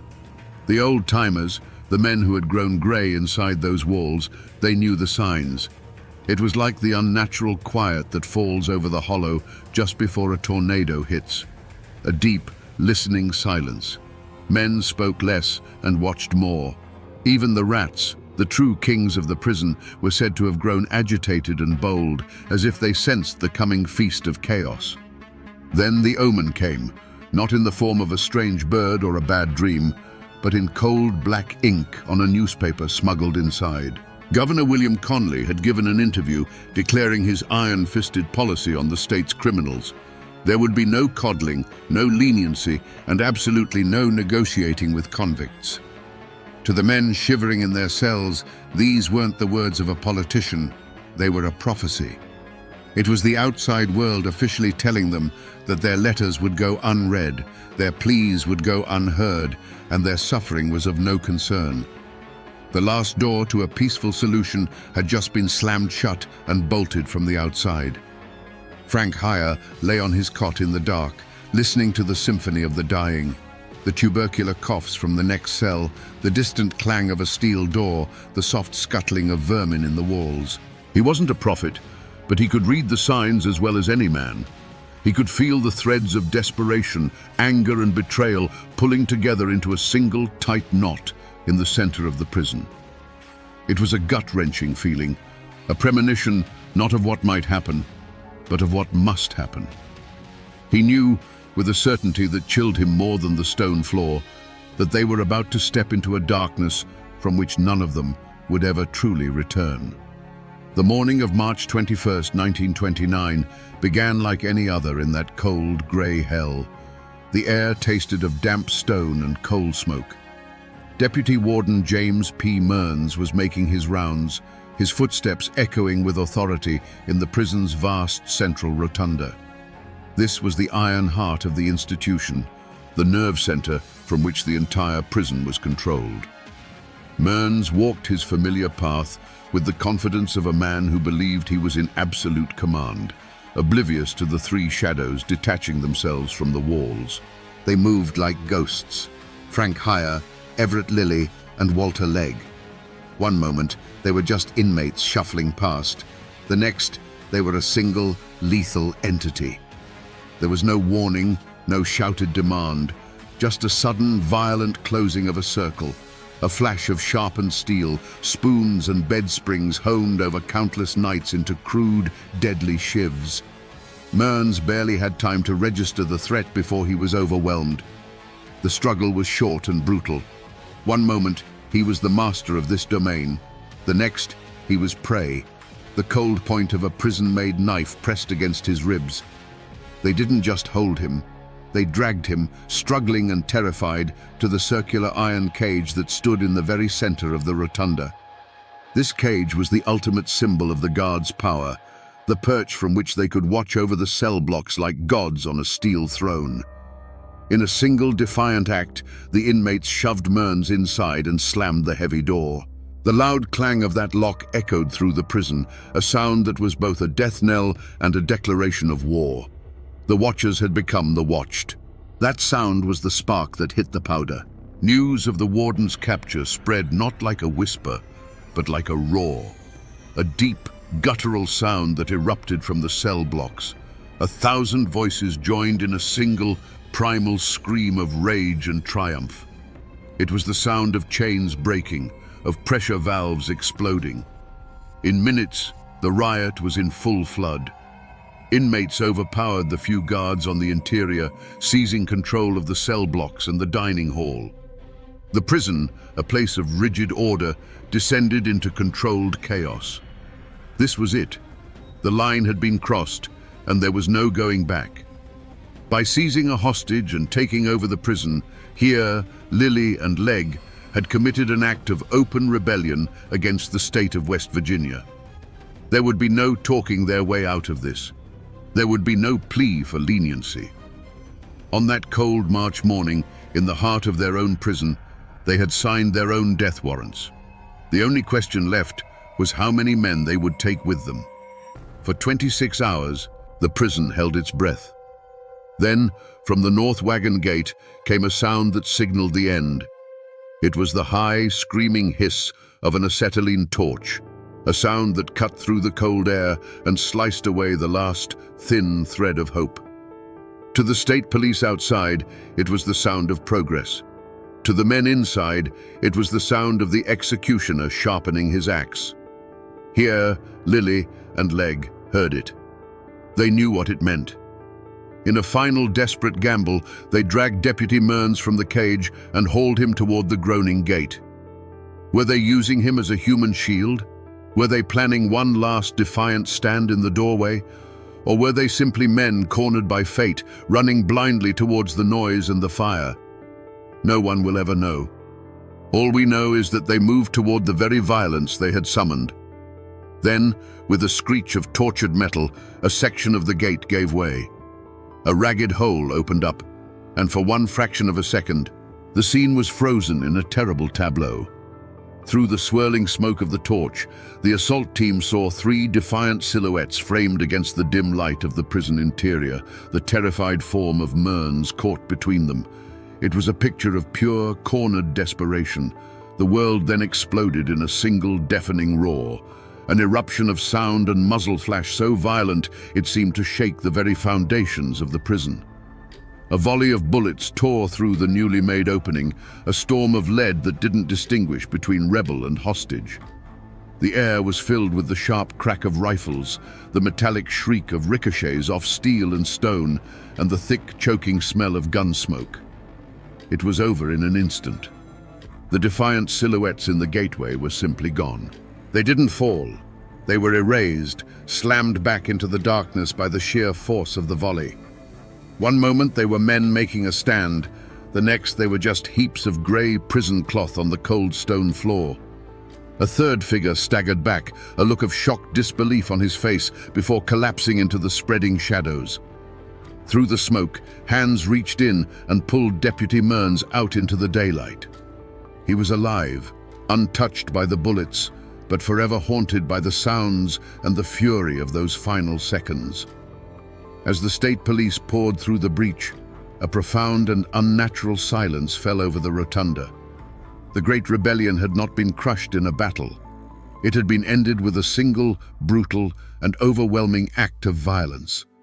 The wisps of gun smoke curling out of the opening looked like the last desperate gasps of three men who had dared to ask for dignity and were answered with hot lead. To understand what happened at Moundsville, you have to try and crawl inside the minds of the men who started it. What switch flips inside a man to make him take a life-or-death gamble where the odds are impossibly stacked against him? This wasn't the work of mad dogs. It was something far more chilling. It was the result of a terrible, twisted logic born in darkness. For Frank Heyer, it was likely a problem of mathematics. He had calculated every other possibility, and each one added up to zero. To him, the state wasn't an authority to be respected, it was a machine to be jammed. Taking a hostage was simply the only tool big enough to stop the gears from grinding them all to dust. The transformation from desperate inmate to armed rebel wasn't a sudden snap. It was a slow, cold burn. It happened every morning they woke up in a filthy cell. It happened every time they were fed rotten food. The final switch, though, the one that turned thought into action, likely flipped when they read Governor Conley's declaration. That was the moment the system officially told them they were not human. In that instant, they stopped being prisoners seeking justice and became soldiers in a war they knew they could not win. When they saw Deputy Warden Mearns walking alone, it was no longer a question of if they would act, but simply how. And what did they feel in those 26 hours of stolen freedom? It couldn't have been simple triumph. It must have been a terrifying cocktail of euphoria and dread. For the first time in years, they were men who gave orders, not men who took them. They held the power of life and death. That power is a potent drug. But beneath it, there had to be a cold, clear understanding of the end game. They were smart enough to know that no governor would ever bow to them. They were standing on the gallows, having a final defiant smoke. After the initial violence, after Mearns was locked in that cage and the roar of the inmates echoed in their ears, I don't believe they felt relief or satisfaction. I believe they felt a chilling emptiness. They had crossed the final line. The world had shrunk to the size of that prison rotunda. There were no more choices to make, no more avenues of appeal. There was only the siege, the wait, and the inevitable violent end. They had traded a slow death in a cage for a quick one in a firefight. In their minds, it may have been the only honorable transaction left to make. The silence that followed the final gunshot was heavier than any stone in that prison. It was a dead, suffocating quiet that swallowed the echoes of the volley. Through the hole in the gate, the state police poured in, their boots crunching on unseen debris, their rifles ready for a fight that was already over. The air was thick with the bitter smell of burnt metal and cordite, a fog that clung to the cold air like a shroud. And there, in the dim light of the rotunda, lay the rebellion. 3 crumpled shapes on the floor, their brief, violent reign ended in a hail of lead. The dream of a new day died with the sound of iron doors slamming shut. As guards swarmed the interior, the brief illusion of inmate control was brutally shattered. The men who had screamed in triumph just a day before were now herded back into their cells with curses and the sharp crack of hickory clubs. The euphoria was gone, replaced by a cold, stomach-turning dread. They had gambled everything and lost in the most absolute way possible. Hope is a fragile thing in a place like Moundsville, and it had just been murdered right in front of them. Deputy Warden Mearns, shaken but physically whole, was a free man. But the other survivors, the 1,000 inmates locked back in their cages, were now more captive than ever. They had tasted a moment of power, and the system would never let them forget the price of that taste. They knew what was coming. A wave of retribution, a cold, methodical punishment that would be far worse than the conditions they had been protesting. The fight for better food was over. The fight to simply survive the coming vengeance had just begun. The official machinery of the state moved quickly. The bodies of Haya, Lily, and Leg were carried out, not as fallen men, but as evidence to be processed. The warden and the governor prepared their statements for the swarm of reporters waiting outside. The story they told was simple, clean, and brutal. A dangerous uprising had been met with necessary force. Justice had been served. But inside the walls, the guards began their own kind of investigation. They started pulling men from their cells, one by one. The siege of Moundsville was over, but the hunt for every man who had stood with the leaders, that hunt was just beginning. The riot didn't just end at the gate. It bled out into the town of Moundsville itself, drawing a jagged line down the middle of the community. In the saloons and general stores, the talk was low and angry. On one side were the families of the guards, the shop owners, the respectable folk. To them, Here and Lily were rabid animals, and the state police were heroes who had saved the town from a bloodbath. They saw the prison not as a place of suffering, but as a necessary wall to keep the darkness contained. But there was another side, a quieter, more fearful one. It was the side of the mothers, wives, and brothers of the men locked inside. They knew the stories of the spoiled food and the beatings. In the grim faces of the dead rioters, they saw their own kin. They didn't condone the violence, but in their hearts, they understood the desperation that fueled it. They spoke in whispers, terrified that any sympathy shown for the inmates would bring the law's wrath down upon their own houses. Inside the walls, the division was even more brutal. The riot had shattered the fragile inmate society, creating a new and deadly caste system. There were the men who had stood with the leaders, now marked for retribution. There were the men who had cowered in their cells, now viewed with contempt. And then there were the rats, the most despised of all, who saw the aftermath as a golden opportunity to trade information for favor from the guards. The air grew thick with a poison of suspicion. Every friendly word could be a lie, every shared glance a potential betrayal. A conspiracy of silence descended upon the cell blocks, but it was a silence born of pure terror, not loyalty. The guards began their interrogations, dragging men to the hold to beat names out of them. This created an impossible choice. To speak a name to the guards meant becoming a snitch, a death sentence under the inmate's own brutal code. To stay silent meant enduring the guards' methodical cruelty with no guarantee of survival. Men were caught between two forms of execution, a quick shiv in the yard from an inmate or a slow death in the dark at the hands of the law. In this crucible of fear, you saw the true measure of a man. You saw cowardice in the inmate who, after a single slap, pointed a trembling finger at a man who had nothing to do with the riot, just to make the pain stop. But you also saw a different kind of courage. You saw the man who took a beating, who was starved and broken in the hole, but who gritted his teeth and gave up nothing, holding on to the last shred of his honor. The community had been fractured, and on both sides of the wall, people were being forced to decide what kind of soul they truly had. The hunt began, but not with dogs and trackers in the West Virginia hills. It took place within the suffocating confines of the prison walls. The prey was not running. They were caged, helpless. The prison itself became the mountain range, a labyrinth of steel canyons and stone cliffs where every shadow could hide an enemy. The posse wasn't made of lawmen seeking justice. It was formed from the ranks of the prison's own guards, men who had been humiliated and held at bay for 26 hours, and now they were burning for revenge.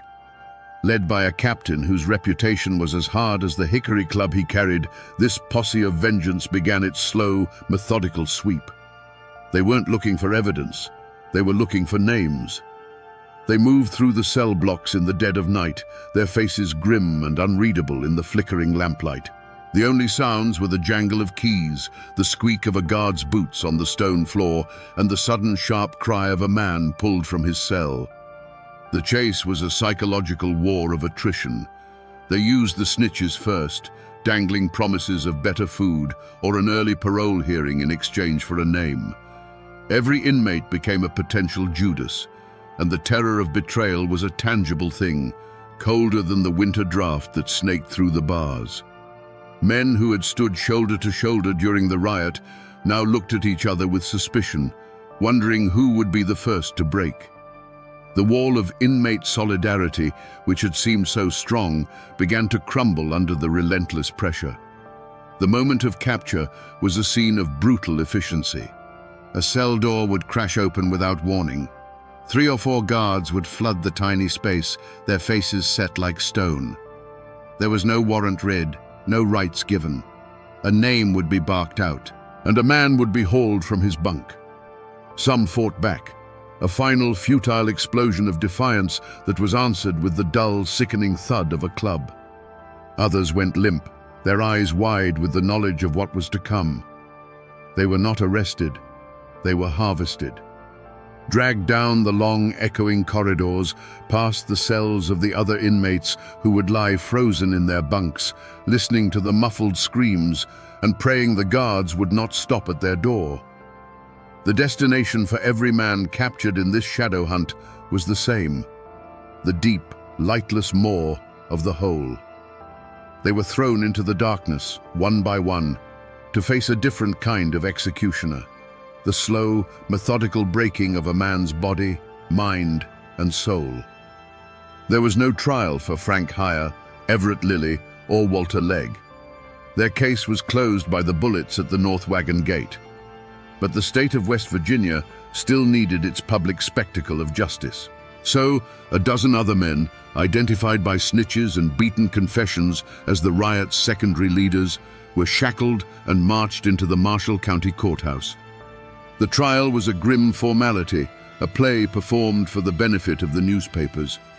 The room was a cauldron of silent hatred, with the families of guards on one side of the aisle and the hollow-eyed kin of the inmates on the other, a wooden railing the only thing keeping the two worlds from tearing each other apart. The air was thick with the threat of violence. State police, the same men who had stormed the prison, lined the courtroom walls, their hands resting on their sidearms. They weren't there just to keep order. They were there as a constant, intimidating reminder of the state's power.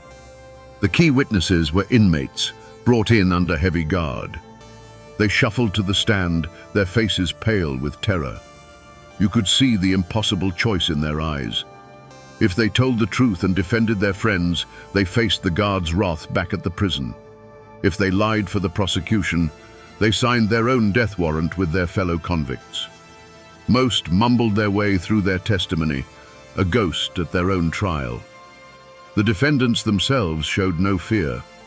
They sat in their chairs, gaunt and bruised from the weeks of retribution they had already endured, and watched the proceedings with a kind of stony defiance.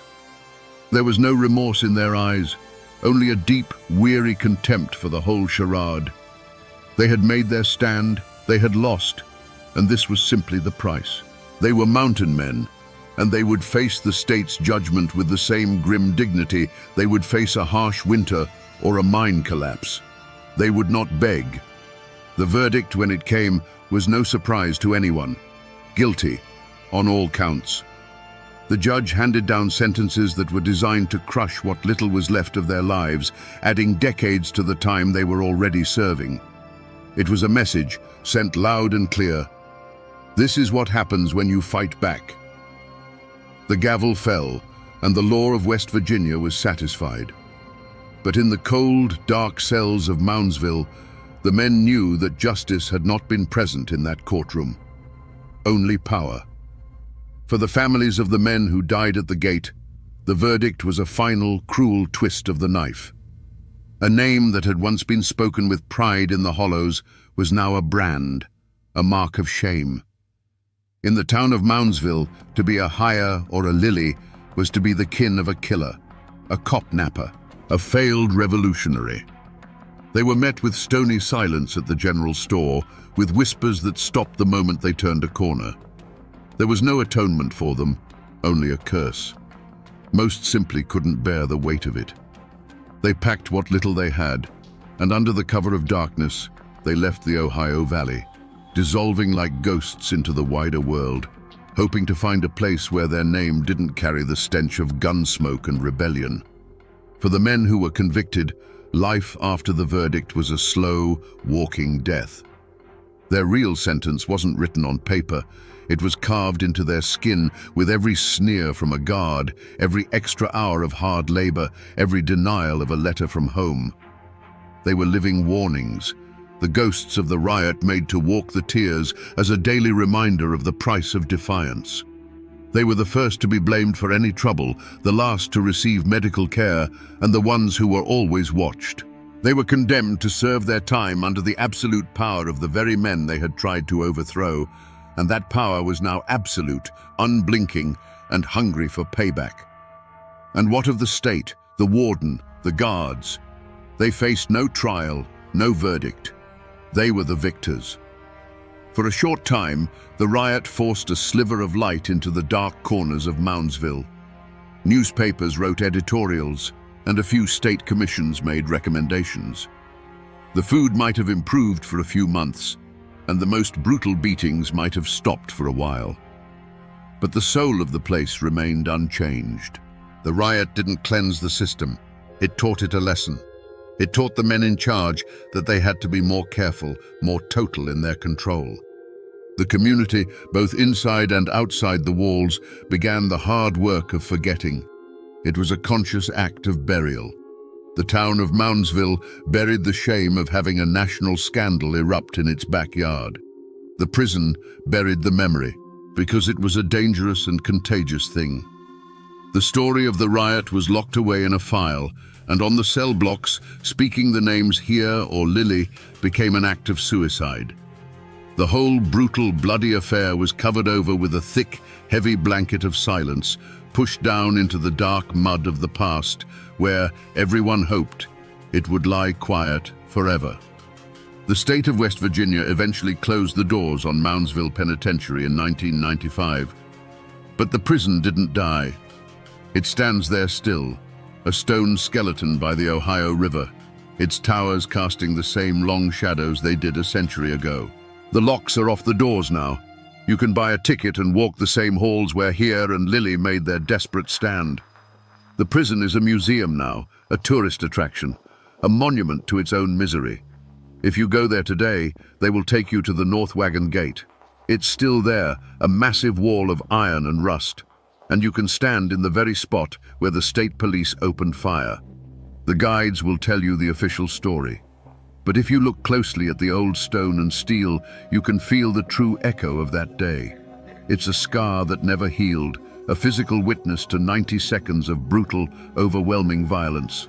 It's the closest thing we have to a tombstone for a rebellion. You won't find many people with the last name Hire or Lilly in the Moundsville phone book. Their families are long gone, scattered to the winds by shame and sorrow. Their bloodlines were effectively exiled from the valley, their part of the story erased. The descendants of the guards and the townspeople remained, passing down their version of the events, the one where order triumphed over chaos.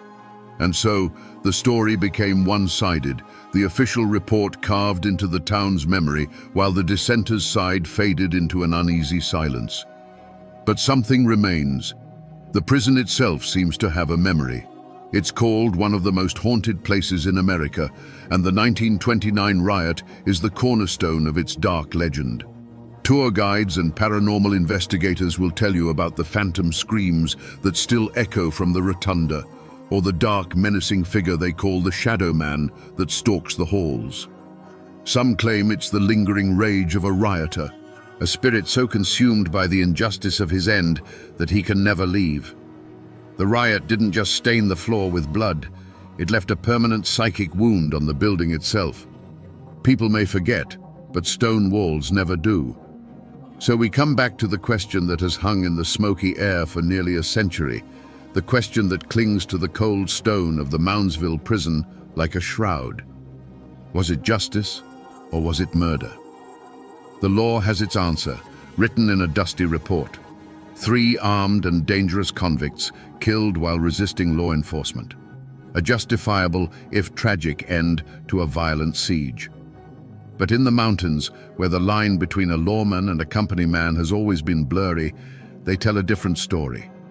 They say that when you corner desperate men, deny them every peaceful path, and then meet their final defiant stand with an overwhelming volley of gunfire, you're not just enforcing the law. You're putting down a rebellion, and that always looks a lot more like murder. This story is not just about a riot. It's about the simple, terrible truth of what happens when a system is built to break the human spirit. You can take a man's freedom, you can feed him garbage, you can beat him in the dark, but you can never truly take his pride. When you push a man to the point where he has absolutely nothing left to lose, you don't break him. You make him the most dangerous thing on God's green earth.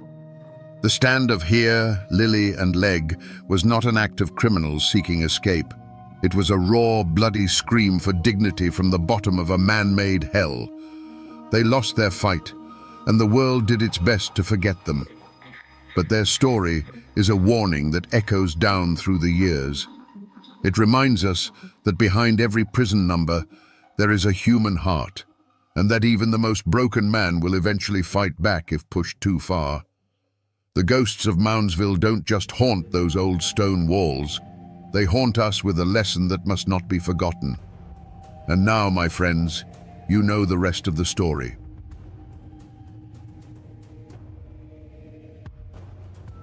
Imagine waking one morning to find a bundle of freshly cut willow branches tied to your front door.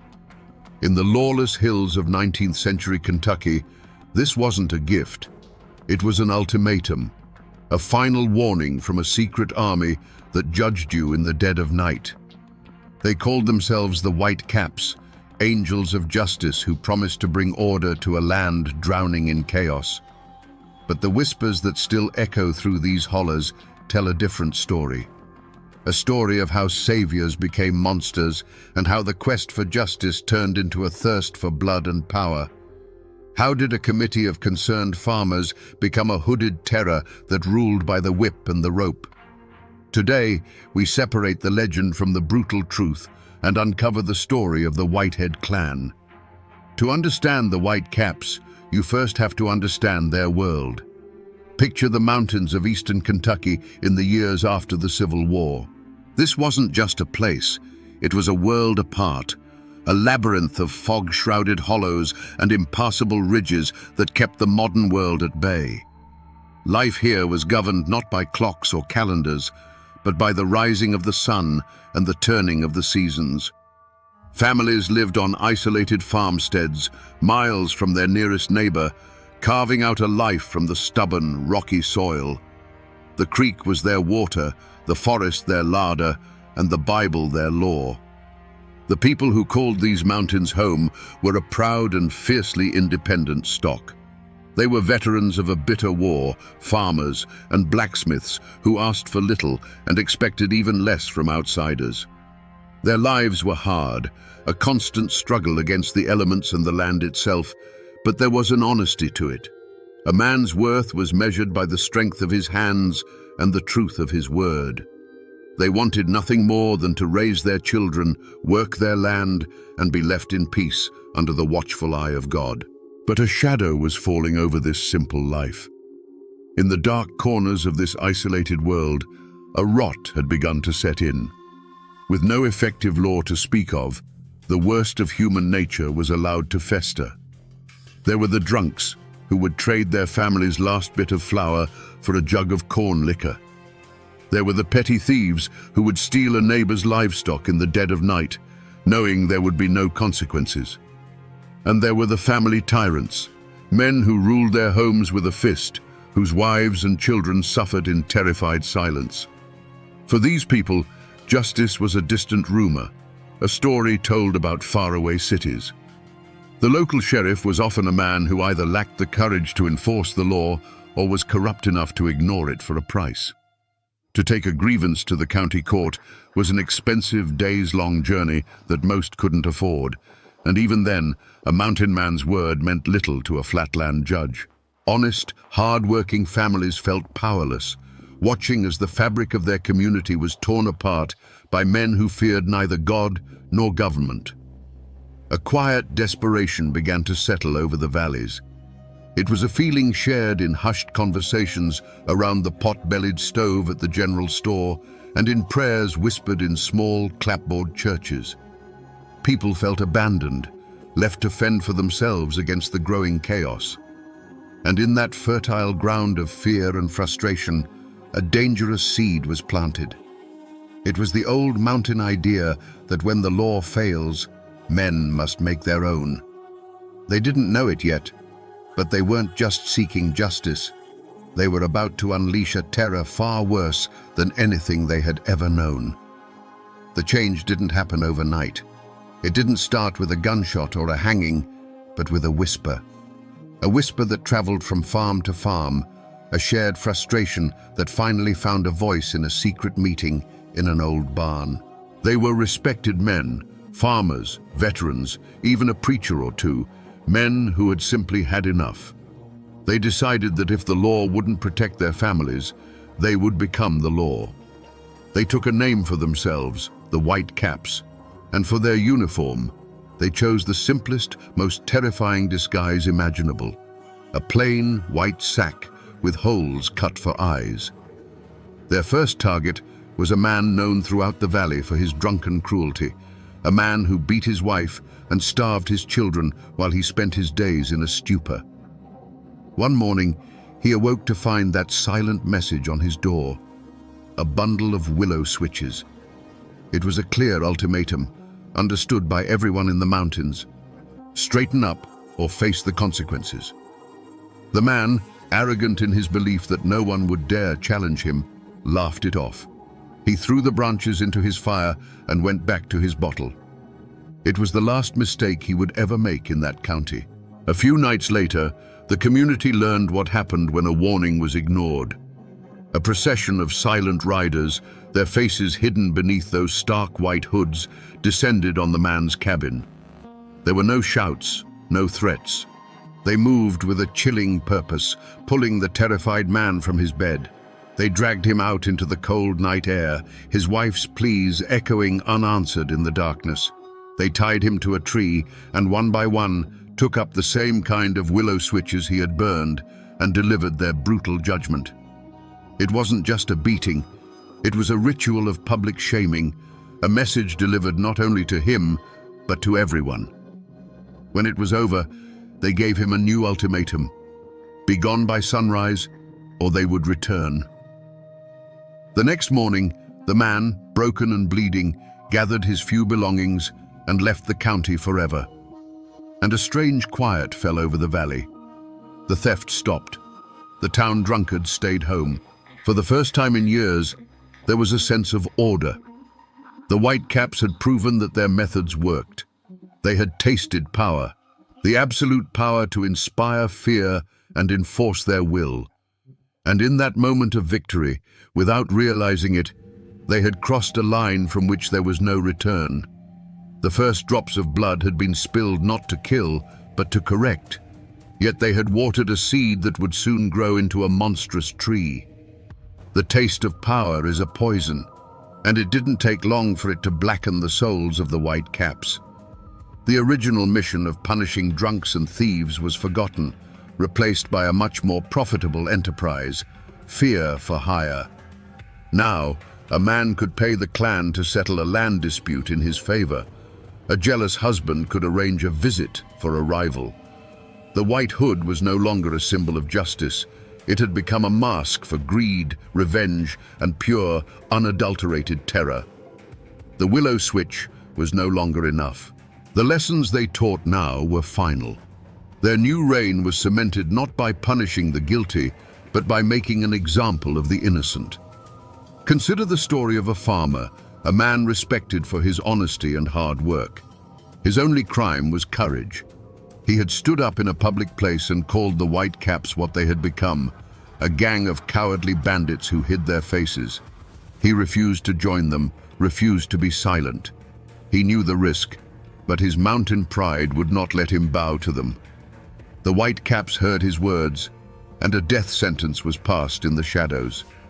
One moonless night, the family's dogs, usually fierce protectors, let out a single terrified yelp before falling silent. A moment later, the cabin door didn't just open, it exploded inward, splintering off its leather hinges.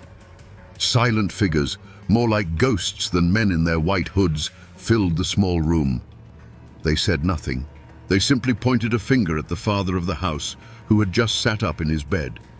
The children, frozen in terror in their small cots, could only see flickering shadows and hear the sounds of a nightmare that would be seared into their memory forever.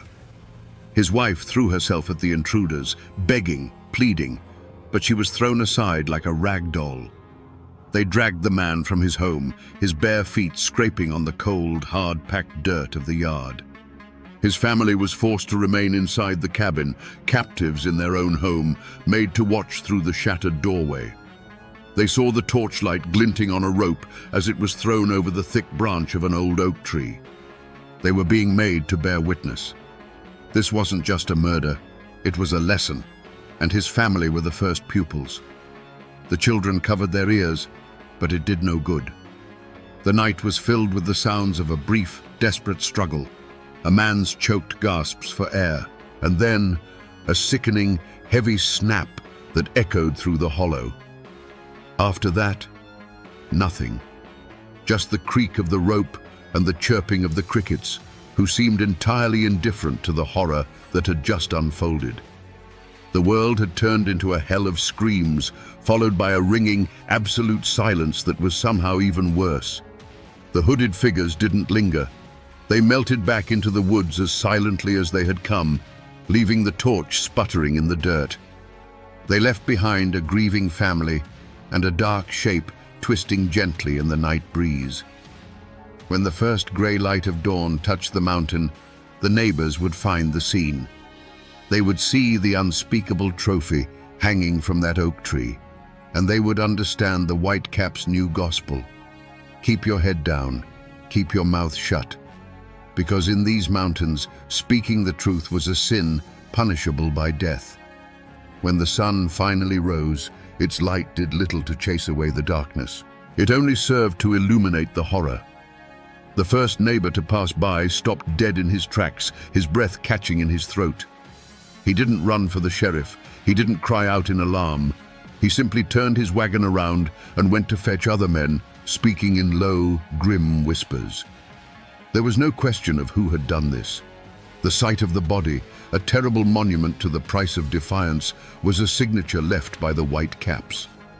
Quietly, with grim reverence, the men cut him down and carried him back to his grieving family, their faces hard masks of fear and fury they dared not express.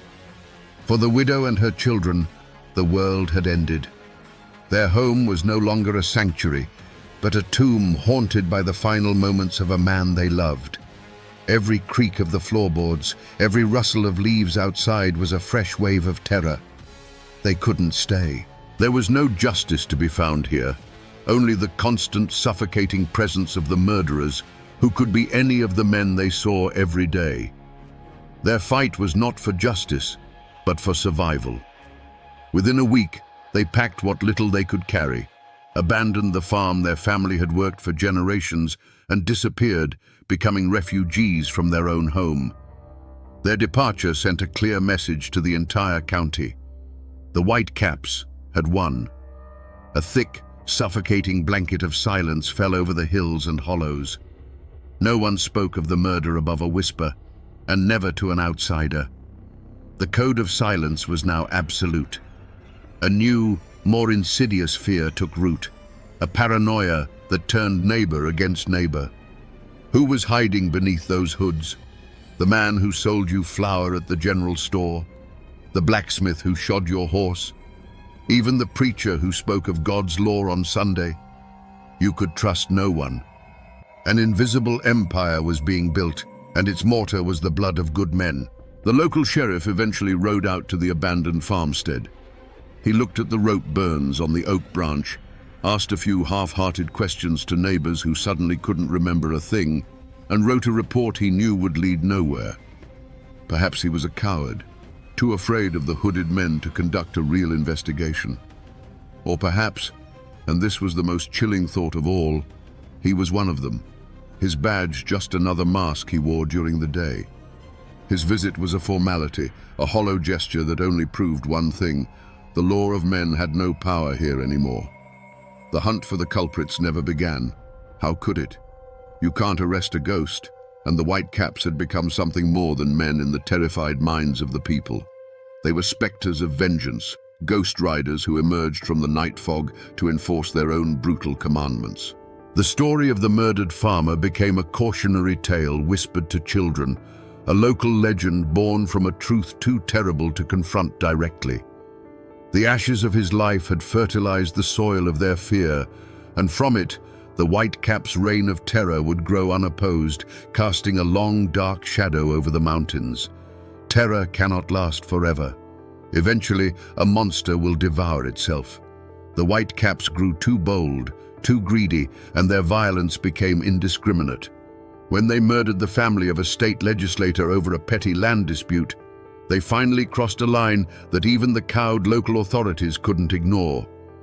The outside world came flooding into the mountains, not with sheriffs this time, but with stone-faced U.S. Marshals and companies of the National Guard, men who didn't know the local families and who weren't scared of shadows in the night. Arrests were finally made, and the stage was set for a trial that would pit the law of the state against the law of the clan. The county courthouse became the center of a storm. The small town swelled with newspaper reporters from as far away as Cincinnati, with curious onlookers who wanted a glimpse of the monsters, and with the grim-faced families of both the victims and the accused. Armed guards stood on the courthouse roof, their rifles glinting in the sun, a clear sign that this was not ordinary justice. It was a war being fought in a courtroom. Inside, the air was thick with tension and sweat. Every man on the jury knew his decision would follow him home. They knew that no matter what the verdict, they would have to live with the consequences in a land where memories are long and grudges are passed down like heirlooms. The prosecution's case seemed impossible. How could you convict men when every witness was paralyzed by fear? The answer came in the form of a captured Whitecap, a young man facing the gallows who was offered a deal, his life for his testimony. The dam of silence finally broke. He was brought into the courtroom in chains, and with a trembling hand, he pointed out his former brothers. He named the leaders, described the secret oaths, and recounted the grim details of their night rides. You can just imagine the scene. A man confessing his sins, his voice cracking, while across the room, the men he condemned stared at him with a look of pure, cold hatred that promised a retribution beyond any courtroom's power. The defendants themselves were a portrait of mountain defiance. They weren't cowering criminals. Many of them, particularly the leaders, sat with a quiet, arrogant dignity. They stared back at the jury, not with remorse, but with contempt, as if they were the true judges in the room. In their eyes, they weren't murderers. They were soldiers who had brought order to a lawless land. And this trial was nothing more than a betrayal by the Flatlanders who didn't understand their ways. Their leader, a man known for his cunning and ruthlessness, barely paid attention, projecting an unnerving calm, confident that the web of fear he had spun for years would hold firm. Finally, the jury delivered its verdict. The room held its breath. For the men who were merely followers, the enforcers who carried out the orders, the verdict was guilty. Sentences of life in prison and the hangman's noose were handed down. A quiet wave of relief and victory washed over the prosecution and the families of the victims. But then the jury foreman came to the last name, the mastermind, the man who had orchestrated the entire reign of terror. After a long pause, the words echoed in the stunned silence. Not guilty. A collective gasp filled the room. The architect of it all, protected by intimidated witnesses and a terrified jury, stood up, gave a slight nod to his lawyer, and walked out of the courtroom, a free man, disappearing into the same mountains he had terrorized. Was this justice? A few branches of the poisoned tree had been lopped off, but the root was left untouched, allowed to burrow back into the dark soil. The trial had proven that the law of men could reach into the mountains, but it also showed its limits. It could punish the soldiers, but it couldn't touch the king. For the people who had to go back to their isolated farms, the fear didn't end that day. It just took on a new, more patient form. The Whitecaps were broken as an organization, but their shadow remained, a permanent reminder of a time when justice wore a white hood and innocence was no protection at all. The trials that broke the Whitecaps are now just faded ink in dusty courthouse ledgers. The men who were sent to the gallows have long since turned to dust, their names a footnote in a violent chapter of Kentucky's history. But what of the leader, the man who walked free? He returned to his mountain home and lived out the rest of his days. Officially, he died a peaceful old man in his own bed. But the old-timers in these mountains tell a different story. They say that while the law of men couldn't touch him, the justice of the mountains is patient.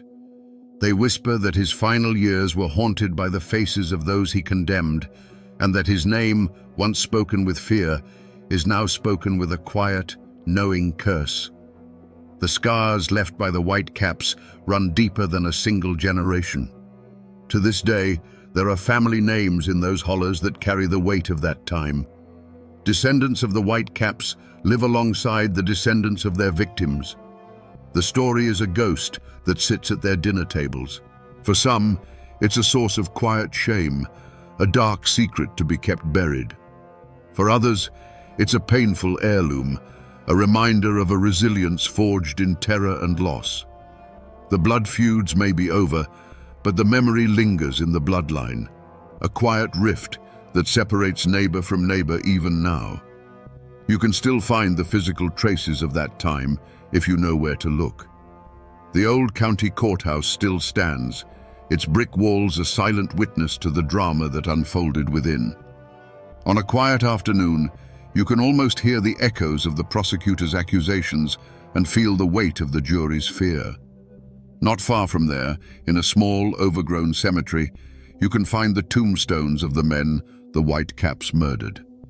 The weathered inscriptions are simple and direct, telling you the day they were born and the day they died, but they leave out the most important part of the story: how they died and why. The oak tree where the farmer was hanged may or may not still stand, but its legend does, a dark landmark in the collective memory of the community. Most people have forgotten this story. The world has moved on, and the violent nights of the Whitecaps seem like a tale from another world. But the mountains remember. They hold these stories in the deep shadows of their hollows and in the rustle of the leaves on a moonless night. The official histories may have been written, but the true story, the human story of terror, courage, and survival, is preserved in the oral tradition passed down from one generation to the next. It has become a part of the landscape itself, a ghost that walks these hills, reminding us that the past is never truly gone. It's just waiting in the silence to be heard. So we come back to the question we started with, the one that hangs over this entire story like a mountain fog. How did a group of men who only wanted to protect their families become the very monsters they sought to destroy? The answer is as simple as it is terrifying. The White Caps weren't born evil. They were created by a vacuum, a space where law and order had died, and something had to take its place. They set out to be the cure, but without any checks on their power, the cure became a poison far deadlier than the disease. They learned that the power to punish is the power to control, and the power to control is the most addictive drug on earth. This isn't just a story about a band of hooded night riders from a bygone era. It's a timeless warning about the darkness that lies dormant in the human heart, waiting for the right circumstances to be unleashed. It's a testament to the fact that the road to hell is truly paved with good intentions. The White Caps are a brutal lesson in how easily the thirst for justice can curdle into a lust for blood, and how the hero who slays the dragon can, in time, grow scales of his own. It's a story of the indomitable Appalachian spirit, yes, but it reveals the dark side of that spirit, a fierce, unforgiving independence that, when twisted, respects no law but its own. The men who wore those white hoods are long gone. The ropes have rotted, and the willow trees they used for their warnings have grown old and died. But the story remains. It's been passed down, whispered from father to son, a chilling bedtime story that just happens to be true.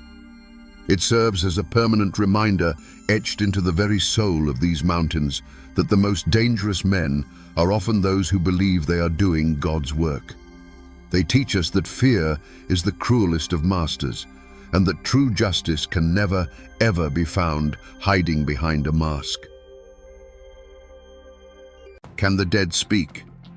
And more importantly, if they did, would anyone listen?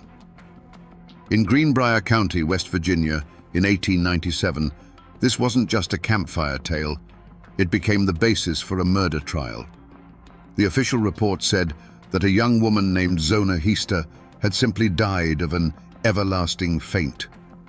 But her mother knew the truth was far darker. She swore that her daughter's spirit returned from beyond the grave to name its own killer.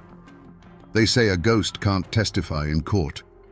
But in the old mountains of Appalachia, the veil between this world and the next is paper thin. Before the whispers and the shadows, there was just Greenbrier County, a place carved out of the Appalachian mountains where the hollows hold the morning mist like a secret and life moves with the rhythm of the seasons. It was a hard land, but an honest one. People here knew their neighbors, they knew the old stories, and they knew that some things in this world couldn't be explained by logic or law. This was the world of Elva Zona Heaster, a young woman as vibrant and untamed as the mountains she called home. Locals just called her Zona. She was a beauty, with a spirit that refused to be broken. In a time when a woman's reputation was a fragile thing, Zona had already weathered a storm, having borne a child out of wedlock. But shame wasn't in her nature. She held her head high, her laughter echoing in the hills, a testament to a soul that craved life and love without condition. She was a daughter of these mountains, and she was looking for a future as bright as her own spirit. Then a stranger rode into town. His name was Erasmus Shue, but folks called him Trout. He was a blacksmith, strong and handsome, with a smooth way of talking that could charm a bird from a tree. He was new, a man without a past, or at least without one he was willing to share. When his eyes met Zona's, a spark ignited that was too powerful for either of them to ignore. He wasn't like the local boys.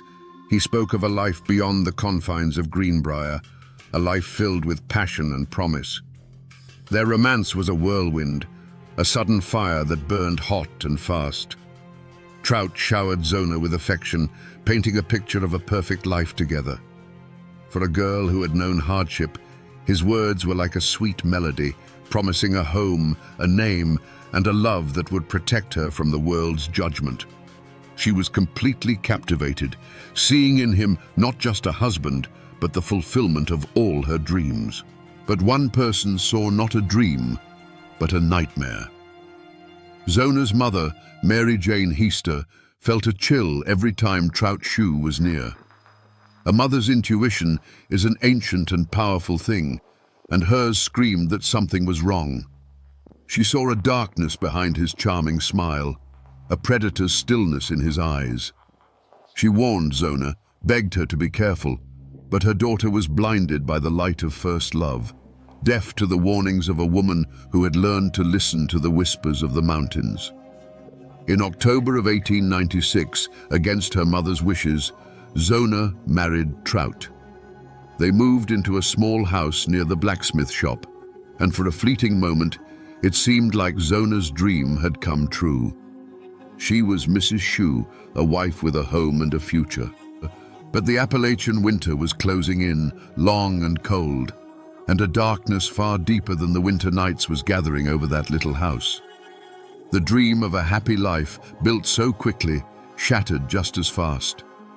The Appalachian winter had settled deep into the bones of the mountains, but on January 23, 1897, a chill that had nothing to do with the weather ran through Greenbrier County. It had been only 3 months since the wedding. A young boy, sent by Trout Shue on an errand to his home, found a scene of shocking stillness. Zona was lying at the bottom of the stairs, lifeless. The boy ran, his feet pounding the frozen earth, his heart hammering against his ribs, carrying the terrible news back to town. By the time help arrived, led by the local doctor George Knapp, the scene was already changed. Trout Shue had carried his wife's body upstairs and laid her on their bed. He was wild with a grief that seemed too loud, too performative. He threw himself upon her, his sobs echoing through the small house, creating a wall of sound and sorrow that kept everyone at a distance. He was a man drowning in despair, or so it seemed. The doctor, faced with a hysterical husband and no obvious signs of a struggle, could only do so much. But as the community gathered to prepare for the funeral, Trout's behavior grew stranger, more controlling. Now, in those days, preparing a body for burial was a sacred ritual performed by family and female neighbors. It was a final act of care and respect. But Trout refused to let anyone touch his wife. He insisted on dressing Zona himself, a task he performed alone behind a closed door. When he was done, she was presented in her finest dress, a beautiful garment with one very peculiar feature, a high, stiff collar that reached all the way to her chin. As if the collar weren't enough, Trout then wrapped a large scarf around her neck, explaining tearfully that it had been her favorite. In the coffin, her head seemed oddly loose, and he propped it up with pillows on either side. Any time a mourner came close to pay their respects, to touch her hand or adjust the pillows, Trout would fly into a rage, his grief turning instantly to aggression. He hovered over the head of the coffin, weeping and wailing, physically shielding her neck from view. The whispers started then. People had seen grief before, but this was different. This felt like a man guarding a secret. Knapp, influenced by Trout's frantic behavior and the lack of an autopsy, recorded the official cause of death as an everlasting faint. He later amended it to complications from childbirth, trying to find a medical reason for such a sudden tragedy. With a doctor's signature on the certificate, there were no more questions to be asked, at least not by the law. Zona Heaster Shue was buried in the local cemetery, her high collar and scarf intact. The cold earth covered the coffin, the case was closed, and a terrible secret was seemingly buried forever. For the town of Greenbrier, the story was over. A tragedy, yes, but a closed chapter. For Mary Jane Heaster, however, the real story was just beginning. In the dead quiet of her home, her daughter's absence was a deafening roar. Grief gnawed at her, but beneath it was a cold, hard certainty. Zona had not just died. She had been taken. Mary Jane prayed, not for comfort, but for truth.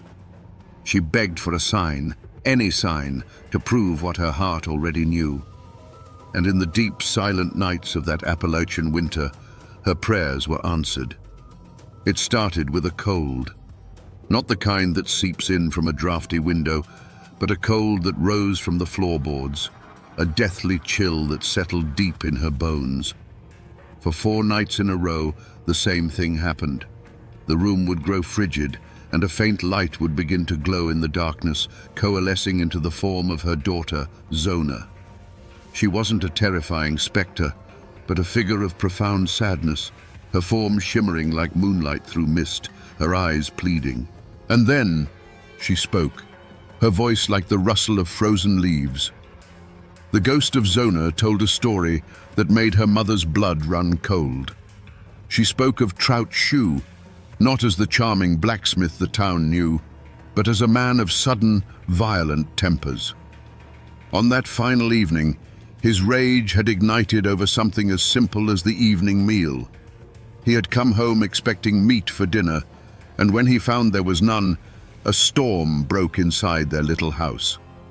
It was an argument, like many couples have, but it was laced with a darkness that Zona had come to fear.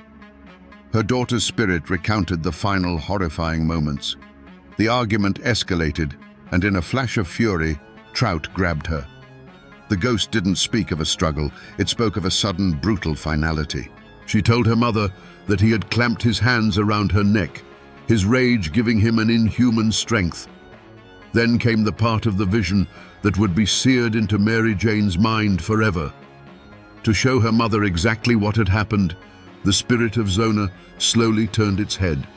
It turned and turned, past the point where a living neck could go, all the way around, until a faint, dry snap echoed in the silent room. A sound that was the final punctuation mark on her daughter's life.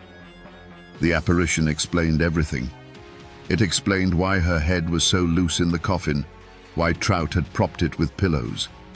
It explained the high, stiff collar and the carefully placed scarf. They were all meant to hide the terrible truth of his hands. For 4 nights, the ghost returned, telling the same story, reinforcing the same horrible details, until Mary Jane was no longer just a grieving mother. She was a witness. She was the keeper of a testimony delivered from the other side of the veil, and she knew she could not stay silent. When the 4th night passed, and the ghost of her daughter did not return, a new kind of silence fell over Mary Jane Heaster's home. It was no longer the silence of grief, but the heavy silence of purpose.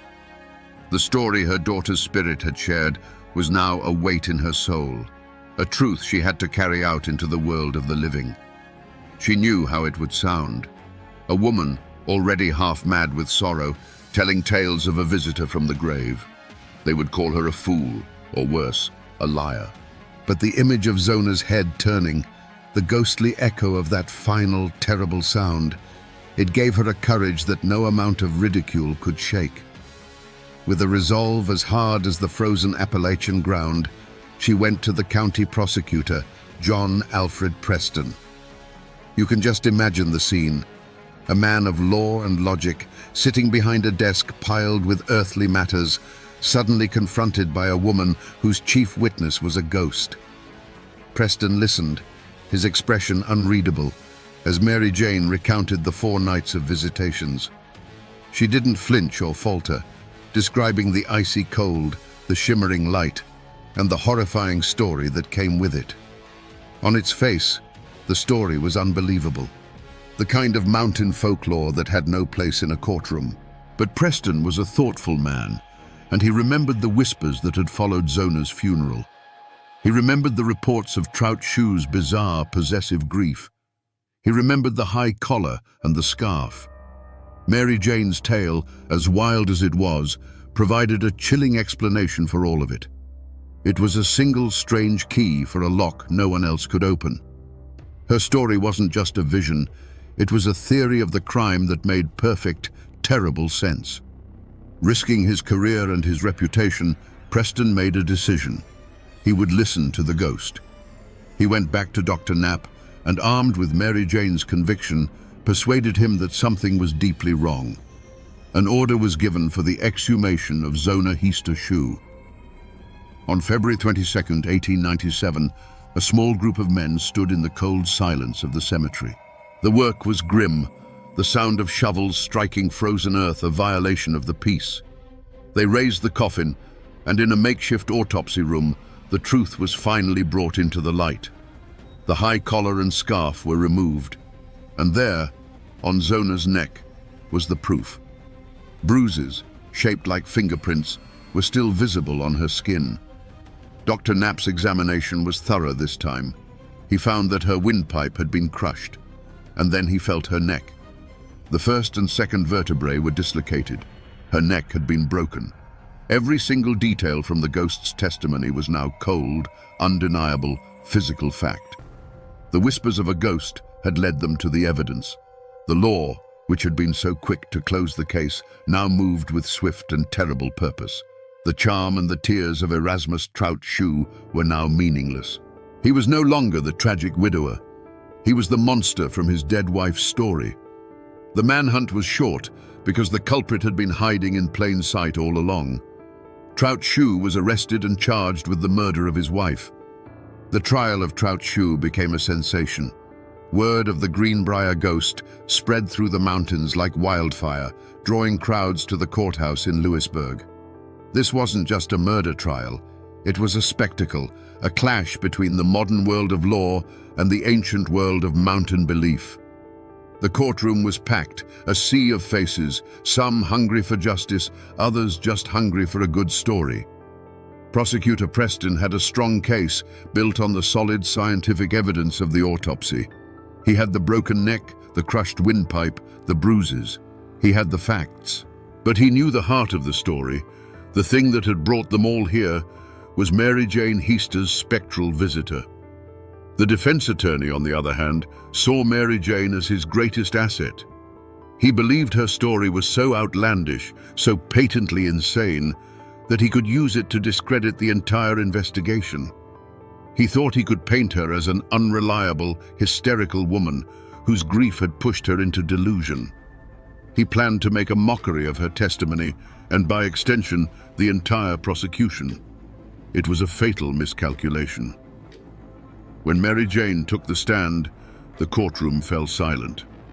The defense attorney began his cross-examination, his tone dripping with condescension. He asked her about the ghost, expecting her to become flustered, to contradict herself, to crumble under the pressure of the court's scrutiny. He asked if the ghost's feet were bare. He asked what she was wearing. He asked if she spoke in a whisper.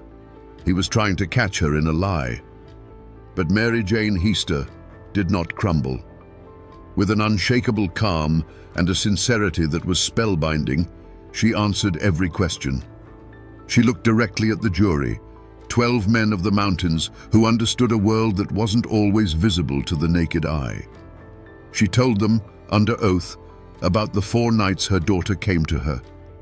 Her testimony was filled with the small, human details that make a story real. Her voice never wavered. She was not a mad woman. She was a mother, delivering a message. The attorney's strategy backfired spectacularly. Instead of making her look foolish, he had given her the stage to tell her incredible story to the jury, who listened, captivated. Her testimony had a profound effect. While the ghost's testimony was not officially entered as evidence, it filled the courtroom with a truth that was more powerful than any legal document. It gave the cold, clinical facts of the autopsy a voice and a motive. It explained why a man would act so strangely at a funeral, why he would cover his wife's neck with such care. The jury looked at Trout Shue, sitting defiant and smirking at the defendant's table, and they saw him not just through the eyes of the law, but through the eyes of Zona's ghost. On July 11, 1897, the jury delivered its verdict. Guilty. Erasmus Trout Shue was sentenced to life in prison. The law of man had delivered its justice, but everyone in that courtroom knew it had been guided by a justice from somewhere else entirely. Trout Shue, the charming blacksmith, was sent to the state penitentiary in Moundsville, where he died just 3 years later, taking whatever was left of his secrets with him to the grave. The slam of the prison gate on Trout Shue was not the end of this story. In fact, once he was safely behind bars, the truth he had hidden for so long began to seep out like poison from a wound. Investigators, prompted by the sensational trial, started digging into his past. It turned out Zona wasn't his first wife, or even his second. A dark, terrifying pattern began to emerge. His first wife had divorced him, citing extreme and brutal cruelty. His second wife had died just a year into their marriage under circumstances that now seemed chillingly familiar, a sudden, mysterious fall. The mountains had been sheltering a predator for years. The ghost of Zona Hista hadn't just sought justice for herself. Her voice from the grave had unmasked a man who was likely a serial abuser and murderer, a man who had used his charm to lure women to their deaths, confident that the isolation of these hills would keep his secrets buried. His conviction wasn't just a victory for one family, it was a reckoning that had been a long time coming. Today, if you travel those winding West Virginia roads into Greenbrier County, you can still find the physical traces of this story. You can visit the Soul Chapel Methodist Cemetery, a quiet, humble place where Zona Hista Shue is buried. Her tombstone stands as a silent testament to a life cut tragically short. For decades, it has been a pilgrimage site for those who know the story, a place to stand and wonder at the power of a mother's love and the thinness of the veil. But the most incredible piece of this story's legacy stands not in the cemetery, but alongside the road for all to see. It's a historical marker, the kind you see all over the country commemorating battles and births. But this one is different. Cast in metal for the state of West Virginia to acknowledge forever, the plaque reads, "Interred in a nearby cemetery is Zona Hista Shue. Her death in 1897 was presumed natural until her spirit appeared to her mother to describe how she was killed by her husband. An autopsy on the exhumed body verified the ghost's testimony."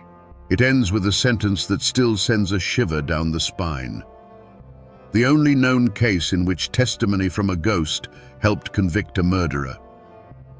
The court records are filed away. The people who filled that courtroom are long gone, but the mountains remember. The story of the Greenbrier ghost has become woven into the very fabric of Appalachian folklore, a tale told around fires and on front porches.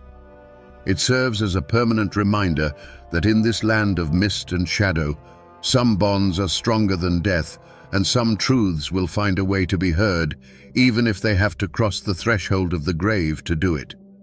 So we come back to the question we started with. Can the dead speak? And would we listen if they did?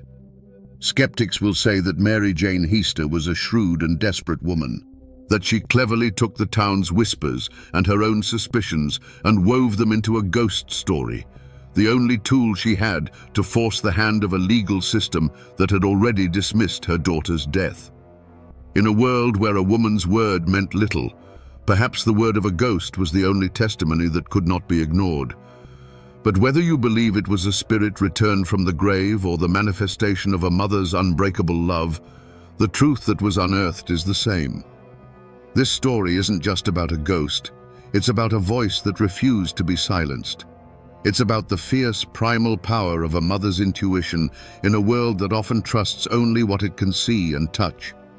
It teaches us that sometimes justice doesn't come from laws written in books, but from a truth that whispers from just beyond our understanding. The story of the Greenbrier ghost has become a permanent part of the American landscape because it speaks to a fundamental hope, that love is stronger than death, that evil will ultimately be exposed, and that even in the deepest silence, a cry for justice will find a way to be heard.